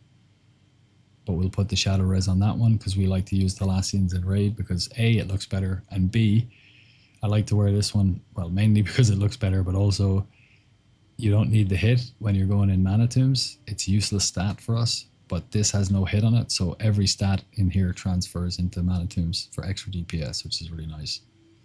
Chest piece I showed you already. Band Braces of Ending, full deep, no special stuff, it's the same. BIS PvE, BIS PvE, BIS PvE, BIS PvE, BIS, well, it's not BIS, DST should be here, but it's the next BIS thing. Warp Spring Coil, BIS PvE, BIS PvE, BIS PvE, BIS PvE. If we do get 40 from Karabor, we'll actually take the 8 shadow res off this, and then we'll be at 172, 85, 172. We'll figure something out. Skulkers Greaves, these are a really handy one. If you have these in your bank as a rogue, they're really, really good because you get 28 hit rating, 64 attack power. They're still very, very good. If you have, check this out. This is my full DPS PV, almost full BIS set. I've got 5 Dark Mantle, Death Mantle, but you don't actually need 5, you only need 4. And you can swap Skulkers Greaves in here, for example, now in this phase. And if you fill them with hit to get up to the hit cap, you can actually get 1 or 2 DPS more than Death Mantle. So these are technically still BIS at the moment if you don't have the BIS chest or the BIS, like Shoulder Pads of the Stranger and Bloodsea Brigand's Fest are around the same DPS. They're technically BIS, but if you missed either of those pieces and you have a piece to swap out, Skulkers Greaves with full hit are actually 1 or 2 DPS higher than the Death Mantle leggings. So they're amazing legs, even in this phase. And so we've just repurposed them and put 4 resist all into them because we're going to be able to pump really, really nice DPS with them. Belt of Deep Shadow we can still keep. And it's the Gladiator's leather gloves from Season 1, which give us resilience. And resilience is good for us because it's actually going to decrease the amount of damage area of, reduces periodic damage. So that's from like Shadow Word Pains, and I think it's going to work on Mother Shiraz. It'll just give us a little bit of extra survivability. So it's not like the reason why I'm wearing them, but it's a nice enough stat. And you get a lot of extra stamina. And then we have the shoulders as well. And 4 resist all and 7 resist, which you can buy off of the guy outside Karazhan sells it. So that's it. So that's BIS. That's BIS, BIS, BIS, BIS, BIS. Close to the next BIS thing if you don't have DST. BIS, BIS, BIS, BIS. And then it's just the head and chest, which are last phase BIS. So they're still really good. And you get the 2 set, which is excellent. And then PvP 2-piece, which gives you 35 resilience and lots of stamina. So that's the setup that I'm using. Let's put all these back.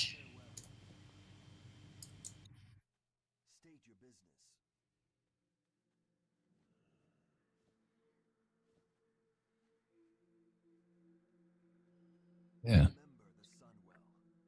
We get extra 10 from Undead. Yes, and we get extra 10 from Gift of Arthas. That gives you 10 shadow resistance, which we will be using. Because it's a Guardian Elixir, and we'll be using Elixir of Demon Slaying as a battle elixir. So in fact, what did I have? 145. I'll actually have 155. Then I'll need only another 20. So I can maybe get away with, what's that giving me? That was giving me 7, I think, but I had the shoulders as well. I can finagle it and get to some more damage out of it. Now, what did I need? I want 2 Masterword targeting dummies. That was it. Go in and see if we can kill Tavarok. I got about an hour left in me, I think, before I need to sleep.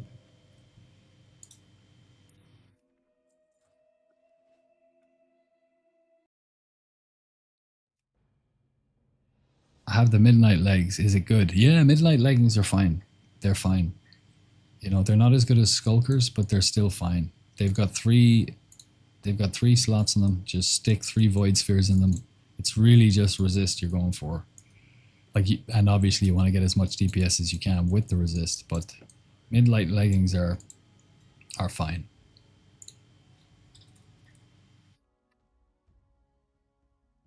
Oh my god. What masochist? What sadist is putting these were 10 gold. That's ridiculous. That's ridiculous. We're not doing that. Madness. But we do have some mats in the bank, so we might be able to craft them.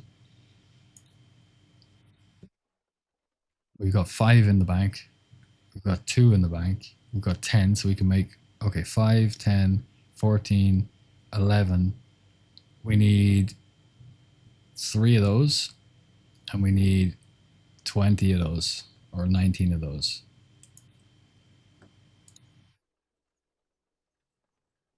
Whatever, we'll just buy, I don't have enough gold for them. 1, 2, 3, and rune cloth. 20 rune cloth.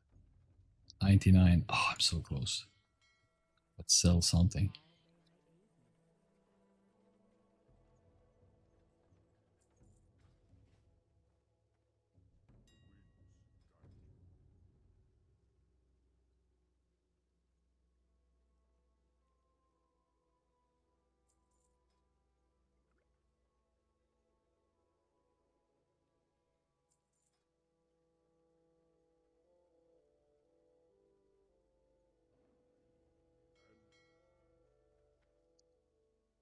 Okay, we'll just craft them. We'll craft 5 of them with bacon.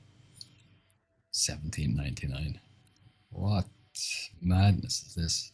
Economics 101, I suppose. Corner of the market, raise the price.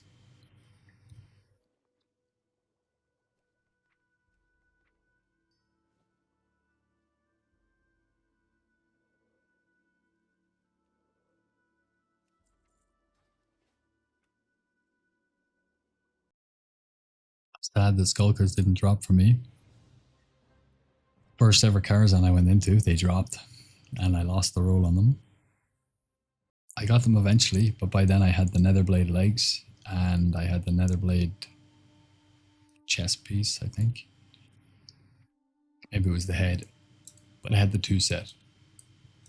And that 2 set is worth a lot of DPS. So even after I got Skulkers, which are technically BIS, they're only BIS if you can fill out an unnecessary slot with them, then they're BIS.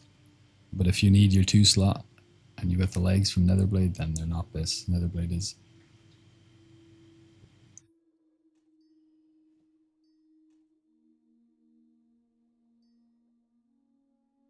I think that's it. Yeah, I can make 4 of them, sure. And the Netherblade legs are really good. They have loads of hit on them. So, like, not technically as good as Skulkers, but they're really, really good.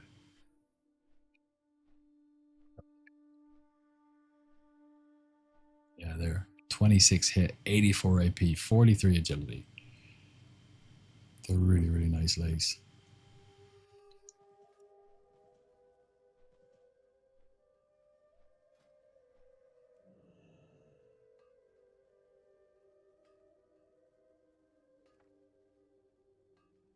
I just got the Shadow Res Cloak enchant pattern. Nice. Nice. Midnight Leggings have 3 sockets as well. Yeah, they're solid. They're solid for Void Spheres. I'll item recover my Skulkers tomorrow then, put the Void Crystals in it. Yeah, that's what you do. That's what you do.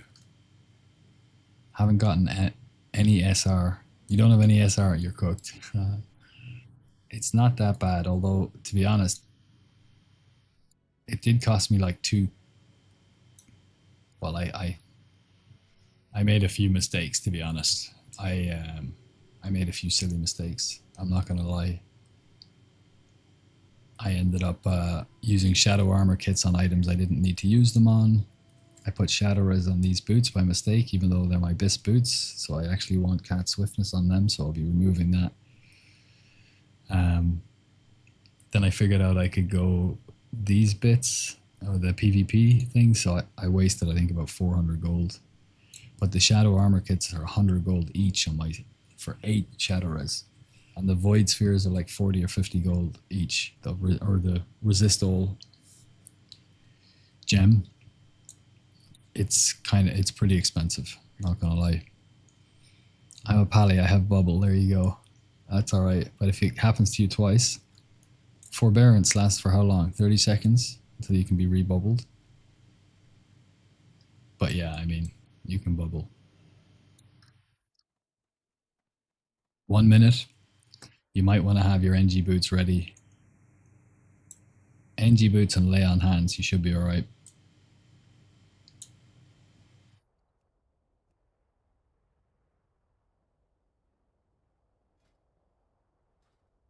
Okay, am I in the right spec? Yes. And I'm in the right set. Yes. Just gonna rocket boots away and blame other raiders. Yep. That's a solid strategy, bro. Out the neck. Yeah, nice. I'm going with it, or you think I have 174? No need. I don't know, man. I would. It depends on what your guild has asked of you. If I was pugging it, I wouldn't bother with the Shadow Res. I just go with the boots. Pop wings. Wings pop also procs for forbearance, yeah, so you'll have to hold off on your wings. Or YOLO and just try and get lucky. I'm not farming SR on my guild characters, no shot. There you go. Okay, we're going to go in. We're going to do 5 runs of MT. We're going to kill Tavarok, hopefully. after a quick 2-minute break.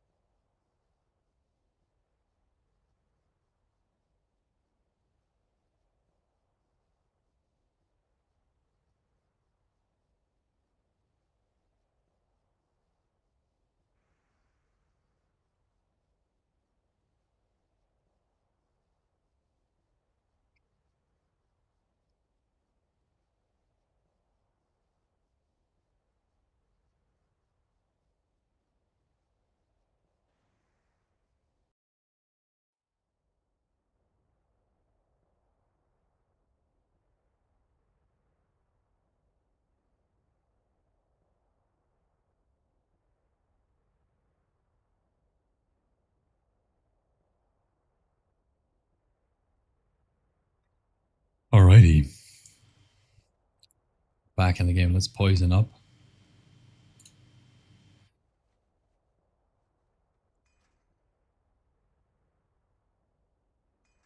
It's a mudfish.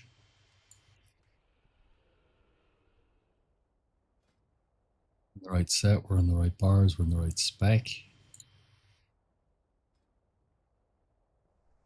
Yep, let's go. Oh, we got the bonus. That's really nice.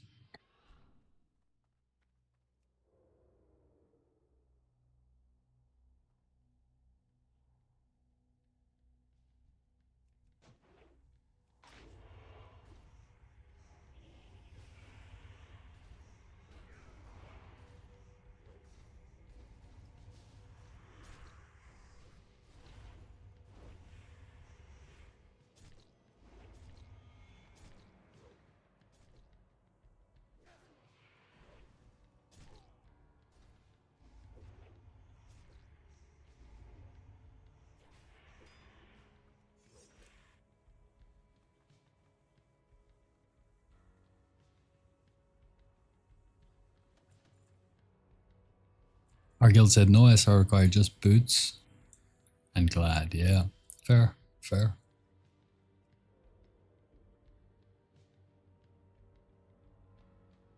Yeah, be nice and smooth if everybody's on point and your healers are on point and everything goes well. That'll be nice. You can pop full DPS gear and try and get a nice parse. Not going to use the prep here because we're saving it for Tabarok at the end.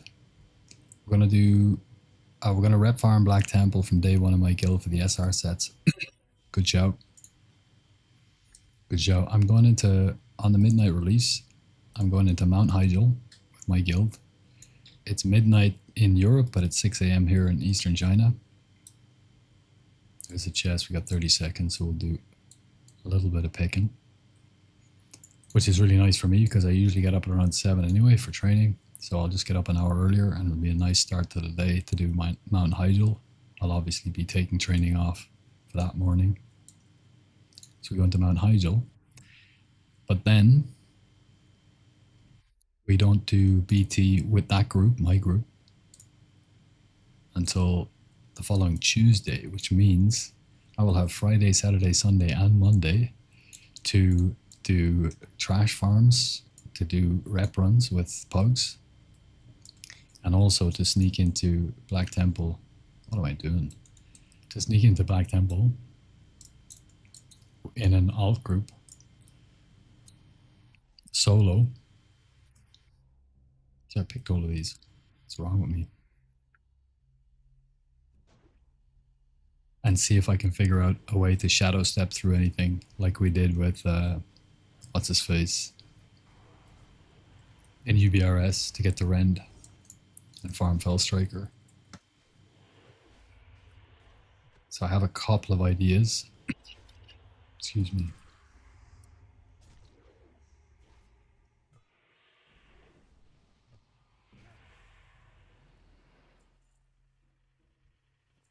A couple of ideas for different things that we might be able to figure out that could shift the meta potentially. And also I just want to go around and pickpocket everything to see if we can pickpocket epic gems, because if we can, oh, that's going to be so good. We're going to make so much money if we can pickpocket epic gems in there. So yeah, I'll raid, I'll stream raid Mount Hyjal midnight release, and then the rest of the 5 days I'll probably just be sneaking around in Black Temple streaming that. If we do manage to pickpocket epic gems, we'll just be doing pickpocket farm in Black Temple for the next few days. And if we can figure out how to shadow step through some stuff, then we'll do that. And then the following week, after reset, I sign up for Wednesday, Thursday, and Friday, and my guild puts me where they want me.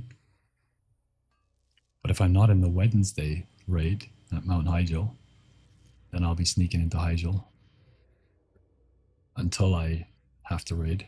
and trying to figure out how to get to the area with the epic gems, the nodes. It's hidden behind, like it's locked behind a phase. You normally have to kill a boss and so on. But if we can use Shadow Step to get to that area, it all depends on whether or not those nodes spawn in as the phase ends, or if they're there already, but you just can't access them because you need that phase. And if they're there already, and it's just a question of getting to that area, we might be able to figure something out with Shadow Step and rocket boots, parachute cloak, glitching through walls and so on. So that's going to be fun. I'm super looking forward to all of that.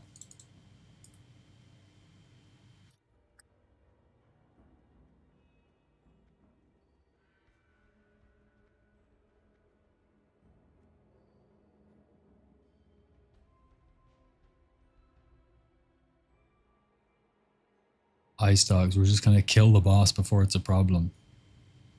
That's it. That's the method. You figured it out. That is pro. I love the confidence. I came because of the title, 120k gold. YMT versus SV. Yeah, I've farmed a lot, brother. YMT versus SV. Well, there's a lot of people. So the meta for SV before this was to get all the mines and the gas cloud in one of the chests, and sometimes you could get two of the chests, but people hadn't figured out how to get all of the chests. So I came in and just theory crafted and tested and died a lot and then figured it out. So it pushed the farm to even more gold per hour. And then I was making the case that it was worth more than mana tombs, and a lot of people came out of the woodwork and they're like, no, it isn't. And I tried to explain that logically mana tombs couldn't be more, but people wouldn't listen. I put a poll out on my channel, and almost 25% of people, which do you think is more gold per hour, mana tombs or steam vault? 25% of people said mana tombs. So I thought I'd do this series just to show the difference between the two of them. But it's not like either one is better. I love both of these farms. They're both incredible for their own reasons. It's not a thing where I'm trying to prove one's better than the other. It's just so people can see. And it gets to teach people both farms. And they're both really fun, and they're both very different in their own ways. And so stealth farming is kind of my niche, and I love to do it. So why not do MT versus SV, right? And it gives metrics. People like metrics. They like numbers that they can track and see. Okay, let's try and kill this guy. So now we're going to swap into Tavarok. We need to wait for this stuff. And we're just praying here for good RNG, basically. So let's get a Gift of Arthas up. Should really put this up at the start of the run, because we're not dying in here, and it makes our Hemo, like, even better. Let's get a stamina scroll on as well.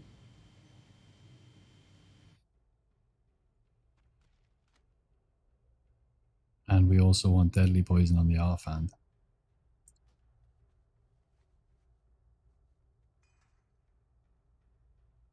And we're good to go.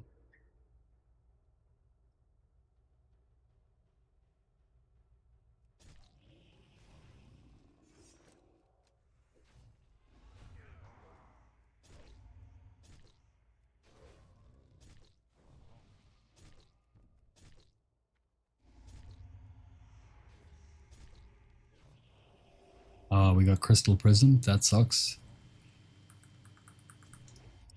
Stun incoming. Okay, so we did manage to stun that. That's good.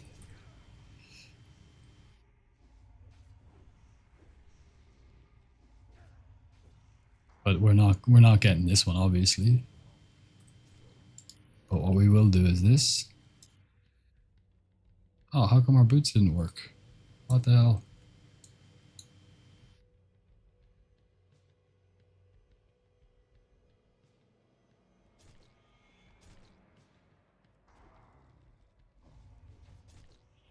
This is just practice. Yeah, okay. Bad RNG.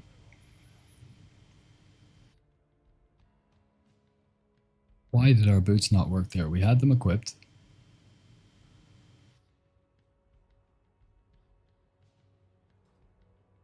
And we have the macro.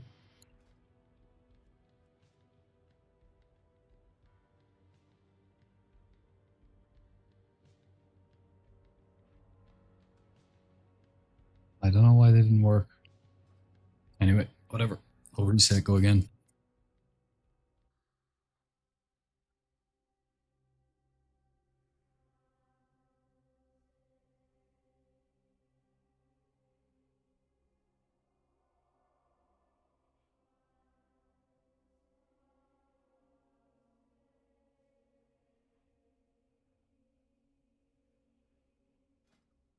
No, but if they had been used, they still would have been used. There'd still be a cooldown on it, even if they failed.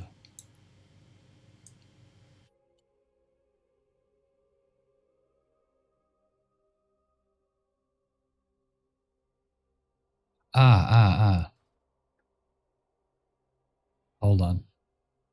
I think it's because I vanished and then I hit sprint, but I don't think I put the macro on my stealth bar. That's probably what it is. And I forgot a tip somebody told me earlier that I should garrote him again once I vanish to get extra DPS.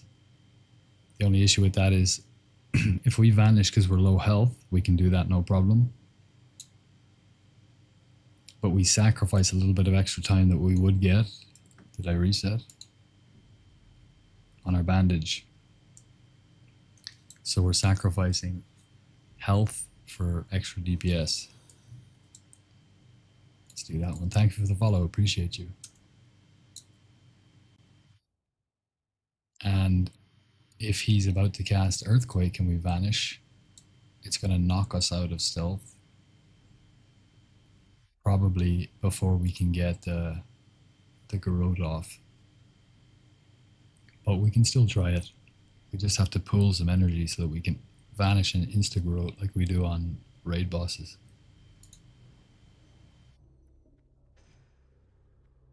And I want to make sure instant is on my offhand so I don't break my blind. Now let's go. Oh, that was close. Harp. Hold on. Tabarok into stealth. Yeah, we don't have our boots macro in the stealth bar, that's why.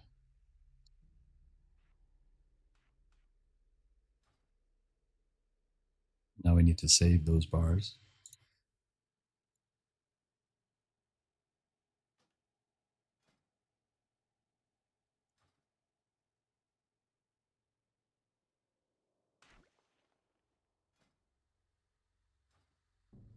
Yep. Nope. Stealth wasn't off cooldown.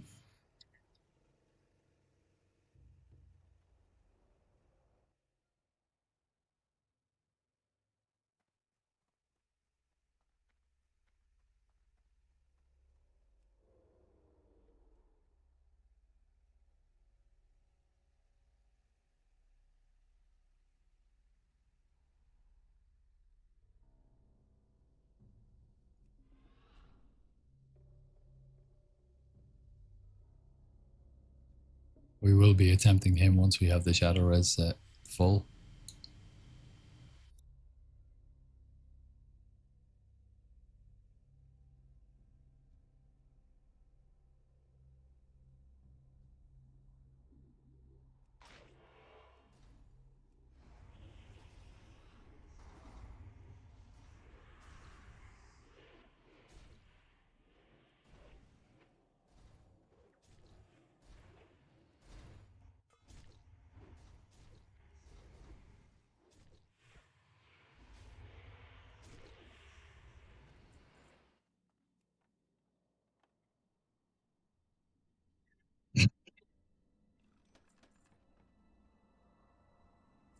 I just did a long pull in Steam Vault on chest 7 and the mobs teleported on top of me in the river.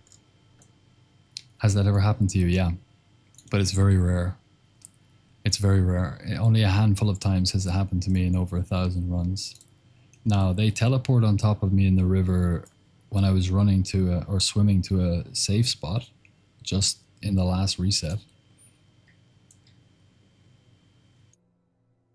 So they might have tweaked or done something where it happens more often now. That's possible. Maybe some anti-botting, like they're changing the code slightly, maybe to deal with bots or something. Or it could just be RNG. It does happen sometimes. Did they blizzard you when you were in the river? Did blizzard come down on top of you and then they tellied? Or did they just telly on top of you?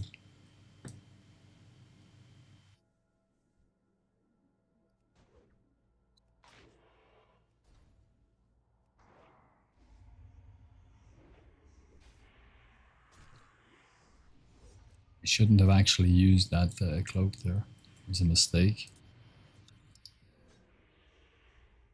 Did I mention that I'm a pro gold farmer here? Ass pulling, 3 packs and MT. Shameful shit.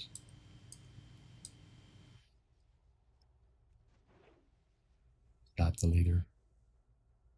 I think we'll just go on this guy.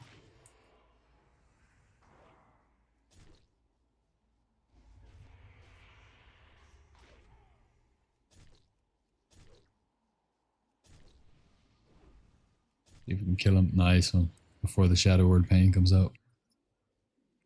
No, just straight up teleported like they weren't even moving after they teleported. First time I've seen it in my 50 runs. Yeah. Hopefully you won't see it again too soon. It's surprising when it happens, and it's not very pleasant, but it does happen for sure. It's happened to me.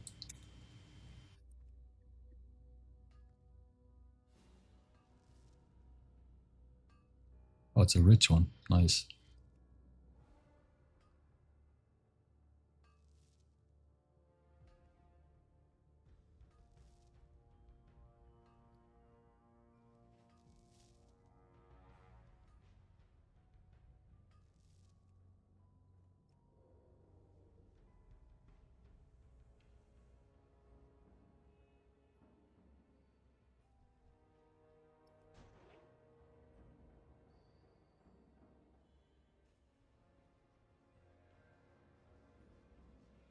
It's actually pretty good timing now for prep. We'll get this last mine and go back to Tavarok. You can almost roll straight into him, I think. Yeah, we won't need the vanish because we're actually going to prep before we vanish. So we'll have that back again. And we don't need the Thistle Tea because it shares a cooldown with FAP, which is more important. I think we can get this here, but it's a rich one as well, so... Oh, I'm not going to risk that. I don't have my vanish and I don't want to use my prep. I could just kill them. Let's just do that.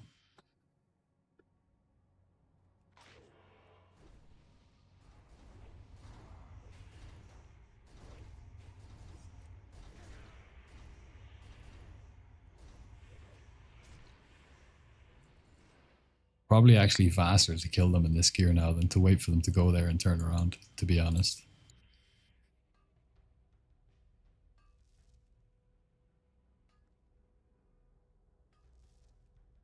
How much gear a rogue needs to do farm runs like this?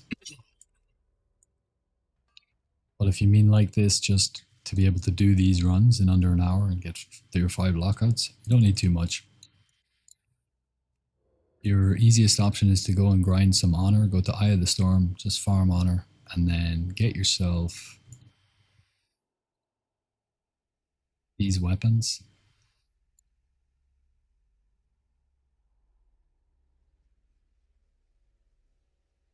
You can now buy them. You don't need arena rating for them anymore. You can now buy them with just honor. So you get the slicer and the offhand. They're really, really good weapons. Buy both of them. I don't know how much honor they cost, but they're not going to be much. Get both of those. That's the most important thing. After you've gotten, and it's easy to get, after you've gotten those, you can then go ahead and get this set, not that one. You can get this one. You need Honored with Cenarian Expedition, which is easy. If you're 17, you've done enough dungeons, you'll have this. Get Honored with Rep, Honored with Keepers of Time, Cenarian Expedition, Lower City, Thralmar, and Shatar. So Thralmar's easy, Lower City's easy, and Cenarian's Expedition is easy. Then this one you need to go to Caverns of Time dungeons, and this one you need to go to the Tempest Keep dungeons. Or you can just get the Honor gear, which is, I think it's the same. Gouged by 1 second. Gouged by 1 second, 2036. I'm pretty sure it's the same gear. It's just got a different name. 2036, yeah. So just go and farm more honor and get these bits. And just get 4 bits so you get the 4 set bonus. I mean, the 4 set bonus isn't a big deal, but these bits are nice because they give you loads of stamina and they give you sockets, right? The least important are the gloves because everything else gives you more. The legs are better than the gloves and everything else gives you sockets. So get yourself 4 pieces of that and those 2 go. Just farm honor, get the season 1 weapons and you're good to go. That's fine. It's not going to be as smooth sailing as you see here because obviously I'm in like BIS phase 2 gear, almost full BIS. And when you're learning it, you can go, I have a video on YouTube. It shows you every single chest and how to do it. And the only difference if you're in lower gear is that you need to use Adrenaline Rush on both chests. I use Blade Flurry, Adrenaline Rush on one and Blade Flurry on the other. And you don't even need to use Adrenaline Rush when you're my gear. But if you're in lower gear and you're learning it, just have Adrenaline Rush, get the first chest. When you get to the second chest, if it isn't off cooldown, just go and get the mines, maybe pick a few pockets, wait for it to come down, then go and do the second chest. And that's it. All right, let's switch to Tavarok gear. Can you buy reduced Season 2 PvP gear yet? Not EA. Yes, you can buy it with arena points, but you can't swap your tokens into the gear like you could in Phase 2. You can't swap Phase 2 tokens for Season 2 gear yet. We have to wait for Phase 3. But you can buy, like I bought this for 370 arena points, and last week you needed 1,700 rating to buy it, and this week you don't need any rating. So you can buy the gear now with arena points, but it won't be until Phase 3 that you can buy it with tokens. Oh, did we lose? No, we didn't. Let's get Deadly up. Yo, thank you for the follow. Appreciate you. Not bad, thanks. You can just farm honor now for Gladiators gear. Exactly. Season 1 PvP will be purchasable with honor when Season 3 starts. Exactly. Yeah. Yeah, you can't get it now in Season 3. Yeah. Okay.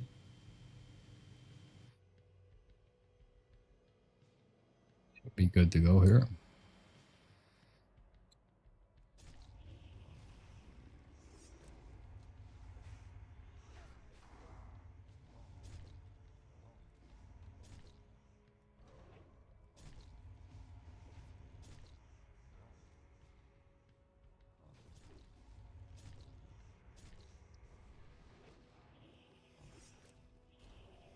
Okay, we got Crystal Prison. That's really bad RNG, unfortunately. Stun incoming. Okay. We're just practicing now at this point, boys. We're just practicing the rest of the pull.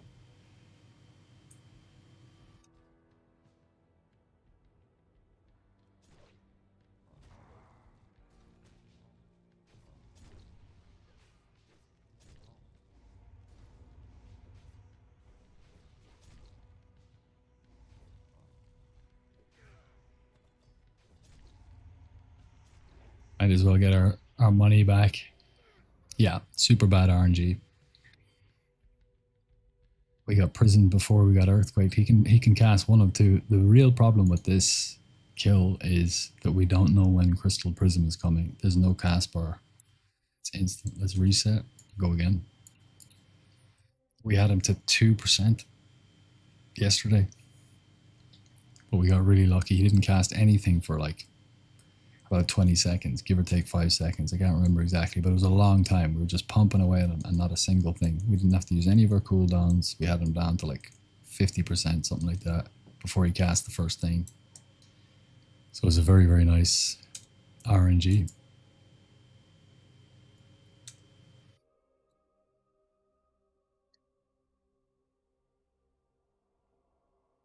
Oh good, I need my trash set for prop pally. There you go. We can easily get it. I'm waiting for the turn in. I have the 4 tokens here, ready to go. Head, shoulders, gloves, and chest. Season 2. We're gonna stick a load of something into it, either straight agility or maybe void spheres, and put a load of nature res on it to see if we can eat his crystal prisms. That would be nice. Bring our survivability. That would make it less of an RNG thing. And we might be able to get to a point there where we could actually consistently add them to the farm.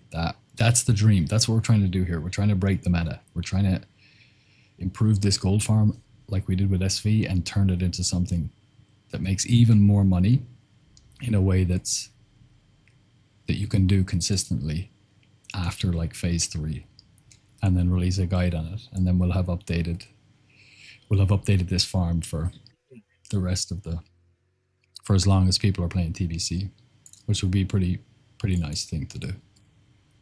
All right,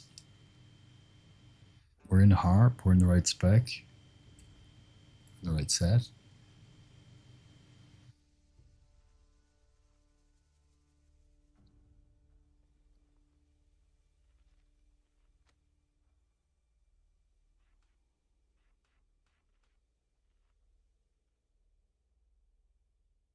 Yeah.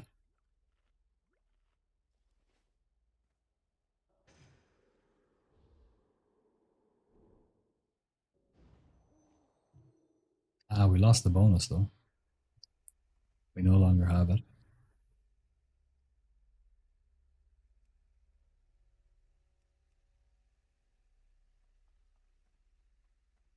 Oh, gotta change deadly poison so our blind doesn't get cancelled.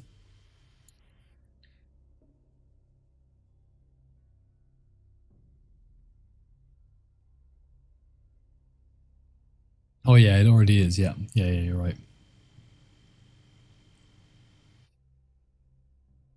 No, but can you purchase it with honor? Drunken QTX. You can purchase it with arena points. Can you purchase it with honor? I'm not sure. Have you managed to kill him yet, Sager Hero? Not yet. We got him to 2% yesterday. We're just looking for that. We're fishing for that very, very good RNG. But we're getting closer and closer. But what I might do, I don't think the 1,300 health, and it's over 12 seconds as well. I'm not sure if it's worth that much to us. I think we might swap back to just Bloodlust. Pocket watch, I mean, the pocket watch could be nice because it gives us an extra chance not to get hit by his earthquake because it's physical and we can dodge that. So that's survivability and that's more pump. And I don't think the spyglass is worth it, to be honest, after using it for a few times.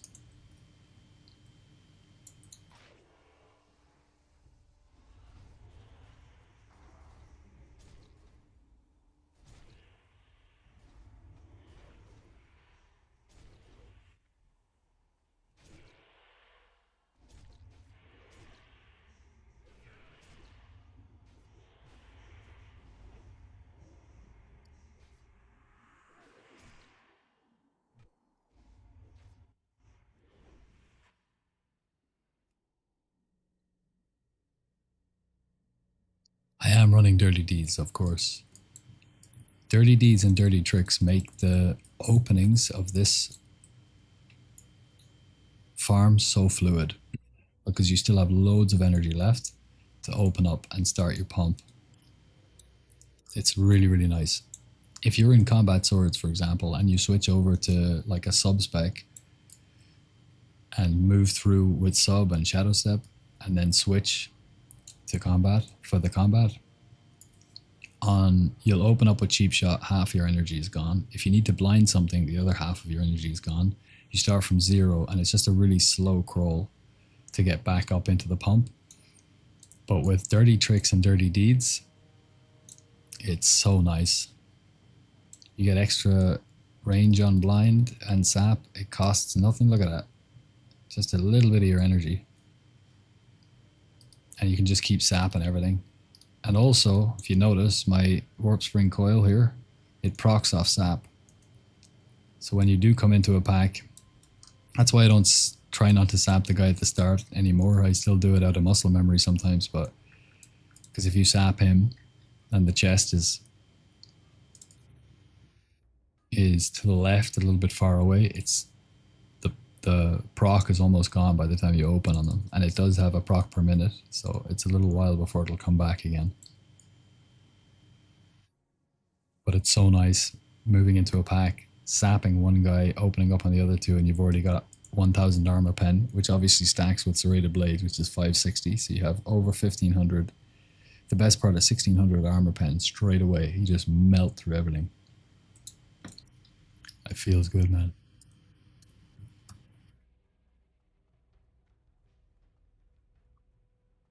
Dirty deeds done dirt cheap. Hello, bro. I'm sitting right outside Mana Teams waiting for lockout. Maybe I'll spot you on re-enter. Yeah, Christian Peterson, 100%. I'll look out for you. Bell pumps, I'm sorry. I don't have any of that stuff linked. I need to get Stream Elements linked up again. I promise it will come soon. I'll link you the Discord, though.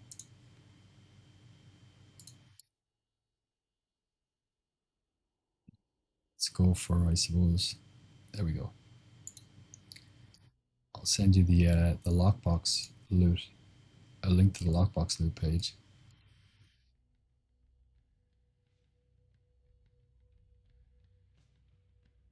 Somebody got a double living ruby, the Holy Grail. Just there on the 18th of August. So in the lockbox loot section, people just post their best lockboxes, like, you know, double blues, double rares. And we've had, I don't know, probably half a dozen people have posted their double ruby lockboxes. I still haven't seen one, but I'm looking forward to the day that I get one.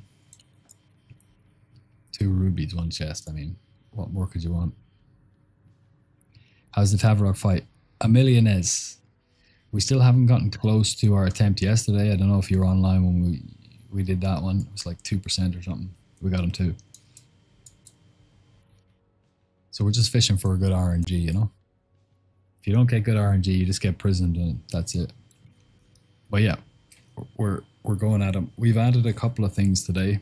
I added the rocket boots to my sprint, which has been nice. Let's switch into Tavarok here. And I'm going to switch this back to Bloodlust Brooch, I think. And then we're going to overwrite this bars and gear, sure.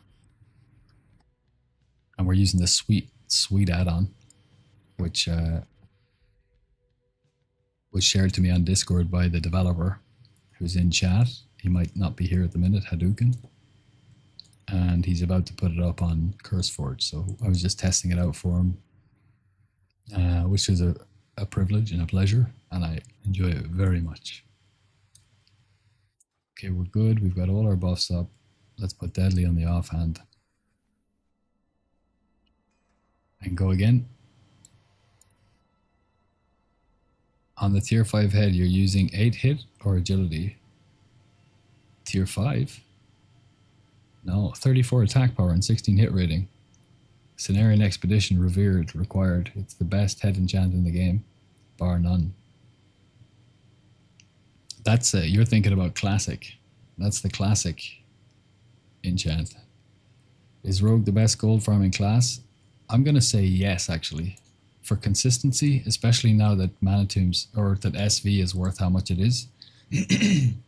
For consistent gold, uninterrupted, you don't need, like, boosters are like, I can make more gold per hour. Yeah, but you have to sit around waiting for guys like boosties, and it's dependent on the market. This is dependent on nothing. You can go in anytime you want and you can do these farms and you will consistently get the DPS shown there. For SV, 380 gold per hour. And that's, I started recording this at the drop down after the peak. If I had been doing this from the start of the phase, SV would be at least 400 and MT would be at least 300. And when I started doing SV in the first phase, after about 2 weeks, when I nailed the farm down, it was 450 to 500 gold per hour. So it's a bold statement, but I'm confident enough at this stage to say that Rogue is the best gold farming class in TBC, bar none. It's consistently amazing gold, and these farms remain consistent throughout the entire expansion. All right, let's do this.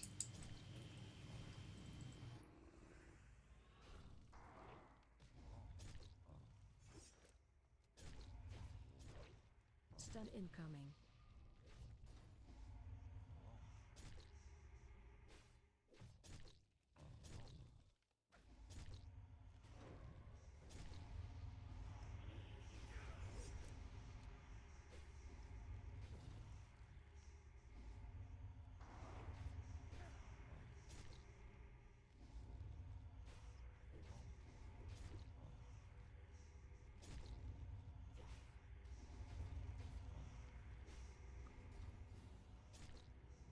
We're not getting the pump we need here. Aye.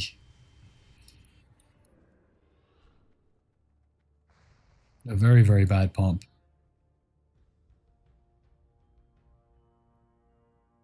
Like, decent RNG now. Decent RNG, I have to say. But bad pump.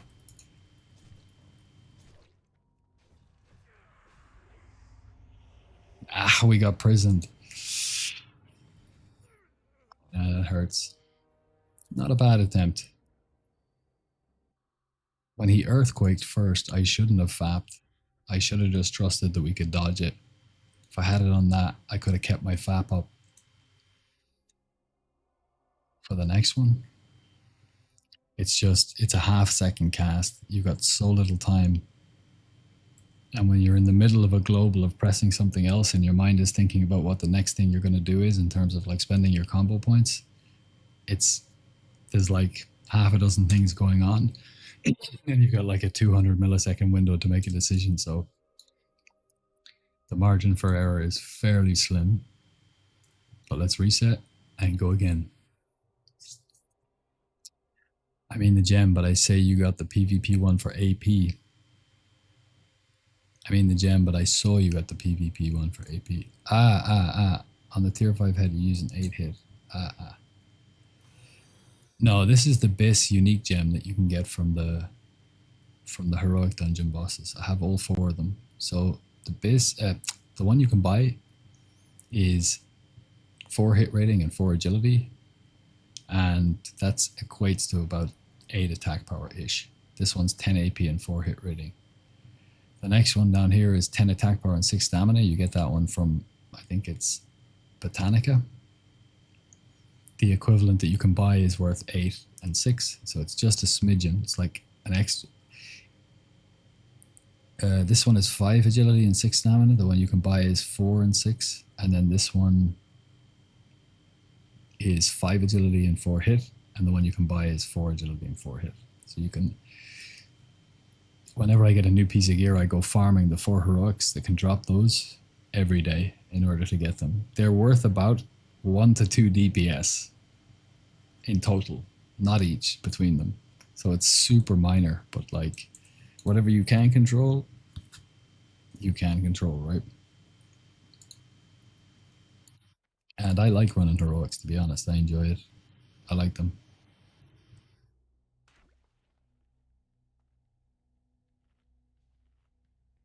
Ah, that's why.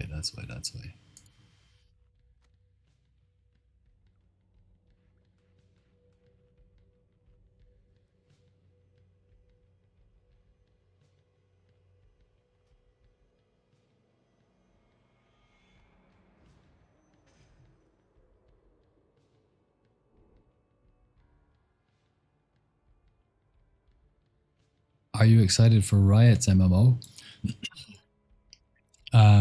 Riot make League of Legends, is that right?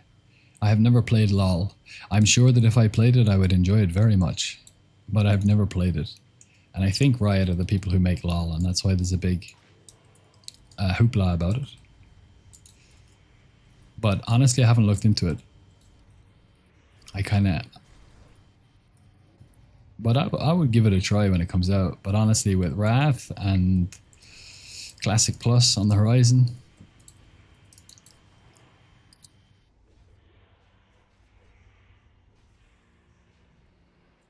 But honestly, it's the first... I had heard something about Riot making an MMO months ago. Obviously, it comes up on your algorithm if you're a gamer, right? but it's not something that I focused on. Whoa, he hit me hard there. That's healing effects reduced by 50, so you gotta wait until that goes before you bandage. Ah, because I have my deadly poison on. It's a mistake. I need to let's pull some energy here. He's in rage, so he can't slap. So we're just gonna I'll pot.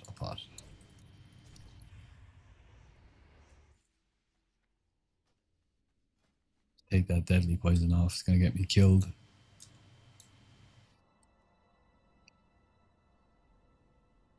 Holy chat is popping off.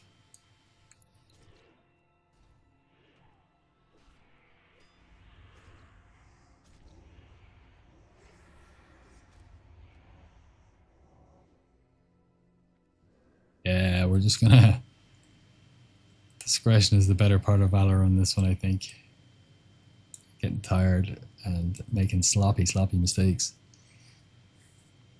Greetings. Yes. QQ. WTR. PGA Salt. My man. Good to see you in the chat again. Can you post a screenshot of your talents in disc for your farming? Sure.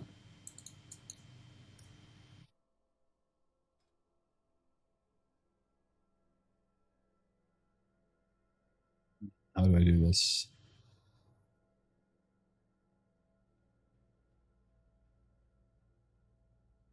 It's 1.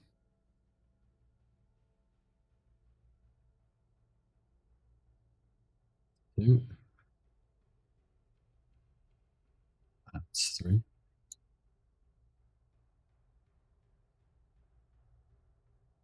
And 4. Let's get them into disc.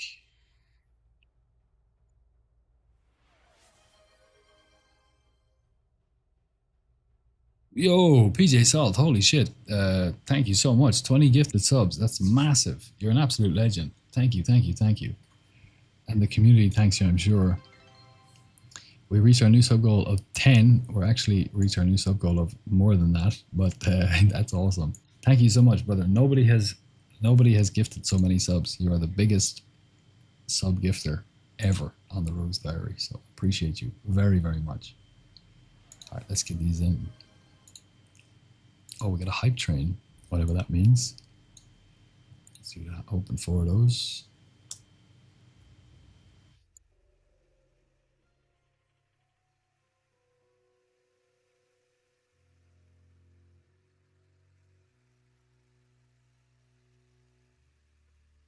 Harp spec for mana teams. All right, it's in the talent specs. Just uploading now. I have a really kind of abandoned. Abandoned isn't the right word because I'm going to get back to it, but have not been paying enough attention to the Discord. But I'm just so busy, brother. I'm so busy. We'll get back to it.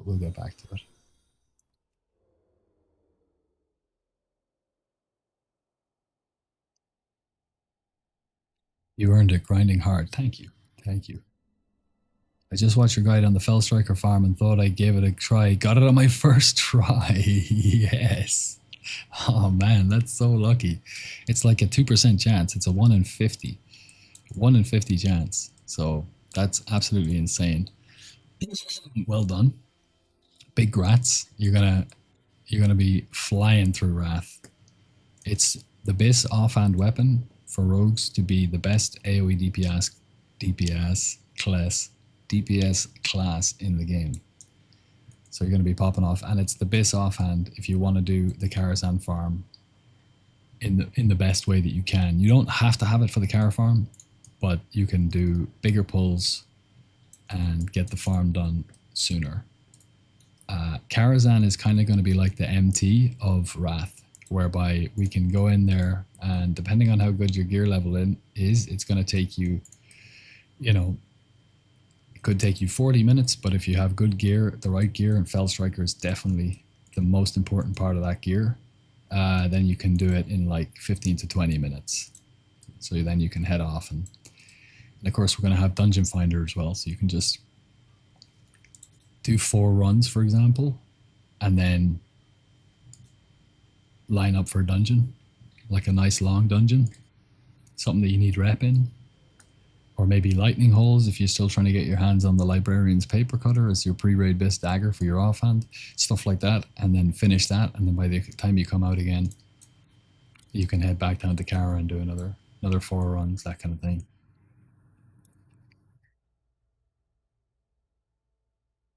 Joy, guys, you're an absolute legend, PJ. Thank you. Can't wait for Wrath indeed. Yeah, me too. Me too. I was gonna do some Wrath farming this weekend and record the car farm on the private server, but I was super busy today. There we go. We got it straight away.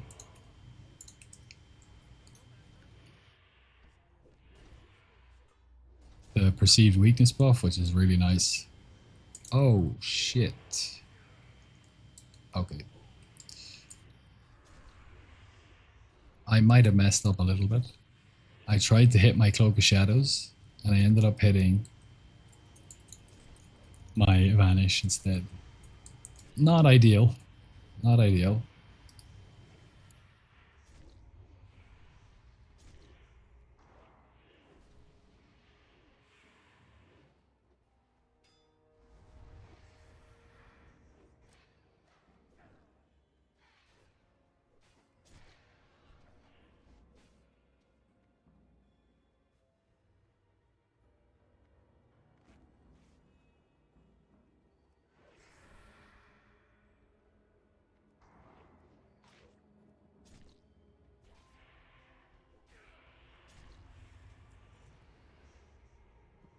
Clutched that one, boys. We clutched that one. 264 health. That was worth it. Definitely worth it, although we do have to wait now for the Tavarok. But that was a good fight. That was fun. Apologies for my many questions new to the Rogue family. You're on the right. You're in the right place, brother. Because questions I will answer for anyone who ever wants to know about it. So on raids, you use your extra combo points towards Eviscerate and not Rupture. No. If you're not doing exposed armor in your raids, you want to keep Slice and Dice up and you want to keep Rupture up. Those are your two main priorities for your combo point. With Slice and Dice, you don't have to worry too much about getting a 5 combo point off. You should try and get one, but Rupture, you should try and get a 5 combo point off. So it's kind of like this. What I would recommend for you to do is Shiv 5 times, Shiv 3 times, and then use a Thistle Tea to regain energy, and then Shiv 2 more times or 3 more times, depending on if you'd got 3 or 2 Shivs off before you needed to use the tea. That's as soon as you hit the boss. Shiv, Shiv, Shiv, tea, Shiv, Shiv. You got 5 combo points up now. Then you hit Rupture. You will often get a proc, another combo point here. 60% chance to get a combo point from Ruthlessness. If you do get that combo point, immediately Slice and Dice. And that now you've got extra, it's basically like a haste potion for free that rogues get. So you got Slice and Dice up and you've got a 5 combo point Rupture up. Now you're good. Then you can start pumping Sinister Strike. Pump your Sinister Strike up and then put it back into Slice and Dice as it's falling off. Then more Sinister Strikes and back into Rupture if it's falling off. We generally only use Eviscerate when we Adrenaline Rush because you just don't have time. Between keeping both of these up, you generally won't have that much time to use an Eviscerate. So it's really in our Adrenaline Rush pump window that we get an Eviscerate off. So in my boss fight logs, if you look at them, you'll see 1 or 2 Eviscerates per fight. That's generally the norm. By the way, this is a super simplified version of the rotation because there's all sorts of other things you need to do in it. When Bloodlust goes up, you need to be using your Blade Flurry and Adrenaline Rush in that window. You also want to use your Vanish and Garrote at some point in this rotation to get a Garrote off. But you don't want to be waiting for energy to tick up while you're in stealth because you're not hitting them and you're losing DPS. So you need to pool energy up to about 50 energy, then vanish and instantly hit Garrote, so that you come back out and you're hitting him again, and you lose minimal damage from stopping attacking him. If you're on expose armor duty, it's a different story. You need to shiv, T, shiv, 5 combo point expose armor, straight into a slice and dice if you get the free combo point. If you don't get the free combo point, I'll usually either shiv or Sinister Strike again, and then go for a 1 combo point slice and dice just to get it up and running. Then I'm going Blade Flurry, Adrenaline Rush, Sinister, and then Rupture. And then you're looking at your expose armor. If your expose armor, this is way too much information for somebody who's new, but if you go to wowtbc.gg, I'll type it in here. Head over to wowtbc.gg and click on Rogue and click on Class Guides. Click on Class Guides at the top and click on Rogue. And it will show you the rotation. And that's a solid place to start. Practice that, get good at that, and you'll improve your DPS by like 90% of what you're capable of. The other 10% comes from situational awareness, specific encounter awareness, and knowing what you need to do when in order to improve your DPS. But for somebody who's just starting out, just practice the rotations they give you in that, and you will be doing a lot more damage. Let's close that one down. Don't need that. Let's close that one down as well. Just farming mines. No, 2 mines, 2 chests, and we're trying to kill Tavarok here. We got him down to 2% solo because we got lucky RNG. It won't be until next phase when we have better gear and a lot of resistance gear that we'll be able to like probably kill him more consistently, and maybe even figure out how to kill him every single run. And that's what we're aiming for. We want to change the meta and update the farm for future generations of WoW players so they can make even more money, as if we weren't making enough. Just now got Blessed Chest and MT, 1 chest, Living Ruby, Noble Topaz, and a blue ring. That's very nice. That's very, very nice. Yeah, I haven't had the double ruby chest, but I have had chests like that. Living Ruby, Noble Topaz, and a blue. They're unreal. It's such a nice feeling. You see 3 blue bits of text, and you just dollar signs appear in your eyes. It's so good. Whenever I get that ore position and it's small adamantite, I sometimes go for the sap, blind, dink, vanish. Then yes, you can do that 100%. If you're in low gear, that's a very good thing to do, and that's what I used to do, something like that. But you can also sap, blind, Adrenaline Rush, and Blade Flurry, the 2 closest to the mine, and then vanish, and then you can just tap the mine, no problem, because it's only the 2 who are closest that pull, and then they social the other 2. Those are 2 very good options. But in my gear, it's 4 more opportunities to get a green or a rare item. So it's just, I always kill them because it's so fast, and it's a little bit more gold per hour on average.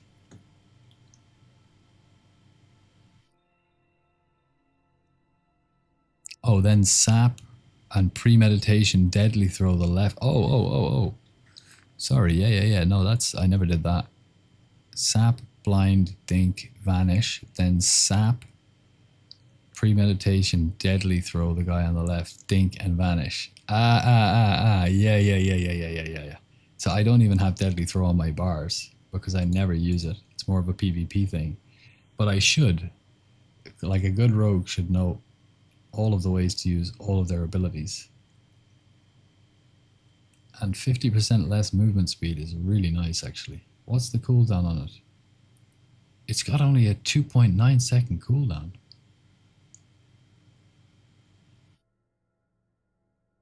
Hold on a minute.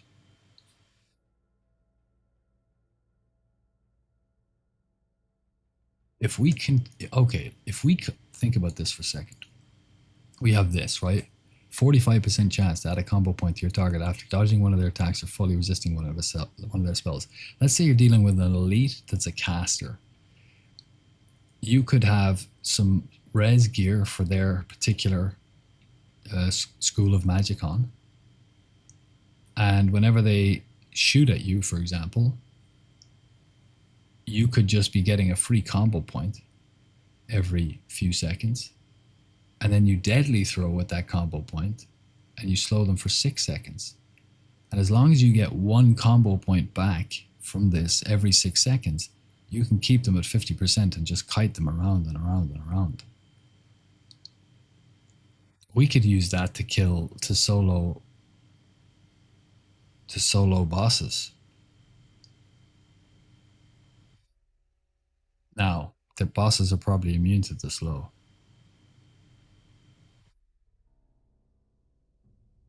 But that has potential. That has a lot of potential. I like that a lot. I like that a lot. Just want to let you know about the pre-med deadly. Hey, you've got me thinking, brother. You seriously, the tinfoil hat is well and truly on with this ability now and this talent combination. Especially since every 30 seconds, and it's 1 minute, we can cloak. But still.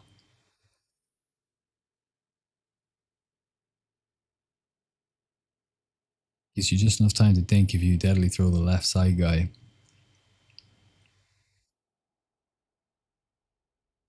Yeah, I love the thinking between stuns in the Silithus mining in Classic. When you go down as a rogue and stealth into the tunnels, and they're all elites.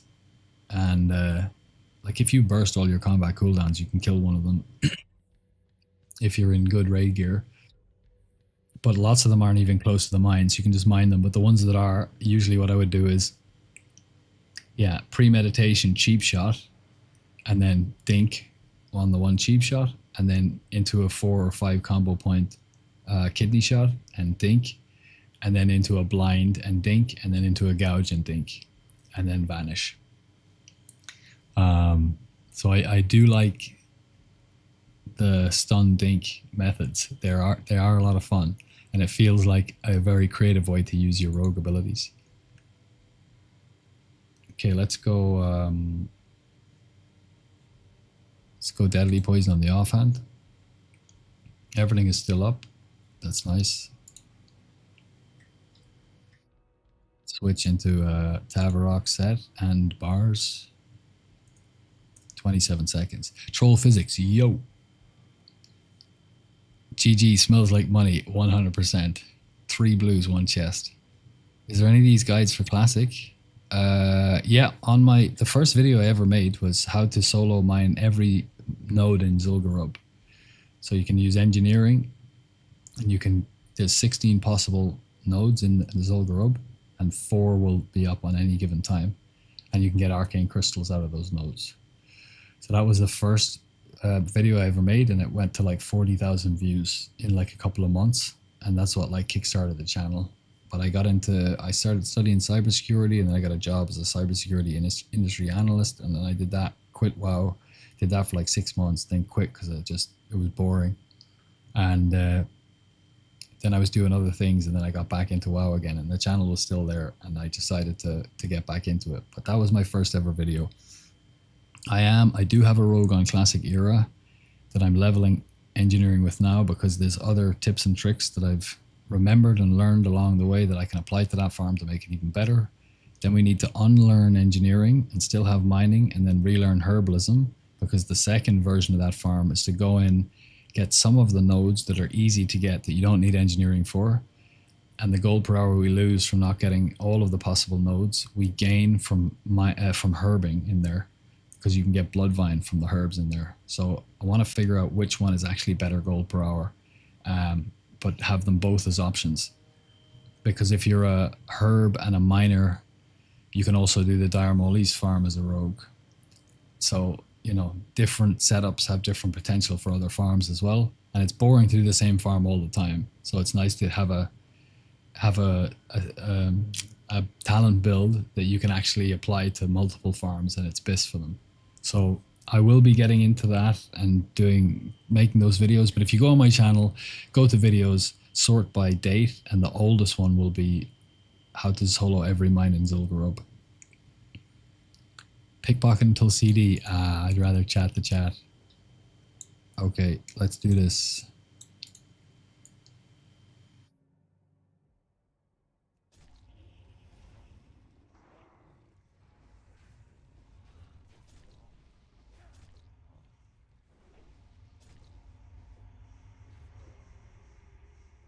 Stun incoming.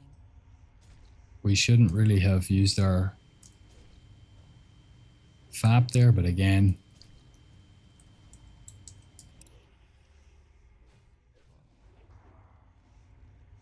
just kind of panicking a bit.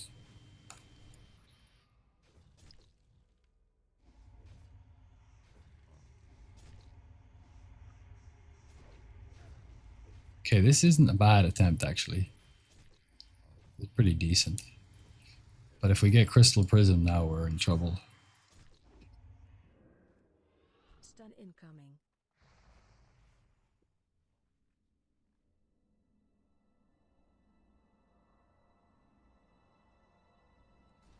That was nice. We got the whole cast. Ah, you mother. Ah, that's so annoying. We had a solid pump left. That's so unlucky. If we didn't get a Crystal Prism there, we would have been so close. We might have even killed them. All right, we reset. We go again.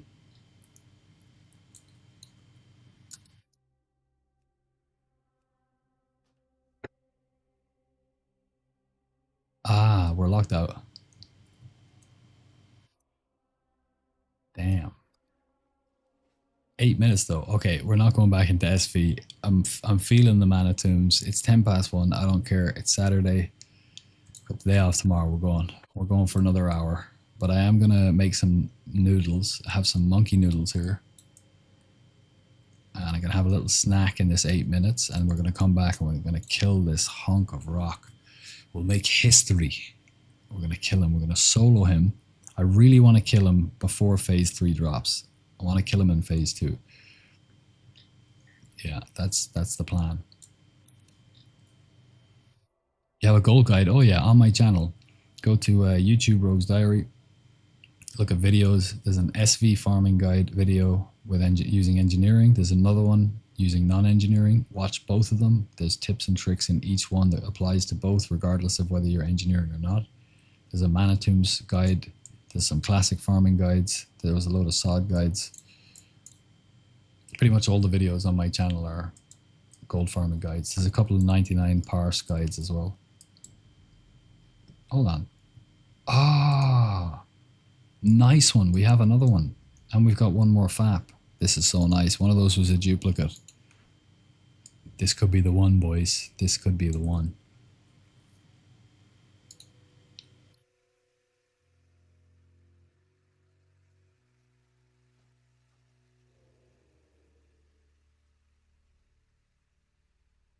Does Warp Spring Coil only trigger on sap if it lands, or can you sap the boss while he's immune and triggered? Bosses can't be sapped.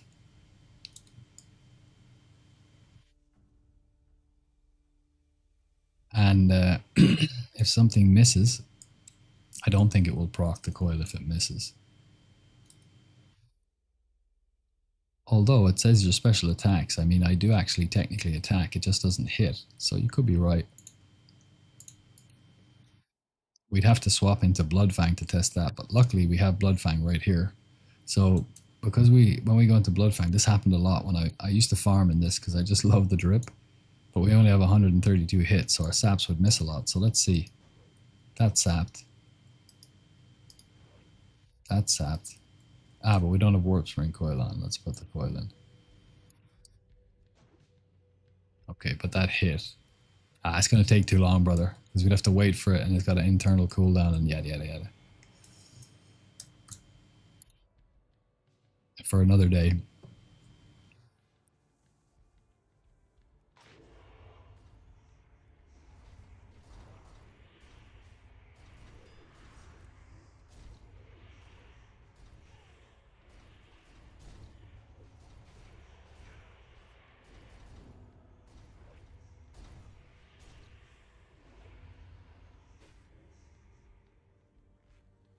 Ah, deadly poison.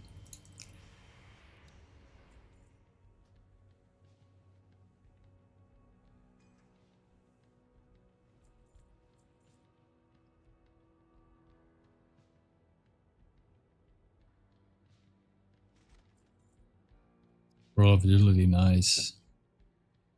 10 gold.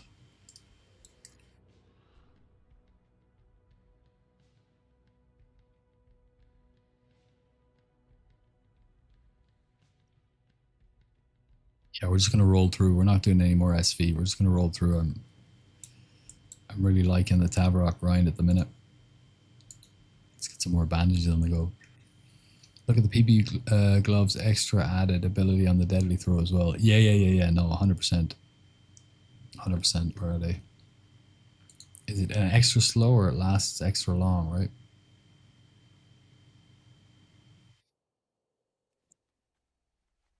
Ah, prevents. Yeah. That wouldn't actually be.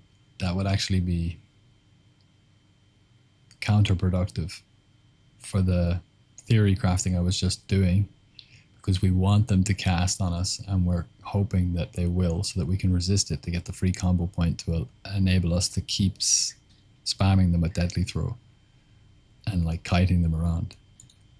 This is just for some random scenario I'm thinking of.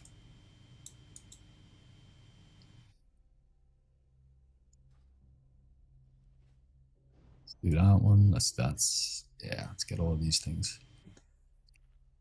Why is there a 3-minute delay on the stream? I don't know.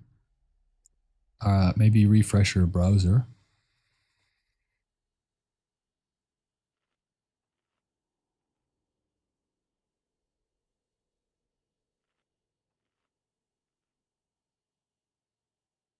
Refresh your browser and see if you're actually at the end of the thing, if it's live.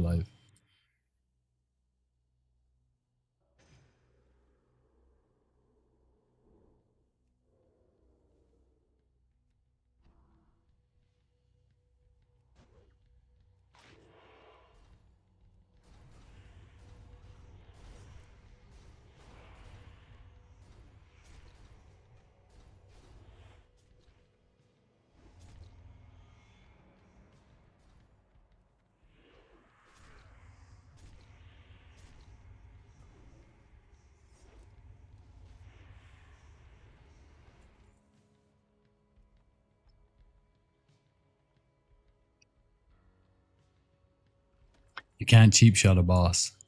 They're immune to that stun. But you can do that. It's a really good idea and it does work. You can instantly vanish and cheap shot. You need to pool and have enough energy for it if you don't have something like Dirty Tricks, which reduces the cost significantly, but that is something that you can do if you're in the open world. Yeah. Insta vanish cheap shot if you want a quick stun and it won't reset. So really solid thinking, brother. You're absolutely right. Nice outside of the box thinking.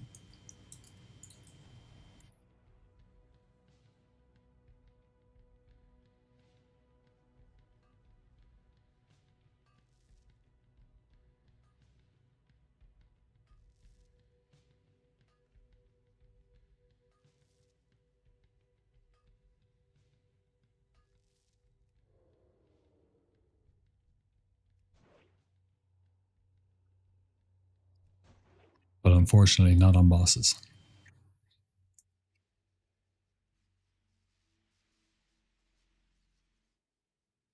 Is there a trinket that summons an ad to help you, like the Netherwing reputation trinket that summons a Drake that might help in the fight? Yeah, so I'm already using something like that. It's not a trinket, it's the Masterwork targeting dummy. And most of the things that you can summon don't really do that much DPS, but there is one, thank you for reminding me.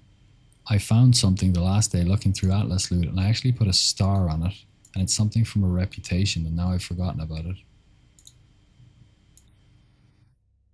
What am I doing? Factions. Netherwing, yeah. Overseer badge. Calls forth a Netherwing ally to fight by your side, yeah. I mean, you could use an Arcanite Dragonling or something like that, but it's going to cost you a trinket slot. That's the problem. And mainly what we want for a combat pet, it'd be nice to get a combat pet that could do good DPS.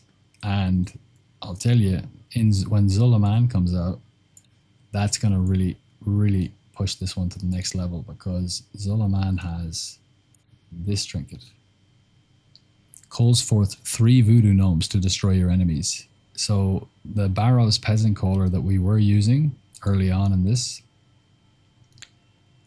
calls forth these guys, servants of House Barov, to fight, cook, and clean for you. They have very little HP because it's a level 60 trinket. They're very, very good in Classic. It's still good in TBC for various shenanigans. You can use it in Arcatraz when you're doing the heroic attunement quest. And you spawn those 3 guys in, and then the boss can target one of those to fear them. Or target one of those to mind flay them. So it just creates more targets. I used that actually on that quest, and it worked. One of them got feared. So that's really nice. But the voodoo gnomes are going to have a lot more HP. So when we have this trinket, we'll certainly be using it for Tavarok. And we're going to pop those guys. That's going to give us way more time to heal up with a bandage. And they're actually going to be doing some damage to the boss as well. So your thinking is spot on, 100%. But for now, what we have access to isn't really going to do any significant damage. In fact, if we use a trinket, we're going to be losing damage because we have to swap out something like this. And any trinket that gives us a combat pet now is not going to be able to do as much DPS as this. And since we already have the target dummy, the reason why you would use a combat pet really is just so that I can vanish without dropping the fight, so that I can, and drop threat, that he'll focus on the pet, and then I can sprint and boots away and heal up. That's what I'm really using them for at the moment. That's the primary function of the combat pet at this point in time. But when we get those gnomes, that will also be, it will still be the primary function, but the added benefit is that they will actually do a good bit of DPS and they'll have much more health.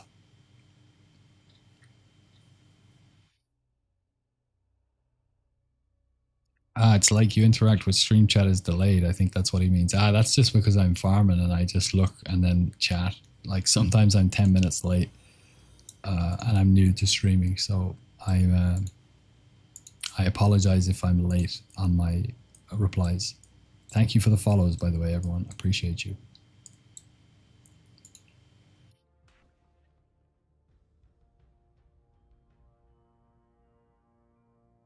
Hey, what happens to the rogue class in Wrath of the Lich King? Oh, yeah. Still viable. We're one of the best single target DPS in the game. We're still absolutely insane in PvP. We are the best AoE raid DPS class in the game, bar none. We beat all the mages, and we have access to the best gold farm in the entire classic canon. So we're S tier on every single level. Wrath of the Lich King is by far, in every vertical, the best expansion for Rogue. When you take them all together, it's going to be absolutely off the charts. And I'm working on those farms at the moment on a private server. So I'm going to have video guides for them ready to go when Wrath is coming. Okay, let's get deadly on the offhand. So did you just get the 4 Harris Pilton bags? Yeah, I bought them all because I have more money than sense. That's pretty much it, really. Do we have FAPs? Do I have a FAP? I have 1 FAP left. This is it, boys. This is it. Are you ready? Are you ready? Oh, shit. I didn't even get my... Okay, that was bad. I deserved that for being cocky. I didn't even get my my Garrote off. That was brutal.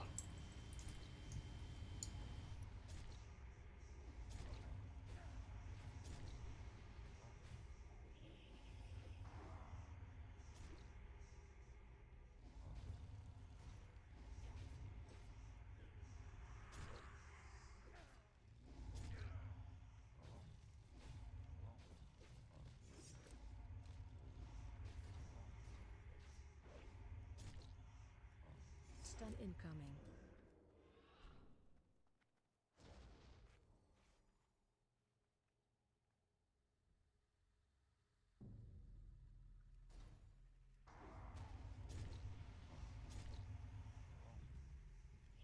Ah, come on.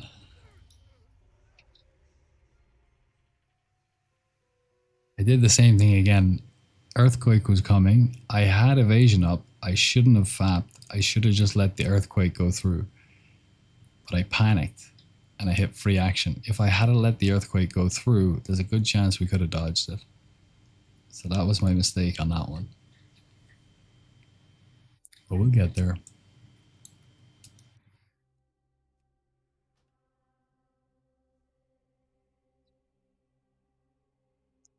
Can shift right click Atlas loot and it'll bring up favorites in one window. Oh. Oh. Oh, thank you so much, Bell Pumps. You're a legend. Yeah. Favorited. Choker, serrated blades. Yeah, that's going to be nice. Voodoo mask. Claw of Molten Fury.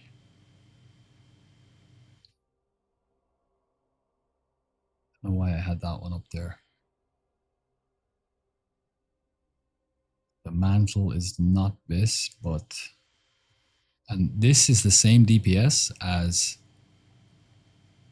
your Belt of Deep Shadow. If you're in phase 2 Bis and you sim it and you put in Belt of Deep Shadow and then you swap in Don Alejandro's, it's the same DPS. Golden Sphere, Helm of the Forgotten Vanquisher. This is the one that I really want to get my hands on because I want to test this in Wrath with Fan of Knives, the Infinite Energy Fan of Knives, to see if it will drain significant life and add to survivability. That has like serious potential. If it works, it could be really, really good. It just depends on how often it procs, if it has an internal cooldown, and how much it heals you by. But this could be huge. That's the same reason why I want Rod of the Sun King as well. But I think this has an internal cooldown that makes it not that good. Definitely not as good as Fell Striker versus a big hitting main hand weapon like the Spell Blade. They're actually not very good. They're like a 10 DPS upgrade to these ones. The Insidious Bands are a 30 to 35 DPS upgrade for us. 30 to 35 DPS is a lot. To get those from Bracers is absolutely insane. And Blade of Infamy sims the exact same as Talon of Ashara, so don't go wasting an SR on that because they sim the exact same. So put your SR on something else, Blade of Savagery, or the So if you haven't seen my Phase 3 Bis Prio guide, the breakdown is Warglaives are obviously Bis. It's 220 DPS if you have both glaives. That's 4 DSTs. The next best DPS upgrade for you is your 2 set, regardless of which 2 pieces you get. If you get the 2 worst pieces, you get a 65 DPS upgrade from those 2 pieces, the stats on them, and the 2 set bonus. 65 DPS, that's worth more than DST. Now I know it's 2 items, but even the 2 worst items, which are the legs and the shoulders, if I remember correctly, that's 65 DPS with those 2. If you get the 2 best items, which are the helm and the chest, that's a 95 DPS upgrade for 2 pieces. The next best, so Warglaives 2 set, the next best thing isn't Blade of Savagery, Insidious Bands, or even Cursed Vision of Sargeras. The next best thing is your 4 set. If you get the worst 2, you got the best 2 first, we'll say, it went up to 95. The worst 2 plus your 4 set bonus, the stats from the worst 2 plus 4 set bonus are worth 75 DPS. And if you get the best 2 on top of the worst 2, it's up to 115. So like it's all the same DPS in the end, but the jump in DPS from your 2 set and your 4 set are worth way more than anything else. So those are your prio 100% if you're not getting glaives or you can't SR glaives. And then it's Curse Vision of Sargeras, Blade of Savagery in the offhand if you're not getting glaives, and then Insidious Bands. Everything else you can get, your cape, your neck, your ring is going to be like 10 DPS, 10 to 15 DPS, like all very minor upgrades. So the tiers of upgrades are like 10 to 15 DPS for like 4 or 5 of the items, and then it's up to like 35 DPS straight away jump from that, and then you're up into like the nuts S tier, God tier bracket. Oh, did I reset?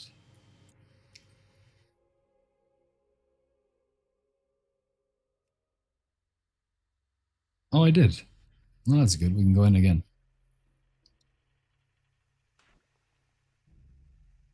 So yeah, I don't know if I have to SR Warglaves. We'll see when we go into Black Temple. But if I don't, and they're just prioed to the three of us, two rogues and one warrior, and we just roll for them, and we can spend our SRs on something else, I'll be SRing two set, and I'll just SR the tier pieces that have the least competition on them.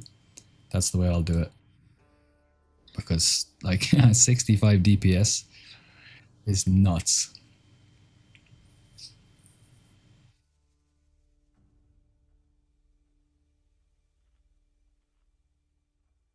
Patches McPatch, you have a super chill and relaxing persona. I like the stream. Thank you very much. I appreciate the compliment.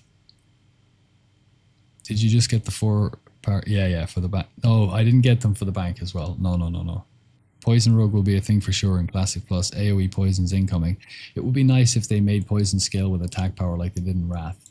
That would be super nice, you know. But what I'd really like to see for Rogue in Classic Plus is something decent from Ravenholt. It's such a cool area. You have to sneak up through it. You've got this little chest that's a trap. You go in there. It's like this secret gnome place, rogue place. There are gnomes in there, and it's rogue only. And there's a reputation for it. And then there's nothing. Like you don't get anything from the reputation. Like a rogue only trinket. You know, a trinket, something that increased the level of your stealth. You know, something that increased the range of your pickpocket. You know, anything. An item that acted like one of the glyphs from Wrath of the Lich King. Like, you know, as long as you have it in your bags, something like that, or like a key ring, it will reduce the time on pick lock by 100%. You know, something like that. That doesn't break the game, but it's very flavorful for Rogue that you can earn with that reputation for Ravenholt.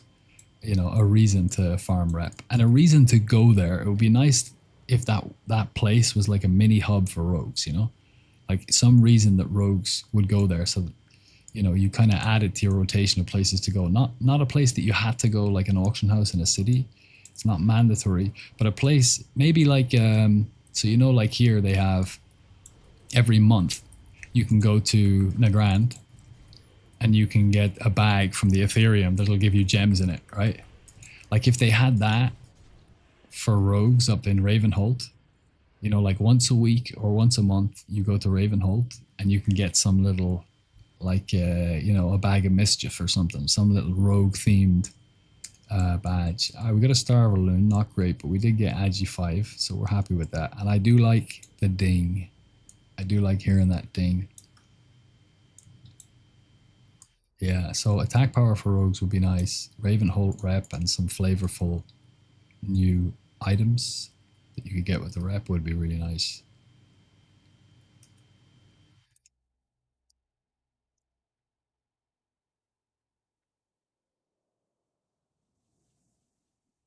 But other than that, rogues are in a pretty good spot.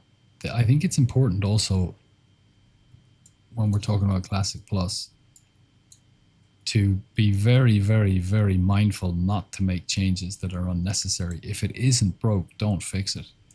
Rogue doesn't need that much attention, to be honest, as a class in Classic Plus. And the Ravenholt stuff would be a really nice way to breathe new life into the class.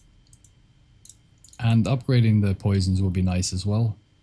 But, you know, there's ways to kind of horizontally expand without creating this vertical power spike. So rogues are pretty good. I would like actually for rogues to be left pretty much as they are and not change too much. A couple of tweaks here and there. You know, with Shadow Priests, Willie just released a video and he said, you know,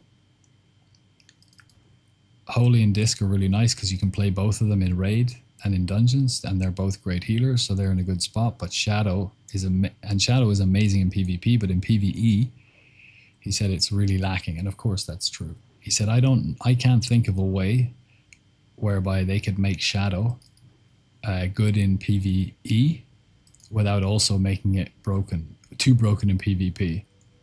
But I immediately thought of an idea. PvP is all short and bursty. You just have to make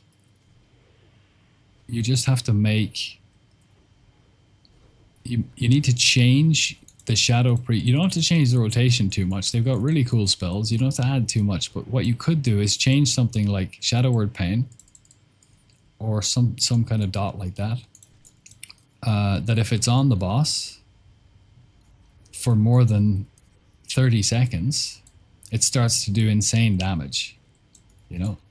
And because in PvP, you're never going to be on somebody for like more than 30 seconds generally.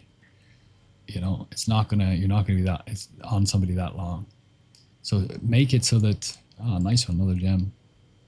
Make it so that it's a time thing, so that on boss encounters, you're gonna see that value, and the shadow, you know, deepening shadow or something like that, where it's not necessarily that the tick increases incrementally over time, because that would be better in PvP.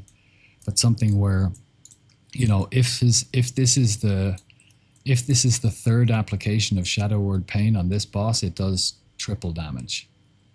You know, then you're creating a situation where, I mean, sure, it would have applications in PvP as well if you're 1v1ing somebody.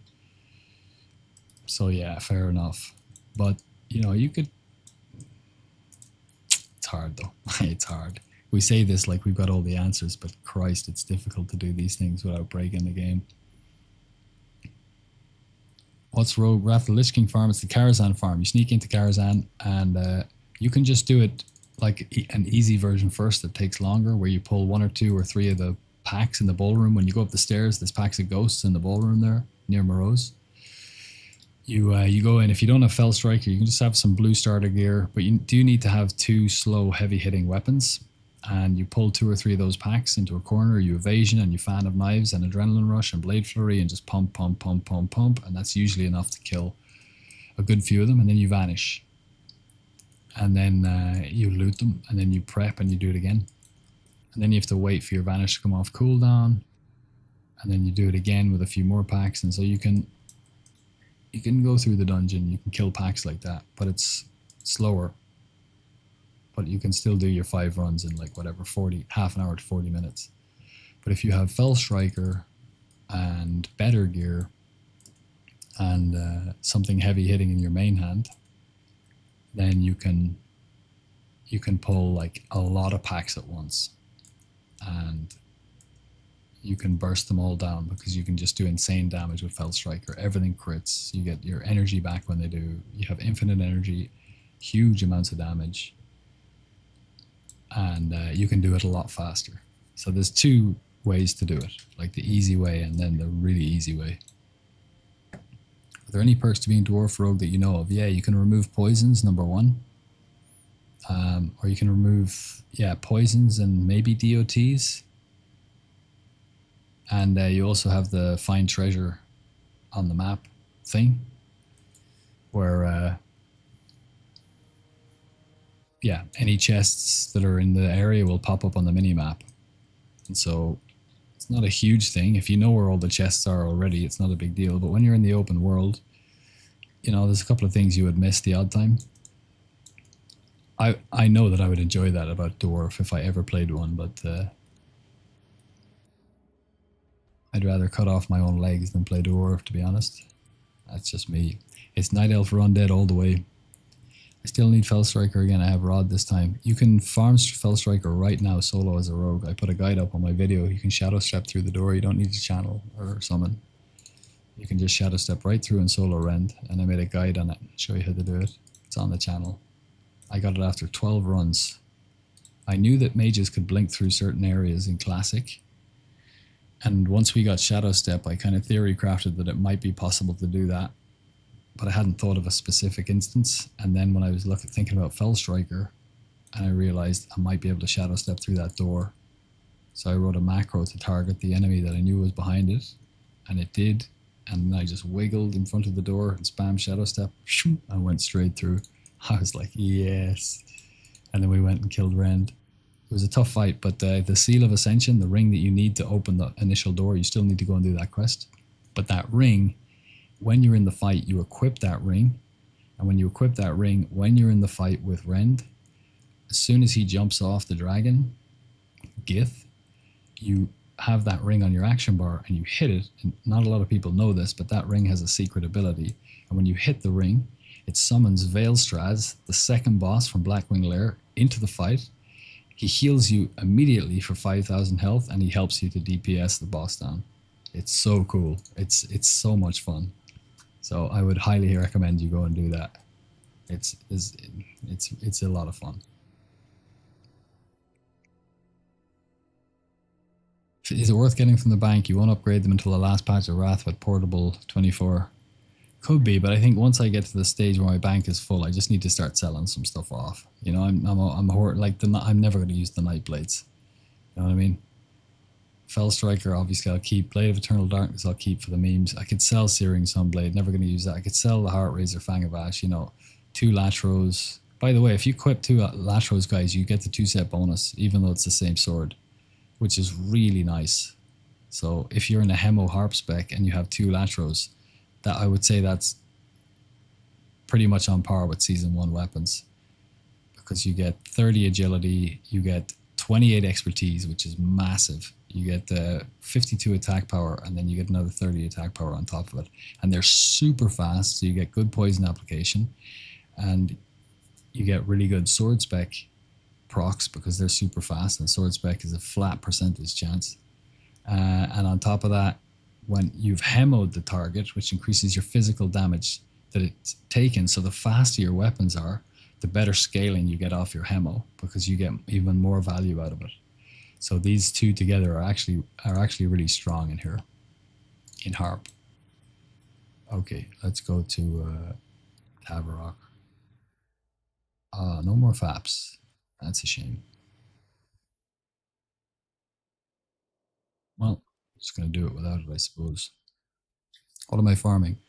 Mines, chests, and we're trying to kill this guy solo. We're getting there.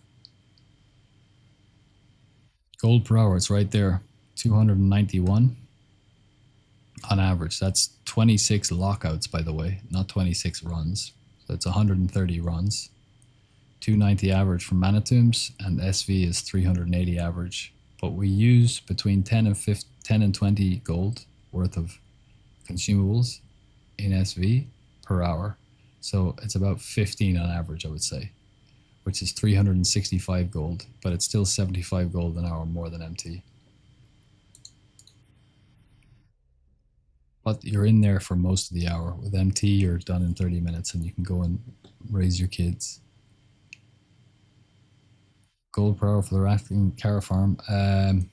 Depends on your server and how much the enchanting mats are selling for, but between 500 and 1,000 gold per hour, somewhere in that range. I know it's a big delta, but if you want max performance, sadly, or human are the best options. Yeah. Troll is pretty good as well, but yeah. Solution to Shadow Priest in Classic would be to reduce the impact of Shadow Word Pain. It deals insane damage and lasts forever, and I do believe adjusting the balance of existing abilities will be necessary for Classic Plus. Hemo scales on weapon damage, though. It does, but not the same way that, like Sinister Strike scales on weapon damage, as does Hemo. But with Hemo, it increases the damage dealt, so that the faster your weapons are, the more damage you're dealing, and the more you get that. So that scales as well.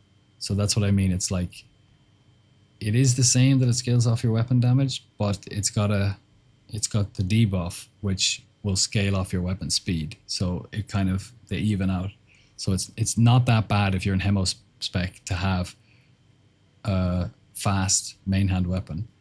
It's not that bad. But with something like Latros, when you can get the 2-set bonus, it's like pretty good. I don't know if it's going to be as good as it's not going to be as good as Talon of Ashara, and it might not be as good as the Season 1 weapon, but it's not going to be far off it. So it kind of balances out. Yo man, what would you say is the most effective gold farming as a hunter? I have no idea, brother. I would just go WoW TBC hunter farms and I would check that out. Hey there, boss man. Been a while. Hope the gold grind is going well. CNR did it. It is. Connor did it. It is going well. We're flying. We're making money. It's all good. We hit 120. We went over 120k today, which was nice. And we got another. Is that right? Mana Tombs. Yeah, 304 gold. But how many lockouts is that? No, that must be the 5. Maybe it's 6. Well, I'm going to do that. That's 305 because it's 81 silver. I'm going to add that now because I'm going to forget to do it if I don't.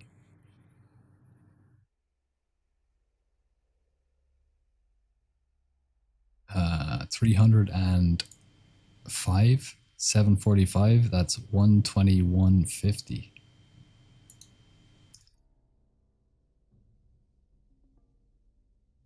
If my math is correct, I think that it is. I've stopped adding the gold per hour because at this stage, even if it's up by like 10 gold, it doesn't change this. It goes up by 1 and then it goes down by 1 when I have a bad one. These are pretty much locked in. Even if you get a really good gem run, it's not going to shift the gold per hour average of these numbers by much at all.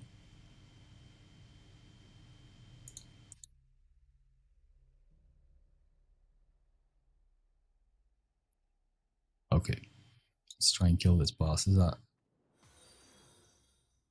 deadly? Sure, sure, sure. Tabrock. We do need to go and get the... After this attempt, we'll go and get FAPs and stuff. We'll come in, we'll do another 5.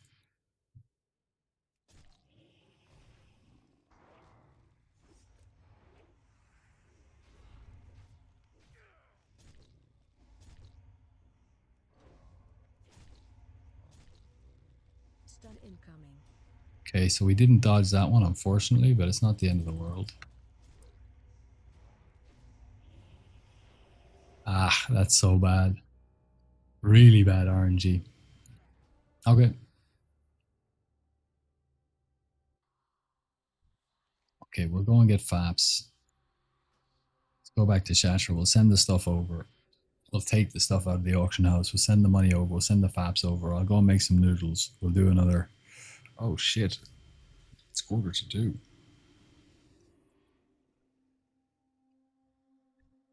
Mm.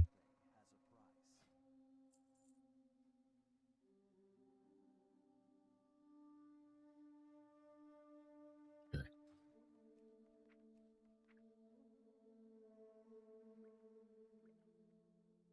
I forgot... Bro, I forgot to use Winterfall Firewater the whole time.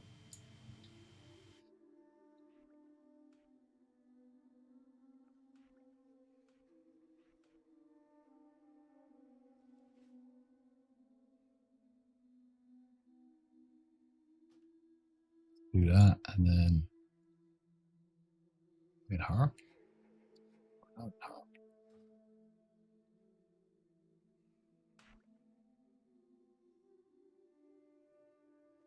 1 second.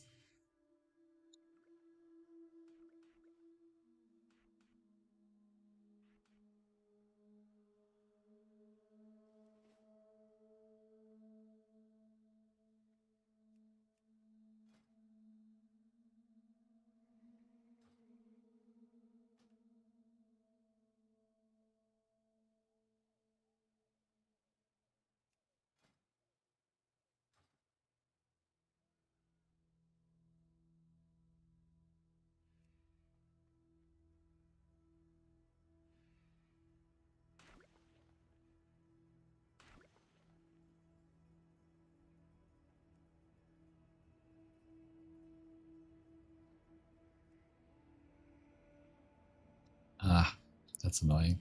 Okay.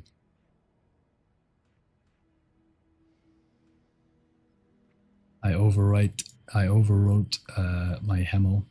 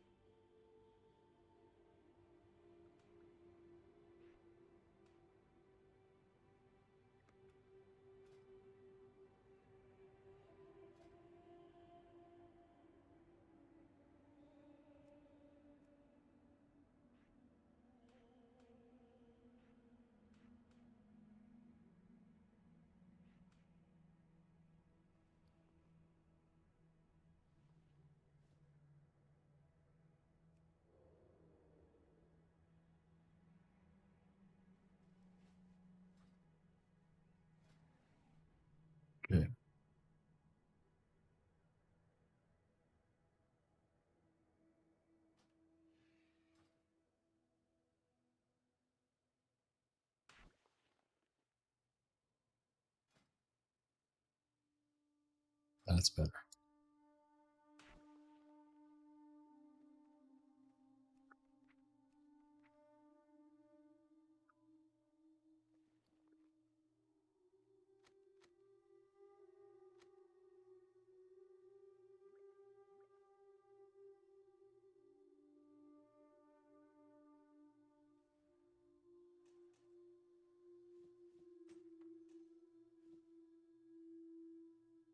Oh, actually, we might go down to Negrand and see if we can get another bag of gems. We had a really nice one 2 bags ago. We got a living ruby, a noble topaz, and night's eye, I think, in one, which was huge.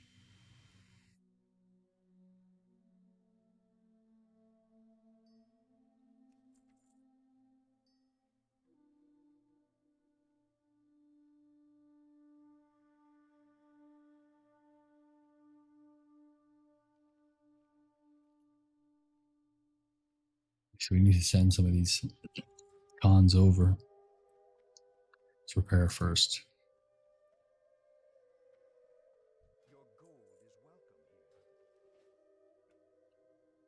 Fly over to our second rogue and send them over.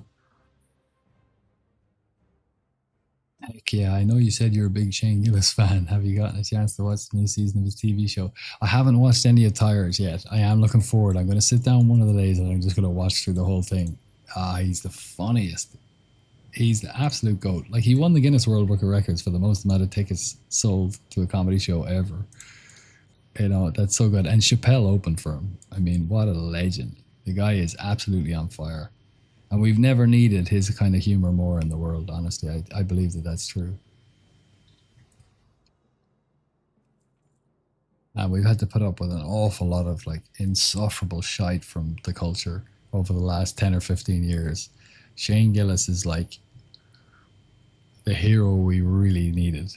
And he is absolutely killing it, and I love it.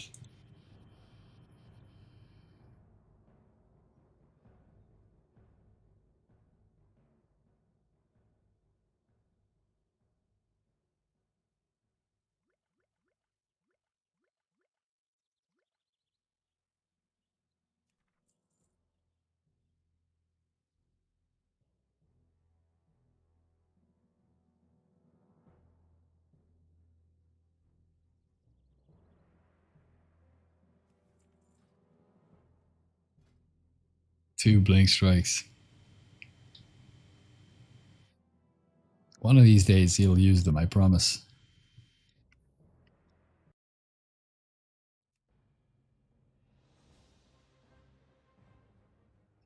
Brother, what are the most profitable professions in SVMT? You have to be mining for MT, and you can be whatever else you want. But for SV, you have to be mining and engineering to get the most out of it. The engineering gives you the ability to, well, do the runs a lot faster. But it also gives you the ability to get the gas clouds. And that's the big one, because the gas clouds, you can do it without engineering. You can do all the pulls without engineering. I have a video on my channel showing you how to do that. But the gas clouds give you, on average, 4 motes of water. Sometimes 3, sometimes 5, but generally it's 4 motes of water. And you get 5 of them an hour. So you get 20 motes, which is 2 primals. And they have never gone, on my server, they've never gone that much lower than, they were always around 20 gold. Sometimes they'd float down to 19 or 18 in a dip. But now, at the moment, for some reason, they're actually up to like 22 gold. But they've never, it's weird, primals have never dropped that much. Not like ore. Ore can lose, like adamantite went from high, goes from highs of about 2 gold 75 when you're in the peak of a phase 1 and phase 2 peaks. It's about 2 gold 75 for 1 adamantite on my server. And then on the lows, it's down to like 2 gold. You know, that's a lot. Like, that's a significant jump. That's like 30-ish DPS, like 30-ish % drop in value. But primal waters have remained consistently around 20 gold on my server. 20 to 19 gold. So you get 2 of those, so that's worth like 40 gold, you know, 35 to 40 gold. And at the moment, they're up to 22, so it's worth like 45 gold an hour. So that's a big part of the discrepancy. You can see the difference there. The difference there says 90 gold, but it's more like 75 because you have to spend the extra cons in SV. So 75 gold. If 2 primals are worth 45, that's a big chunk of that extra money. Now, you're still 30 gold up even if you don't get those primals. That's just because you get better enchanting loot. You get more super mana potions. In mana tombs you have fell bound chests and they're lower level chests, so you often get major mana and major healing, which are the old classic versions of the pots, which are worth a fraction of the TBC equivalent. So there's all these little edges that SV has. You still always get level 5 scrolls in SV, which is really in MT, which is really nice. And the raw gold from the chest is the same. It's 650 plus or minus like 50 silver. It never goes below 6 and it never goes over 6. It never hits 7 gold. But yeah, you get better pots out of all the chests in SV. All of the items are level 70, so you get slightly better enchanting yield, like enchanting mats out of them. And the odd time you'll get a shadow res item that you'll sell for like a lot of money. And in phase 1 and coming up to phase 2, you got any frost and nature res items you got are level 70. They're all bis. Like, people don't want level 64 shadow res items. They want level 70 shadow res items. So that's another. I got it this month. Okay. Already been done. All right, let's log. Let's log the priest.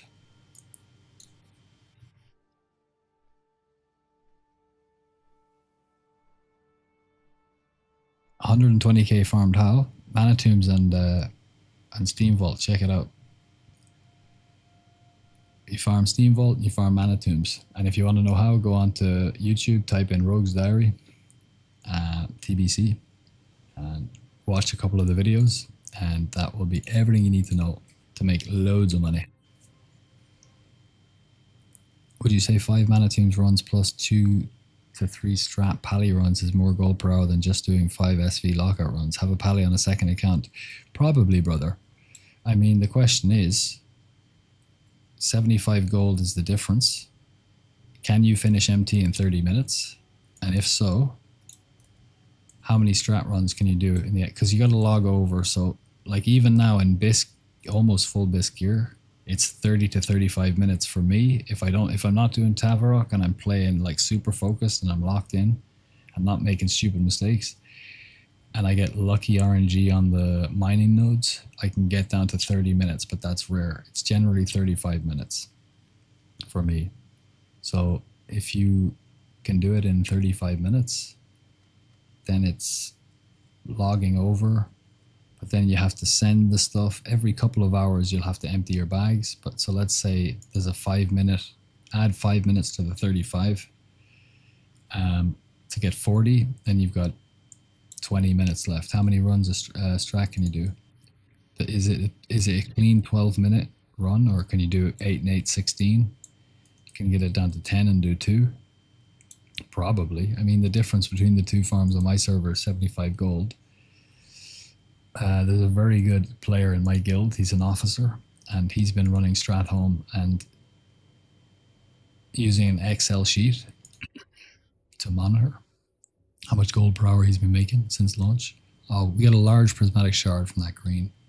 So that's really nice. That can happen. It's rare, but it can happen. It's like a 3% chance, I think. Yeah, see down there? That's a... See, there's the difference, right?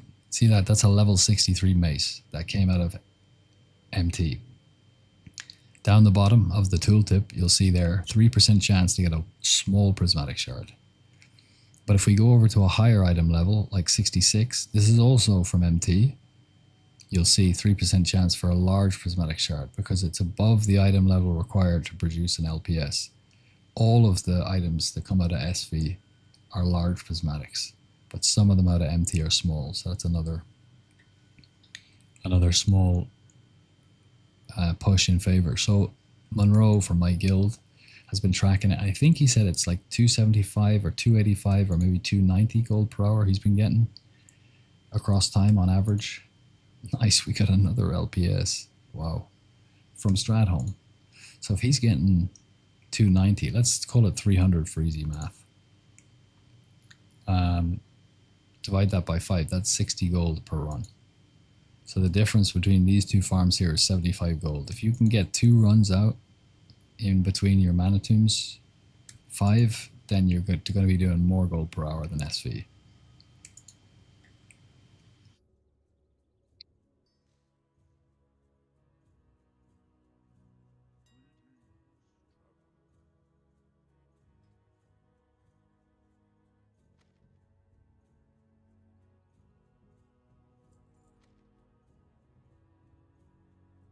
Part of the reason I went back to MT is because I really want to find some cloth shadow res gear. Can go for 500 gold. Back to MT. Oh, you want to be an SV for the cloth for the shadow res gear. MT. Like this piece here. I just found this earlier on. Level 70, 27 shadow res cloth. I put it up for 499.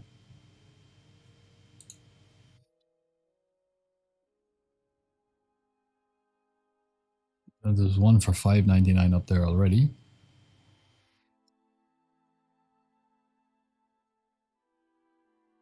So I put it up for 500 to see if it would sell. Now that's a ridiculously high price, so I don't expect to sell it at that. I think a lot of people have already sorted their shadow res. I might drop it down.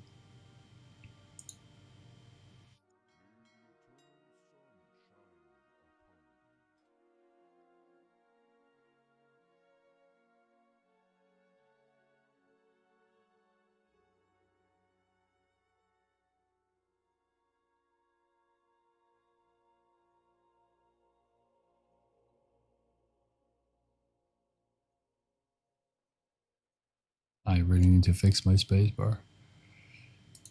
There we go. Ah, somebody, man, the guy took them off and undercut me by, oh, they're the exact same.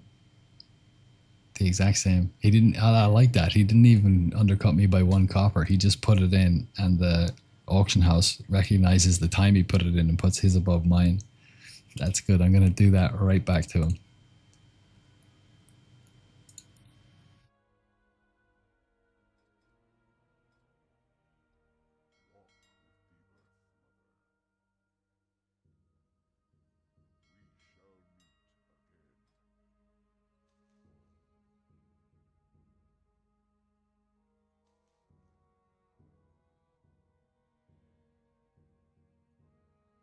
You want to wait on your gems until BT comes out. You can get epic ones from the bag once it does.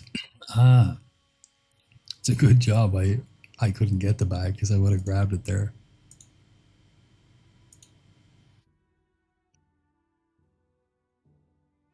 What the hell? 2 living rubies and 2 MT runs. I'm popping off. Big grats. That's so nice when they chain like that. It feels so good. Let's get manas up. How's it been going, bro? Hadouken! This is the man who made the app, guys, that I was just showing you. It's been going very well, brother. All is going good, and the app is, or the add-on rather, is, I'm loving it. I'm gonna keep these, I'm gonna keep those. Let's turn those into those. We haven't killed Tabarok yet, but just getting more used to it every time. Had some fairly bad RNG. I mean, not bad RNG, but just normal RNG. We can't kill him with normal RNG. We just need super lucky RNG, basically. We haven't gotten it, but that's fine. We will be back. Let's shop for reaction potions.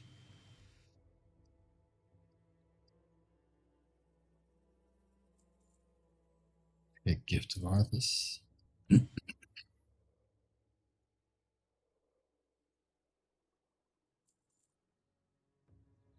Now I'm at 5.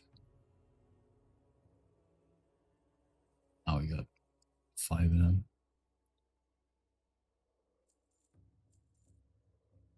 What else? Mudfish, I think we have plenty of. Bacon, 13. Petra. Yeah. That's fine. Heavy netherweave, I think.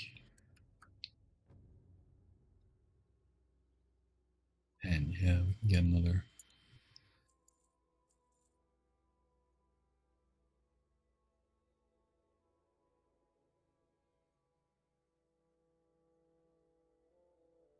I know I'm forgetting something, but whatever. I don't have engineering, unfortunately. Well, it's a really, really, it's a really, really good profession, and it's going to be BIS and Wrath, and it's BIS and TBC for PvE DPS because of the bombs, and it lets you do all sorts of shenanigans outside of raid as well, like these gold farming stuff. So I would consider getting it. You'll be able to roll straight into Wrath with it. In Wrath, if you're DPS, melee DPS, physical DPS, and probably others as well, the best two BIS professions for PvE are engineering and jewel crafting. The jewel crafting only special gems that you get in Wrath are absolutely bonkers. They're incredibly good. I'm not going to be greedy. I'm going to put these at 369. I would be very happy to get that. It will cost you, it won't cost you that much to level engineering now because the ores are at an all-time low. If you have a couple of thousand gold, you'll be able to level it. Whereas when they're 275, it's going to cost you a lot more.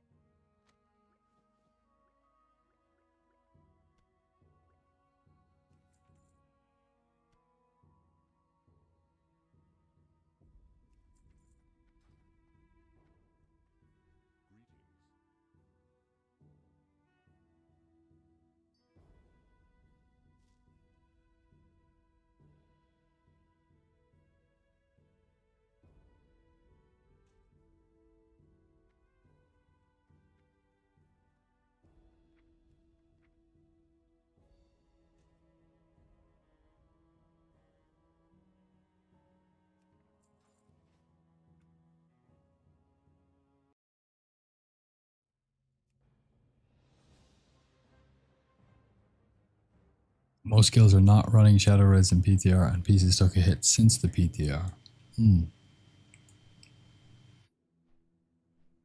Yeah, I'm sure that had an effect on it, right? But it's a lot different watching. Now, this depends on your skill cap as an individual and also the skill cap of your guild as a whole. But I think that there'll be a fair few people thinking that it's going to be a cakewalk without Shadow Res and then wiping a lot on Mother Shiraz. But also there'll be people who think it's going to be harder than it is, and they'll regret spending 2,000 gold on getting all their Shadow Res bits after 2 weeks.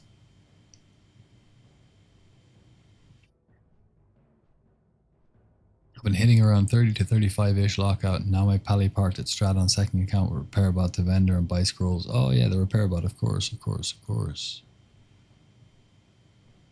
But don't you want to send the green items to an enchanting alt to disenchant them? Wouldn't that make you more money? I don't know how well the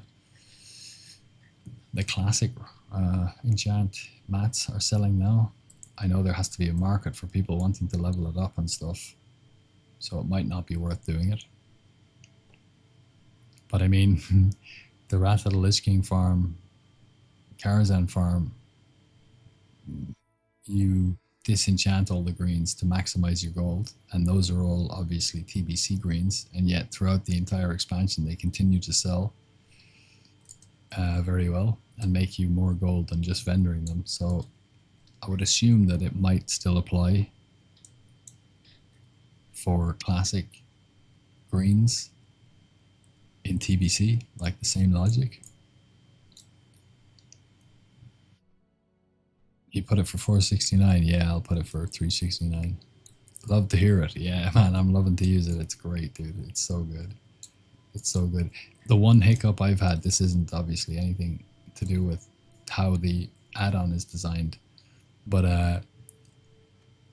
I I need to change my spec first before I change my bars, because I went into do an Anzu run with people and I changed my bars over to harp bars, but I was still in my sub spec and I had no way of telling that I was in my sub spec because I had harp bars on. So I went in, hit the first guys, and then went to do Blade Flurry and Adrenaline Rush, and it just wouldn't work. And it's like, why aren't my buttons working? I was like, I'm still in sub. So it was a new experience, kind of like being blind for a day, you know? You're like, it's this very like discombobulating experience. What have I got? 14.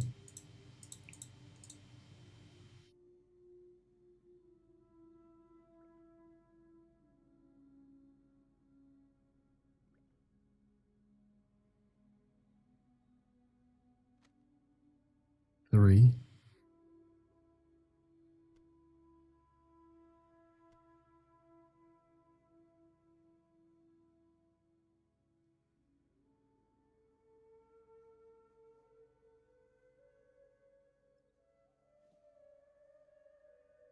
We've got two more target dummies.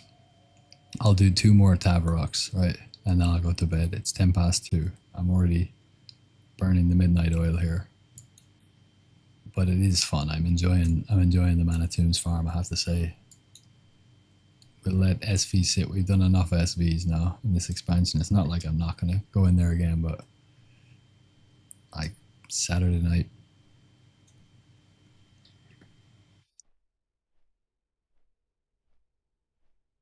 Is it possible to enter SV or Shadow Labs 5 times per hour to farm mining and lockpicking chests?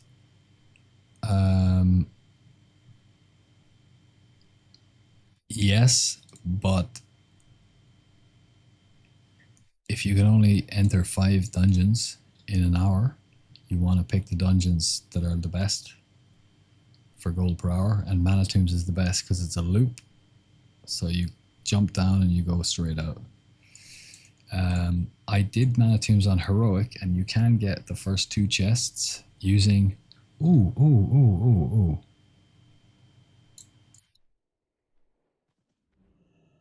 Oh, let's... okay, I'm going to test out Kato's.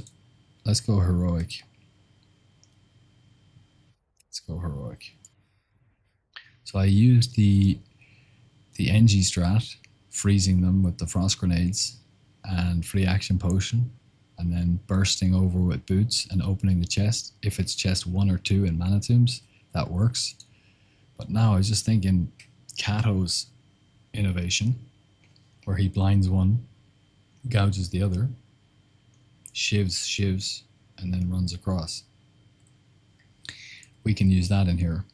So let's try that. Then we get level 70 chest. The only problem is,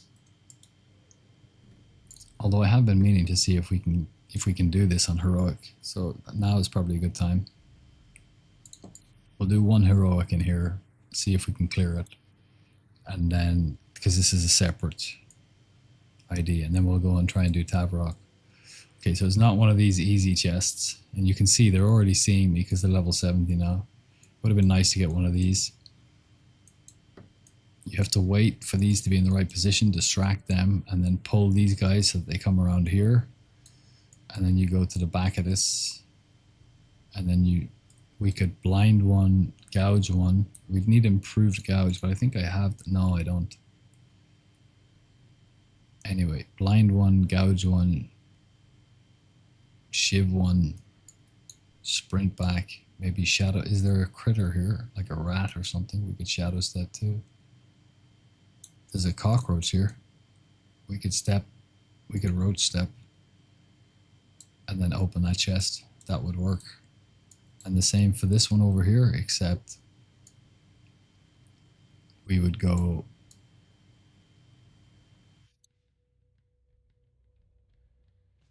That one's a bit trickier.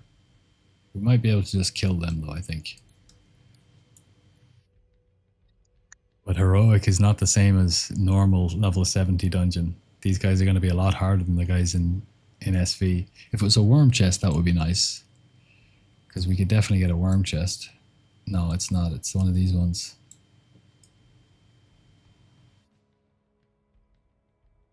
Okay, so I think here we'll sap the melee mob this time. Do I have deadly poison on? I do. We definitely don't want that.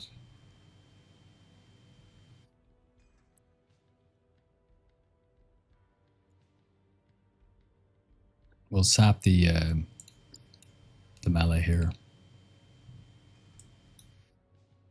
Let's go that one, that one.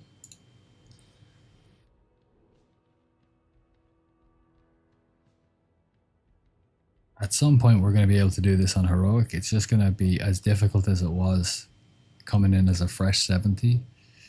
Doing it with like blue gear where you have to just blow all your cooldowns on each pack. And it won't actually increase the gold per hour that much because we're just getting 70 chests, and it really just means that if this was a fell chest before, now it's going to be an addy chest. It won't increase the number of greens we get, so it will marginally increase the gold per hour of the farm, but it will drastically increase the difficulty. So it's really not worth it, but we're going to do it anyway because that's what we do, I suppose.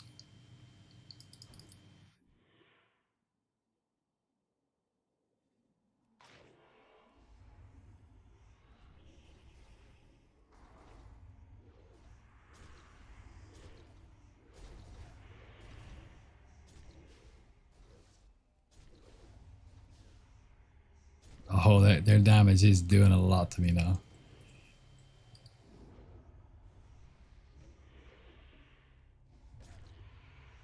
And your man's going to be coming out of sap real quick. He's got 9 seconds. Oh, arcane missile is going to do it. I do want to kill this guy though. Oh, don't even think about summoning those guys in. Not on my watch. Ah! We were just going to vanish. 3%.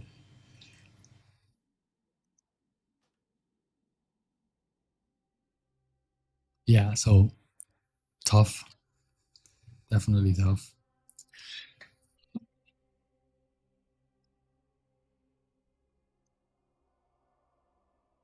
So I can't ignore the arcane missiles like I would on normal, because on normal we either resist them or they do very little damage to us. That guy now, we would need to be, I think, focusing on him to kill him first, and only switch over to the priest when we see he's casting a heal and give him a quick kick or a blind or whatever. And then we focus and keep our focus on the caster, because he can do actually a lot of damage on heroic, whereas we ignored him in normal. It's all good. We'll go in, we'll kill them anyway, and we'll open the chest. We'll clear it. I think we can clear it on heroic. It's going to take a little bit longer.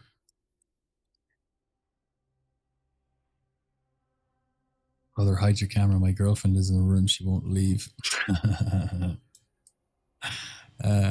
Yeah, my GM wants me to mine in Hyjal. Otherwise, I would have shifted. I gotcha. Yeah. That's why I haven't shifted to enchanting yet either. So, I hear you. I'm enchanting on Pally. Oh, there you go. Right.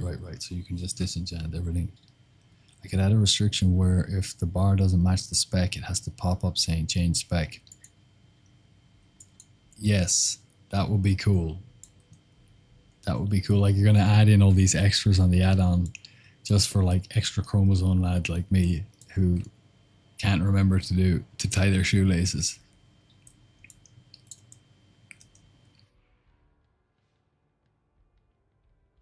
Look at that. Like, they're seeing us even with Master of Deception, you know? They're still seeing us. We do have Boots of Displacement in our bank.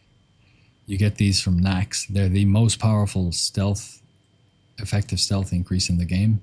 The only other boots in the game, even in TBC, that have the same level of stealth effectiveness is the Dark Mantle boots, which are the ones you upgrade from the dungeon set. All the other boots in the game that increase your stealth level usually say increase it by 1, or if they don't, it increases your stealth level by 1. But these boots of displacement increase your stealth level by about 1.8, and the dark mantle boots by about 1.8 as well. So they're super, super strong. And although we're not going to use them now, there are very niche use cases for things like that, where in a raid, in order to get through a certain gap, you would be seen without those boots, for example. So it's always nice to have a pair. All right, so this guy on his own isn't going to be too much of a problem. In fact, I don't think we're even going to bother putting on any of our stuff.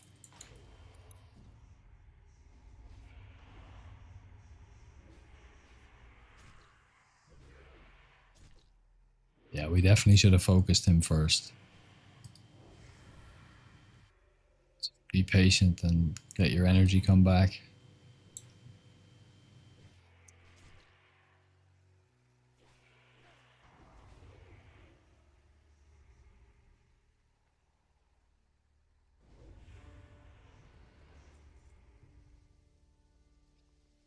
See, now though, we can get the BIS shadow res bits. We could get the BIS res bits because we're 70 now, right?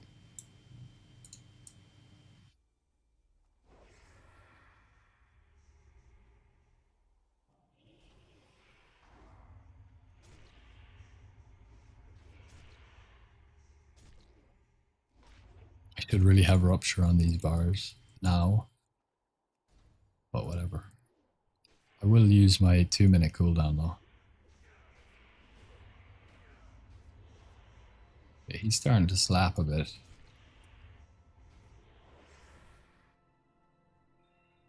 I'm gonna have to kidney shot him. Yeah, that was close. But like, definitely doable.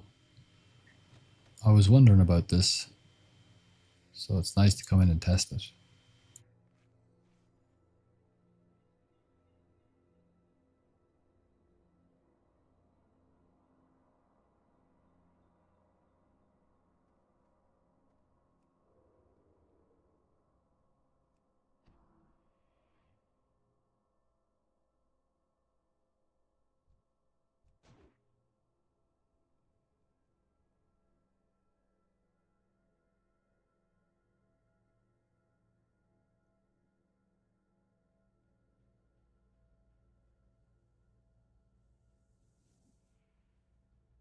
We'll do this heroic, we'll get both mines, both chests.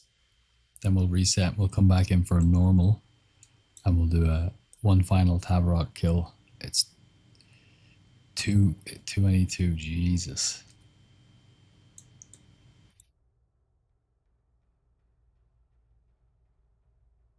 I think I actually might call it after this one, guys. I need to not take the piss. Like, I could stay up for another 2 hours farming like this, but I'm going to be totally out of whack then on Sunday, and I have to train on Monday, so it's just a bad idea.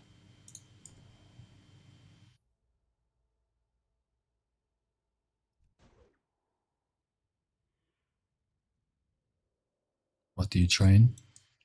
I live in I live in the Kunyu Mountains in a martial arts kung fu academy. I train here. I live here. They feed me. I sleep here. I train Monday to Friday. Breakfast is at 7:30, lunch is at 12, and dinner's at 6. And in between that, there's 4 training blocks. We run, we stretch, we do sparring, we do conditioning, acrobatics, we do qigong meditation, and yeah, I've been here for 4 weeks, and my body is aching today. Yesterday there's a mountain nearby that we go to once a week, so we all left and we walked to the bottom of the top of the mountain, and then the last bit you walk up, there's lots of steps and a pathway, and you can walk up to the top and then walk down again, or you can run up and run down again, or you can crawl on your hands and knees like a bear crawl where your knees touch your elbows. So I decided I'd do that yesterday, And it took me half an hour to get to the top. And now my sides are all completely shredded, like ripped. All the muscles are not in a bad way, they're just really, really sore because I haven't worked them like that before. And my hands are all cut to shit. Um, so that was half an hour. And then when I finished that, we ran back down the mountain again, but it was raining, which was really nice because it's been super hot here.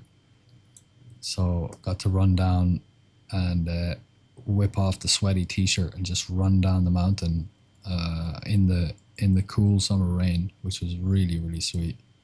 And then back here to stream for you guys in the evenings. That's my life now for the next 6 months, and I'm very, very, very grateful to have such a life. Kind of like 2 to 3 years Dagazan and forget. I don't know. Hopefully, I won't forget it. I'm having a good time here. What mic am I using? This is a Shure MV7 Plus, and I have an EQ, which just brings out the richness of the depth and the highs. But if I turn that off, 1 second. I don't know how to turn it off without.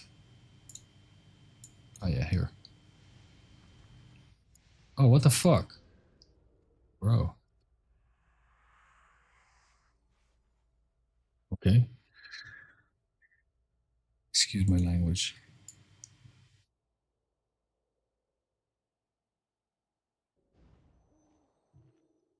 It's a Shure MV7, yeah. It's an MV7 Plus, actually. So it's not the XLR version, it's a USB-C version.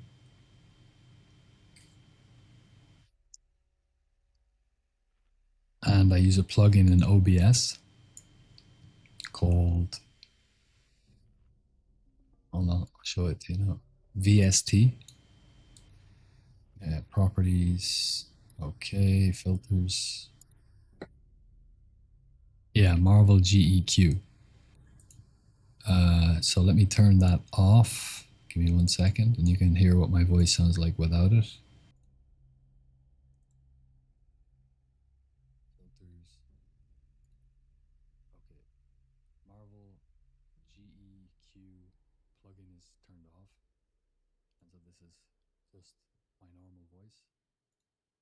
And then I put the plugin back on, and it like brings out the richness in the depth, but also richness in the high and upper mid sounds, and makes it like sound like a professional studio voice.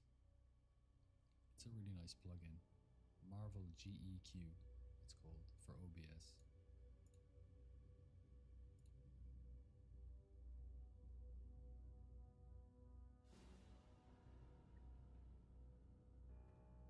Now, food, stamina, firewater, Arthas, instant.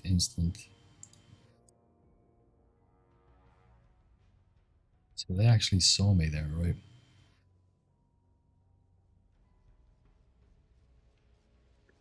Oh, you can't hear?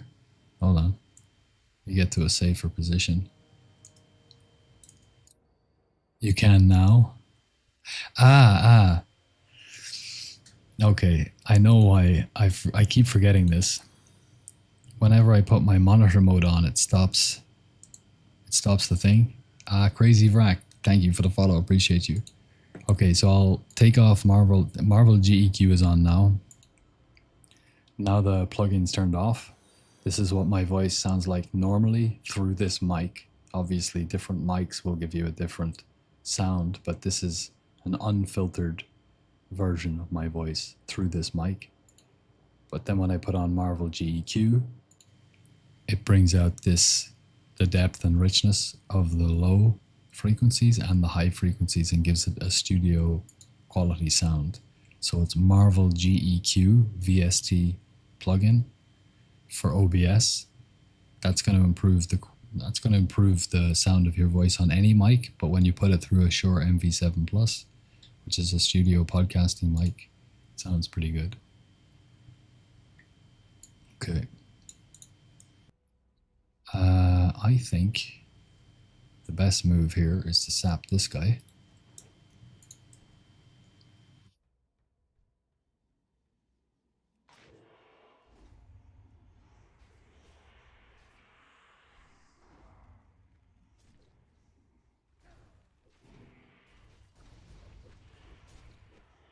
Uh-oh.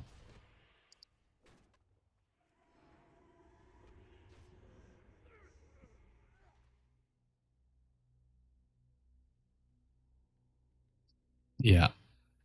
I have the damage to kill them, but I'm just not taking the ranges seriously.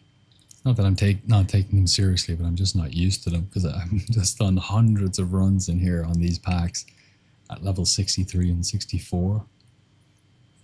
And now I'm in here and they're level 70 and they can see me from way further away and so on. So, but what I think I'll do actually is reset, go to normal, and we'll just try and kill Tabrock again.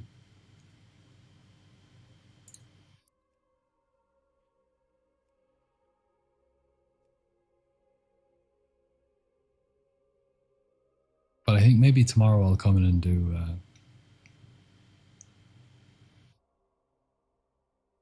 it'd be cool to do 5 lockouts in an hour of heroic MT. Just for the lols. Why not?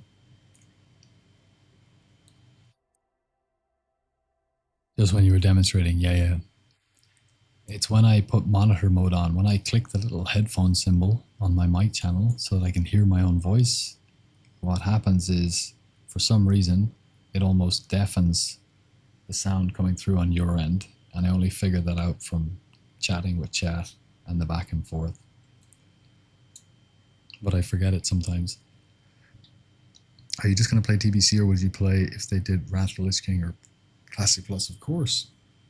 I'm a WoW Classic Andy.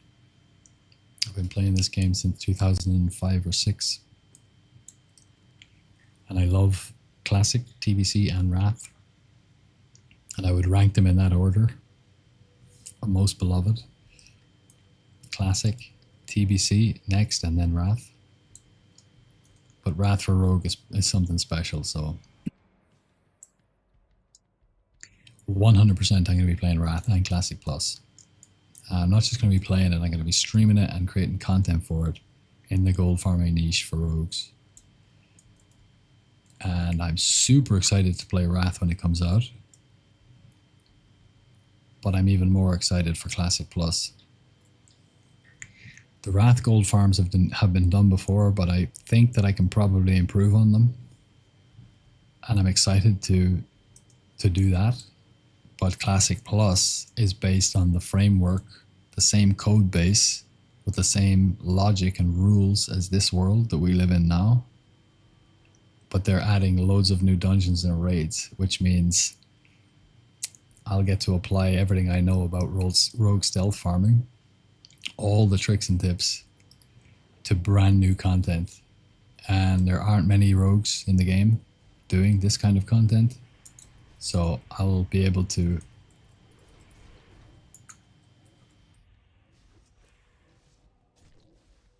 have loads of really interesting content for this niche. So I'm super, super excited about that.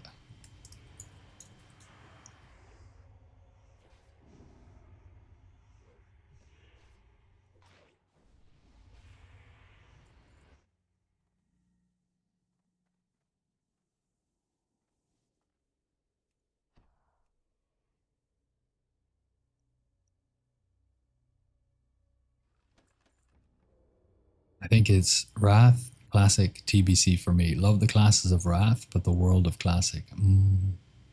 The world of Classic is unbeatable. The dungeons in Classic are real, organic places that you can get lost in. Not all of them, but you can get lost in Classic dungeons. That's how natural they are in their design. Think about BRD. Mate, one of my friends got lost in Scarlet Monastery Armory, if you could think about that. But, I mean, he was drunk at the time, so fair enough. But BRD, even Dead Mines with the little cave bits and stuff. I mean, it's fairly linear, but Shadowfang Keep, when you get into the courtyard, not really knowing where to go, and when you go through the main room that has, you know, the Baron in it, you can go left or right. Like, there's different ways you can go. Black Fathom Depths is hard to know which way you have to go up sometimes. They're like mini mazes. And after Classic, they just made them super linear and they became very sterile. And they lost that organic feeling. I think if you can't get lost in a dungeon, it's not really a really well designed environment. I think they prioritize certain things, like people just want loot. So let's just give them the loot and make the dungeons easy.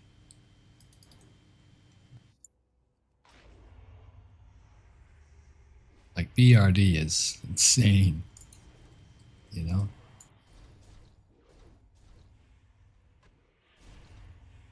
Absolutely insane. You can get Savage Gladiator's Chain.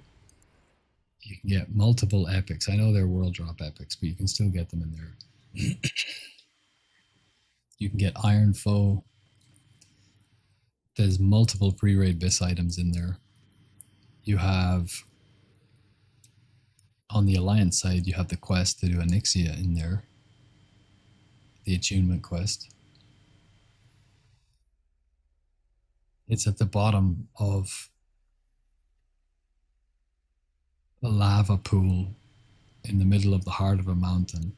It's got all the lore attached to it. It's the bottom of a string of dungeons that lead up to a raid. The entrance to Molten Core is inside it. Like, that place is its own little world.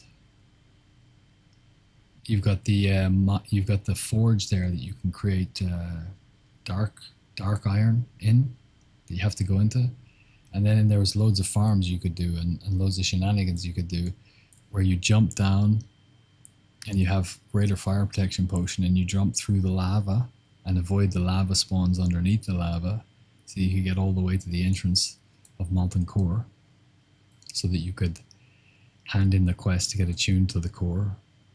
And if you didn't want to do that, you could just do skip runs by doing that and get down to Emperor, so that you could try and farm Iron Foe or your pre-raid bis.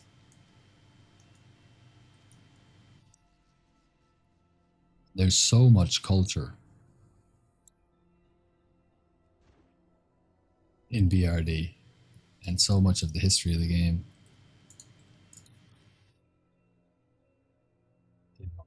Dead Mines as well, Shadowfang Keep. Wailing Caverns is another one you could easily get lost in, you know. But I think Shadowfang Keep and Dead Mines on either side of the faction divide, I think those are the two big ones for your first initial experience. It's easy on Alliance because you just have Dead Mines, really. That's your first one, and it's an amazing dungeon. You can get a rogue class set in there. You can get the Defias armor, which gives you plus dagger skill, arcane resistance, and what is it?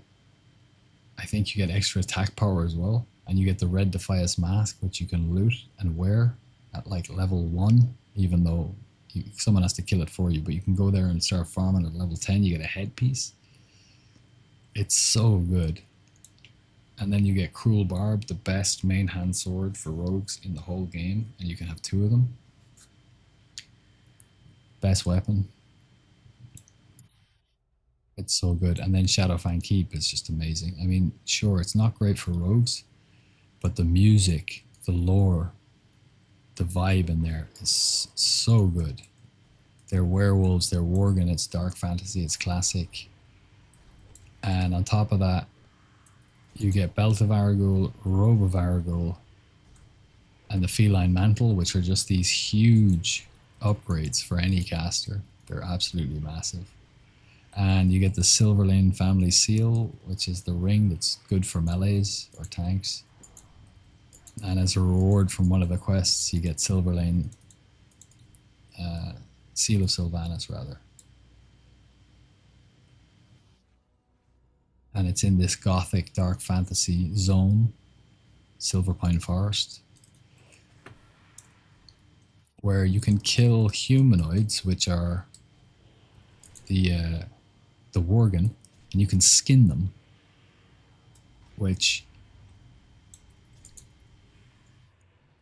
is quite dark, but it's nice that there's a little bit of that darkness in the game before everything went like fluffy and everything's got to be nice. And I wish we hadn't called it Warcraft, that kind of thing.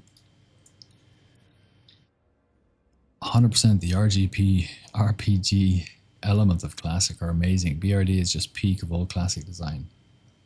It's so good. BRD Maraudon. Oh, Maraudon. Maraudon. Yeah, I love that dungeon. Absolutely love that dungeon. Sunken Temple as well, yeah, 100%. It's just there's nothing like them. There's nothing like them in TBC. Obviously, Mana Tombs and Steam Vault will always have a very special place in my heart, and any rogue's heart, really. And I have to say, Magister's Terrace in Phase 5 is a beloved dungeon. You have on the heroic version, on the second last boss, you've got epic trinkets, and all 4 of them are incredible for each of their classes. You've also got a white chicken that you can get the mount out of there, and a couple of other nice bits. And each of the bosses on their loot table has at least 1 epic to drop, except for the 3rd boss, who will always drop one of those epic trinkets, which are all really good. And then at the end, the final boss has like a mini KT experience where he throws you up in the air and it's anti-gravity. It's a little nod to Tempest Keep. The music is incredible, and that's a very nice dungeon. But yeah, nothing beats Classic. I love that there were different ways to get through the Grim Guzzler. Yeah, different runs. I totally forgot the Grim Guzzler as well, yeah. You could go in and buy stuff off the guy. Insanely amazing story, loot, quest. It's perfect. It really is. BRD, greatest dungeon for sure, yeah. Are we hitting 500k before Wrath? I doubt we'll hit 500k. If there's only 3 months left. It's taken me 6 months to farm 120k. And apart from 6 weeks in the summer, I was pretty consistent with it. So 250k maybe before Wrath, maybe 300k. The entire Stratholme, yeah. And hey, if you want to experience a side of Stratholme that you've probably seen but haven't consciously registered, the next time you go into Stratholme, when you do Undead Side, just look up.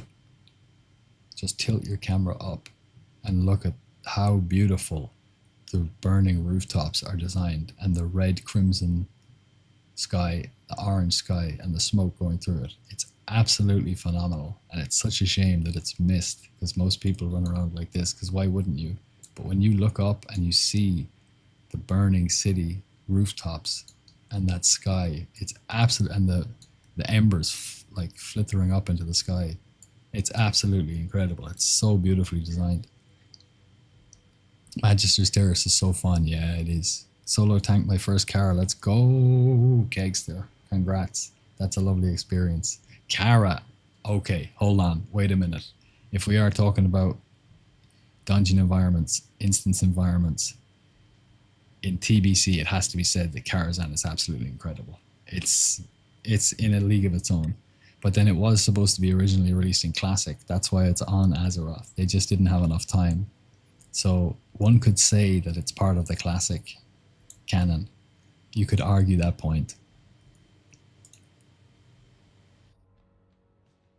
Did you kill him today? I had to go when we did first try. No, we didn't get him as close as we did when we got him down to 2%, which was yesterday or the day before.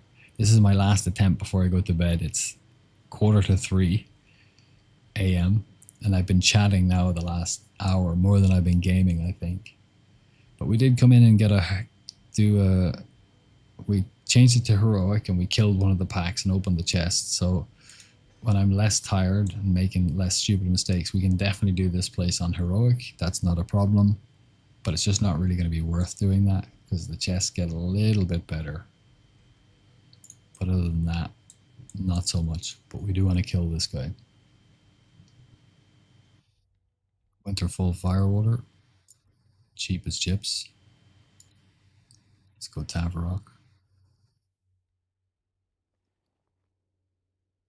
Yeah.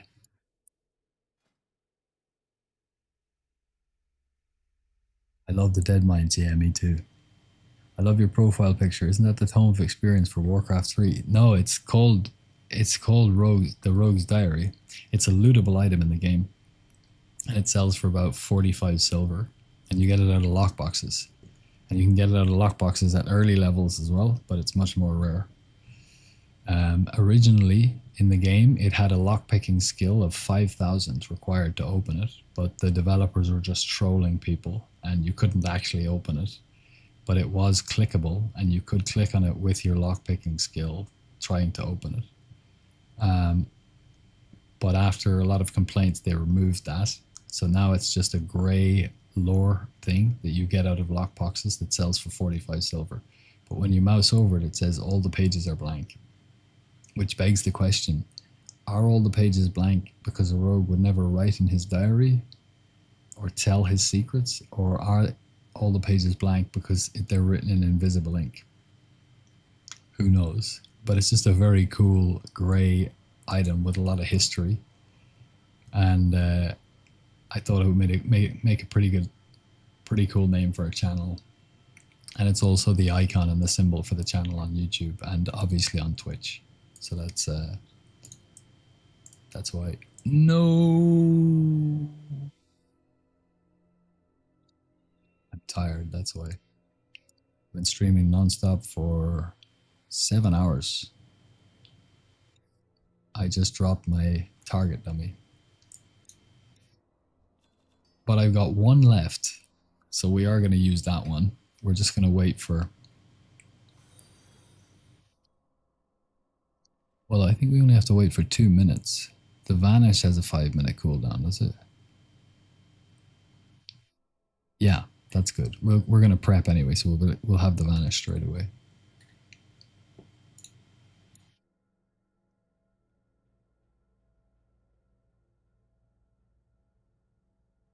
Do you do PvP? No. It's the final frontier for me. I did have my rogue on original classic on PvP servers, but after we went through TBC and Wrath, like I never played arena, and world PvP I only engaged in when somebody engaged with me. I was more interested in just doing my quests or, whatever it was. So PvP didn't really grip me back in the day.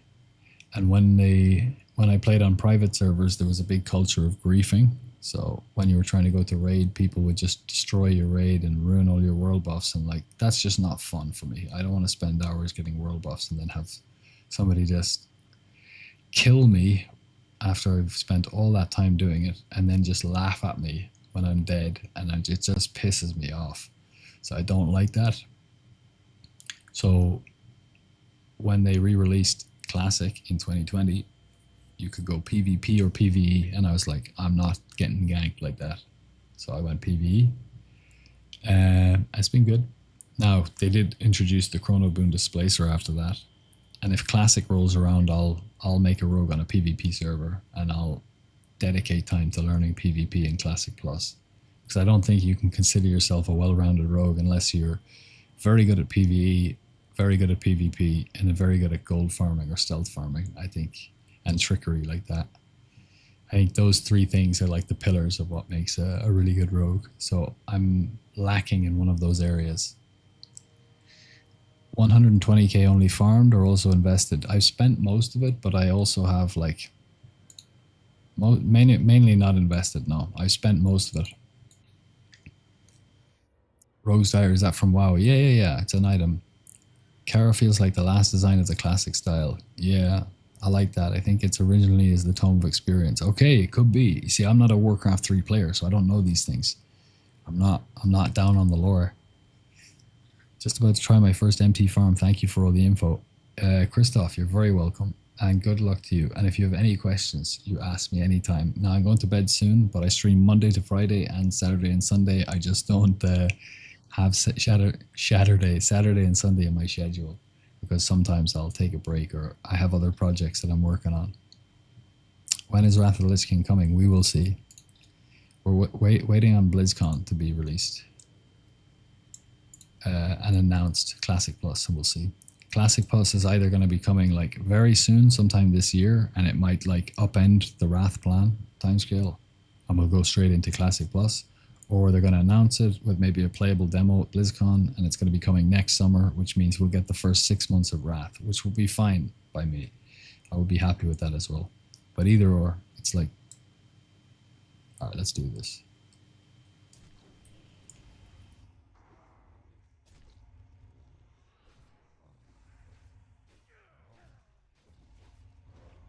Stun incoming.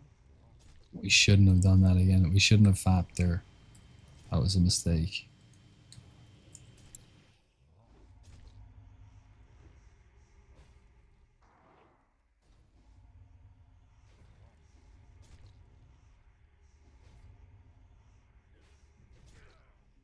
If he crystal prisons us, we're in serious trouble now.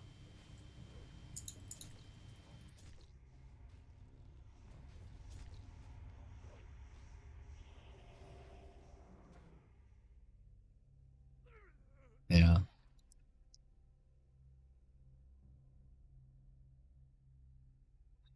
Yeah, that's okay. After 7 hours, I'm quite tired and I am playing quite sloppily. With the earthquakes, what we should be doing there is not using our FAP on those at all. Not on the first one at least, because we have our evasion up and it's a physical, it deals physical damage, even though it's an AoE, so it means we can actually dodge it. So what we need to be doing is taking our chances on dodging that, which we often do. Taking our chances on dodging that so that we can save our FAP for the next one. And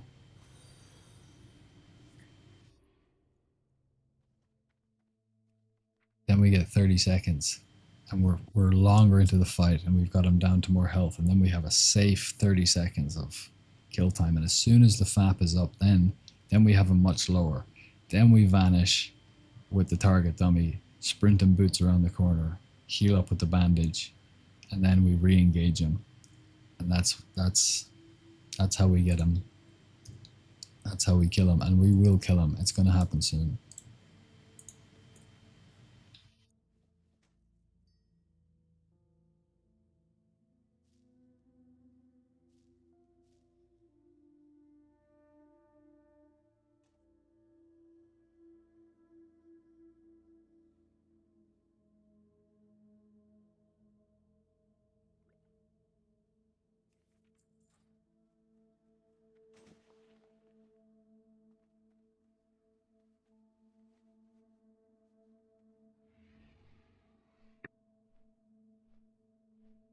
Oh, we have one dummy left.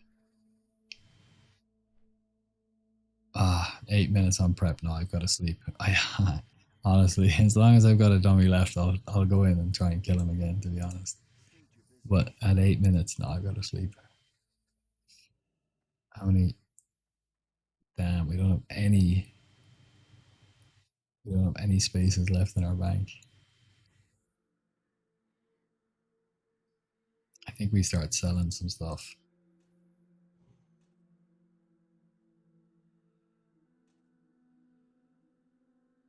I'll keep the two Latros. Do like the Shuriken. Sell that.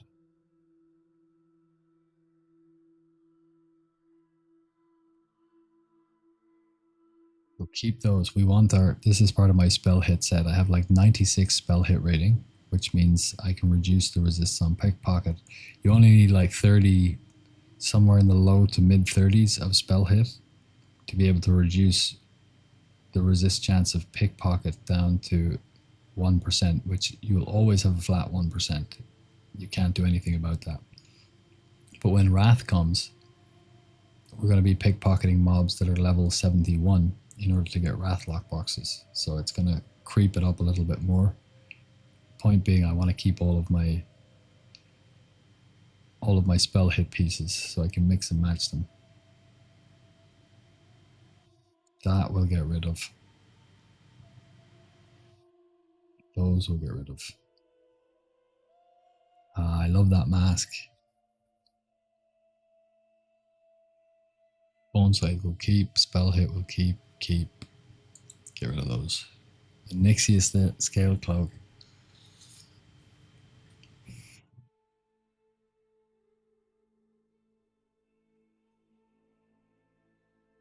Nah, I'll keep it. Made by Wuspel.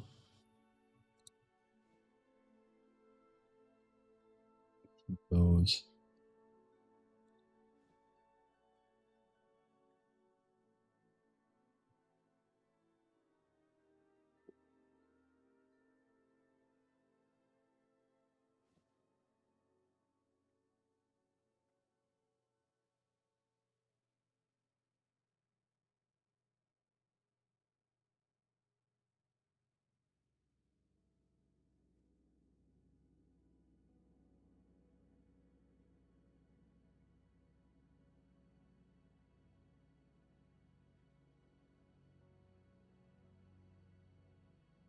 That will throw away. You can just get one off the chick outside Sholomance anyway. If you've thrown it away, you can just talk to her and she'll give you another one. Tabard of the Summer Flame. Nah, I don't give a shit about that. I got the red Karaji battle tank.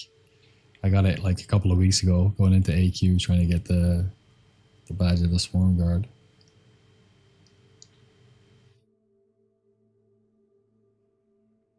That'll do. What have we got? 13.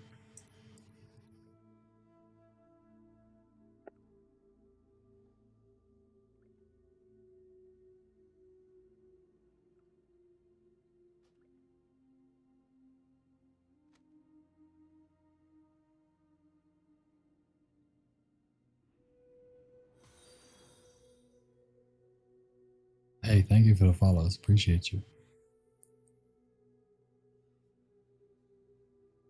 All right.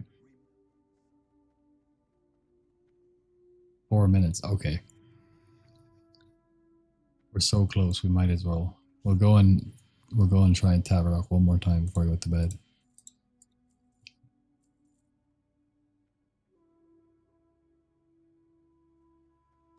I mean, we're right here.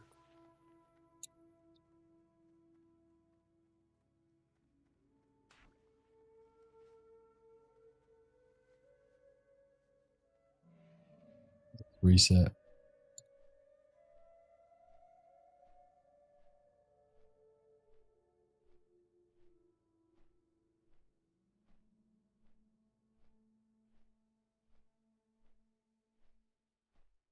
Think it'll be hard to gear a rogue in phase 3.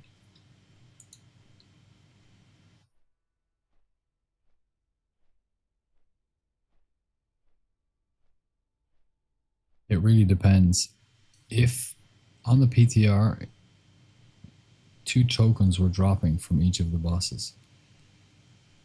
Blizzard said coming up to phase 2, when they released the PTR for phase 2, they said, we're making changes.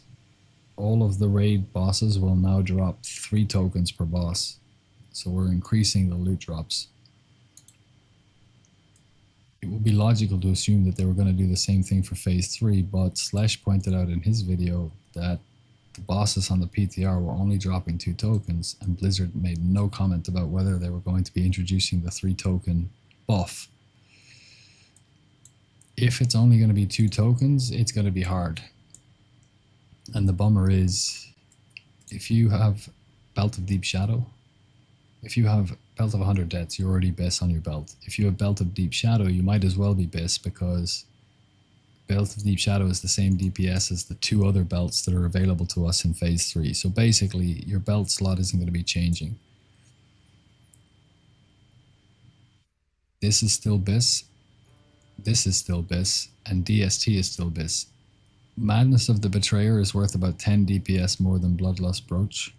It's not a major upgrade.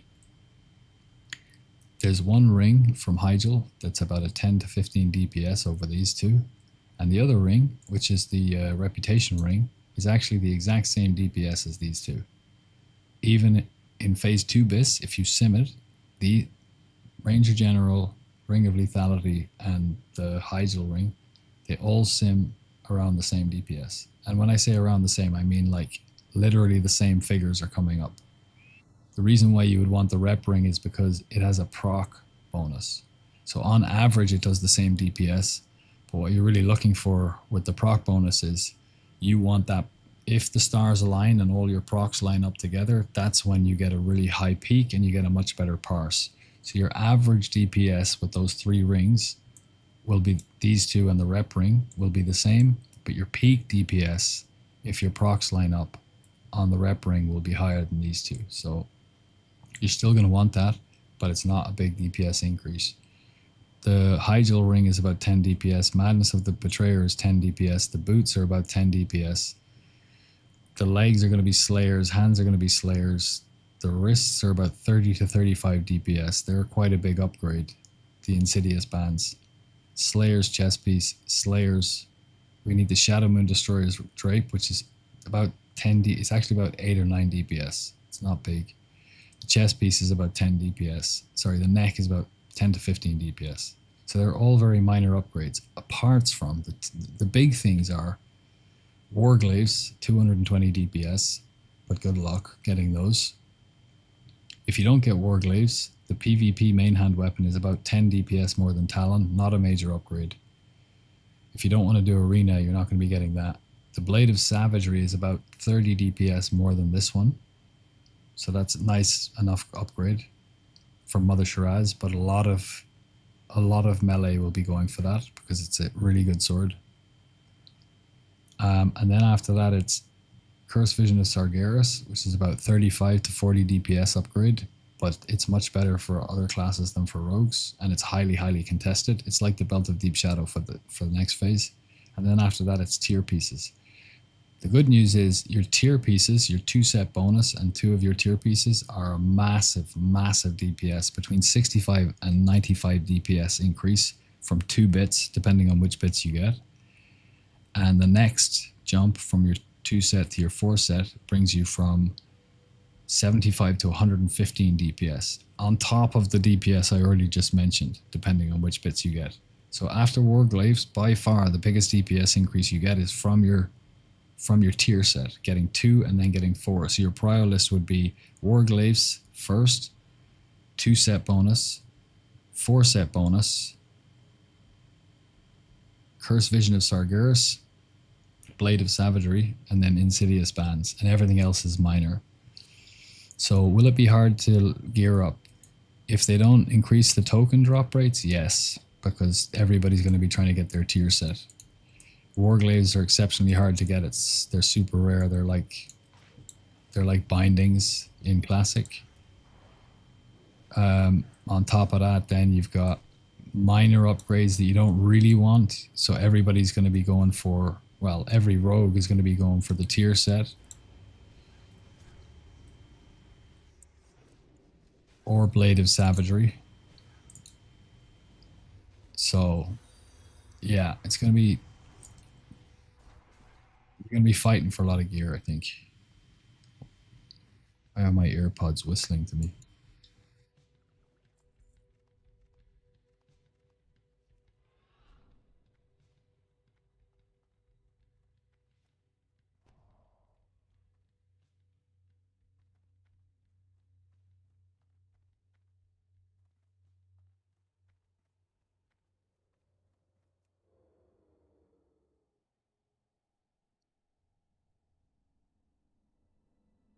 I listen to most of your streams while working construction. I hear you speak a lot about these new BIS pulls and update videos in order, perhaps.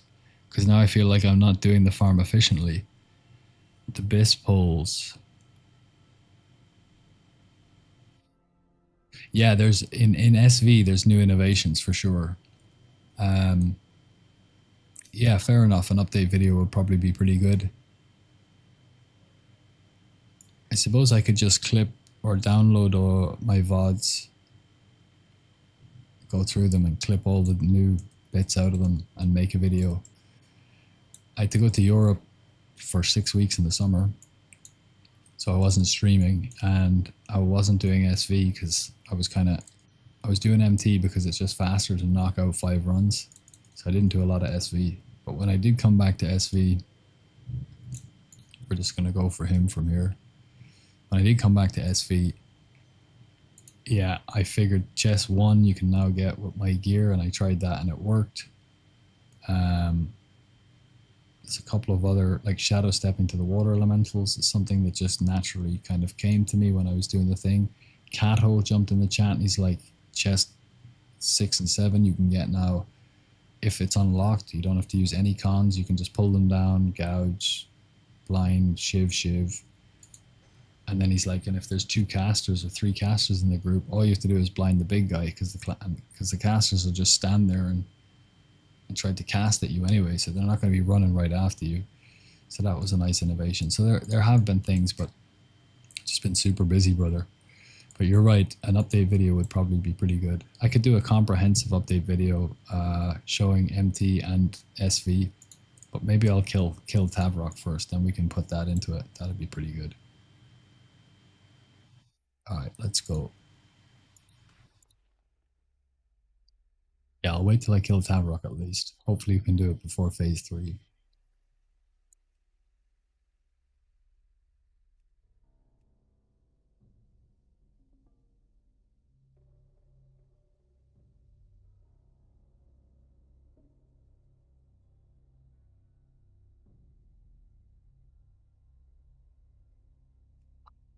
Okay,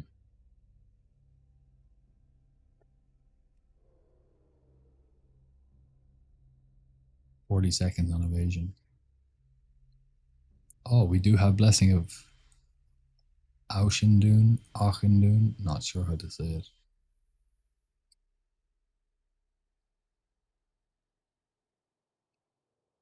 I want to make a rogue, but I'm not sure which race I want to play. Well, which faction do you want to play? Alliance or Horde? Where are your friends playing, or where are... If you are just a solo, YOLO, you can pick whichever faction you like. But if you have or know people who are on a certain faction, it's always handy to be able to start there. All right, let's give this a go.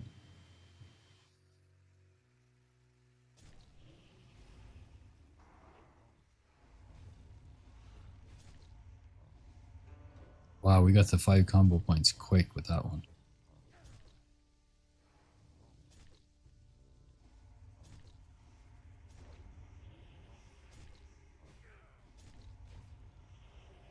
Oh no, that's so annoying.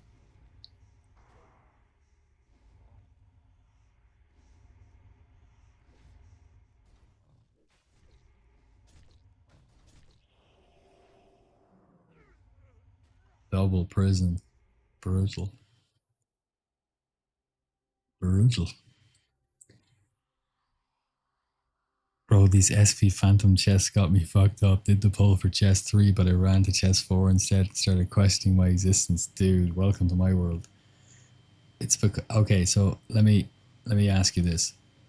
I'm gonna guess that you've been farming for at least more than 2 hours and probably around the 3 hour mark or more. Because that's when you start to get PCS, Phantom Chest Syndrome. You get tired, you're not focused. I get it in Mana Tombs as well, where I'll sneak around, I'll get the first chest, I'll go through the tunnel, and the second chest is one of the ones that's really close to like the first rooms, and my Blade Flurry isn't off cooldown yet, and then I'll run around sneaking things, pickpocketing, and then I'll get back to the chest pack, I'll open up, kill the other two, kill it, turn around, and there's no chest there, and it's over at the other one. So Phantom Chest Syndrome is real.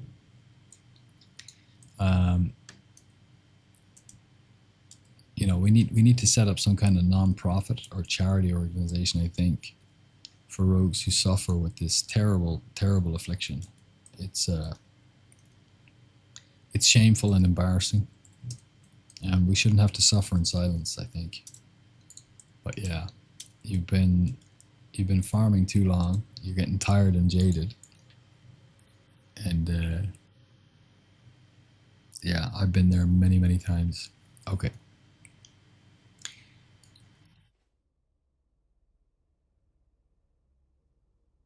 Oh, sick. Okay, I'm gonna love you and leave you. You're all legends. Thank you for following, for lurking, for chatting, for subbing, for all the good stuff. Thank each and every one of you. It's so great. I'll be back on tomorrow. 7.5 hours. That's a solid stream. Thank you for the last follow, Invictus. I'll be back on tomorrow and we'll be doing more shenanigans. We'll try and kill Tavarok. We'll do more gold farming and we'll have more chats. I'm going to sleep well and I hope you do.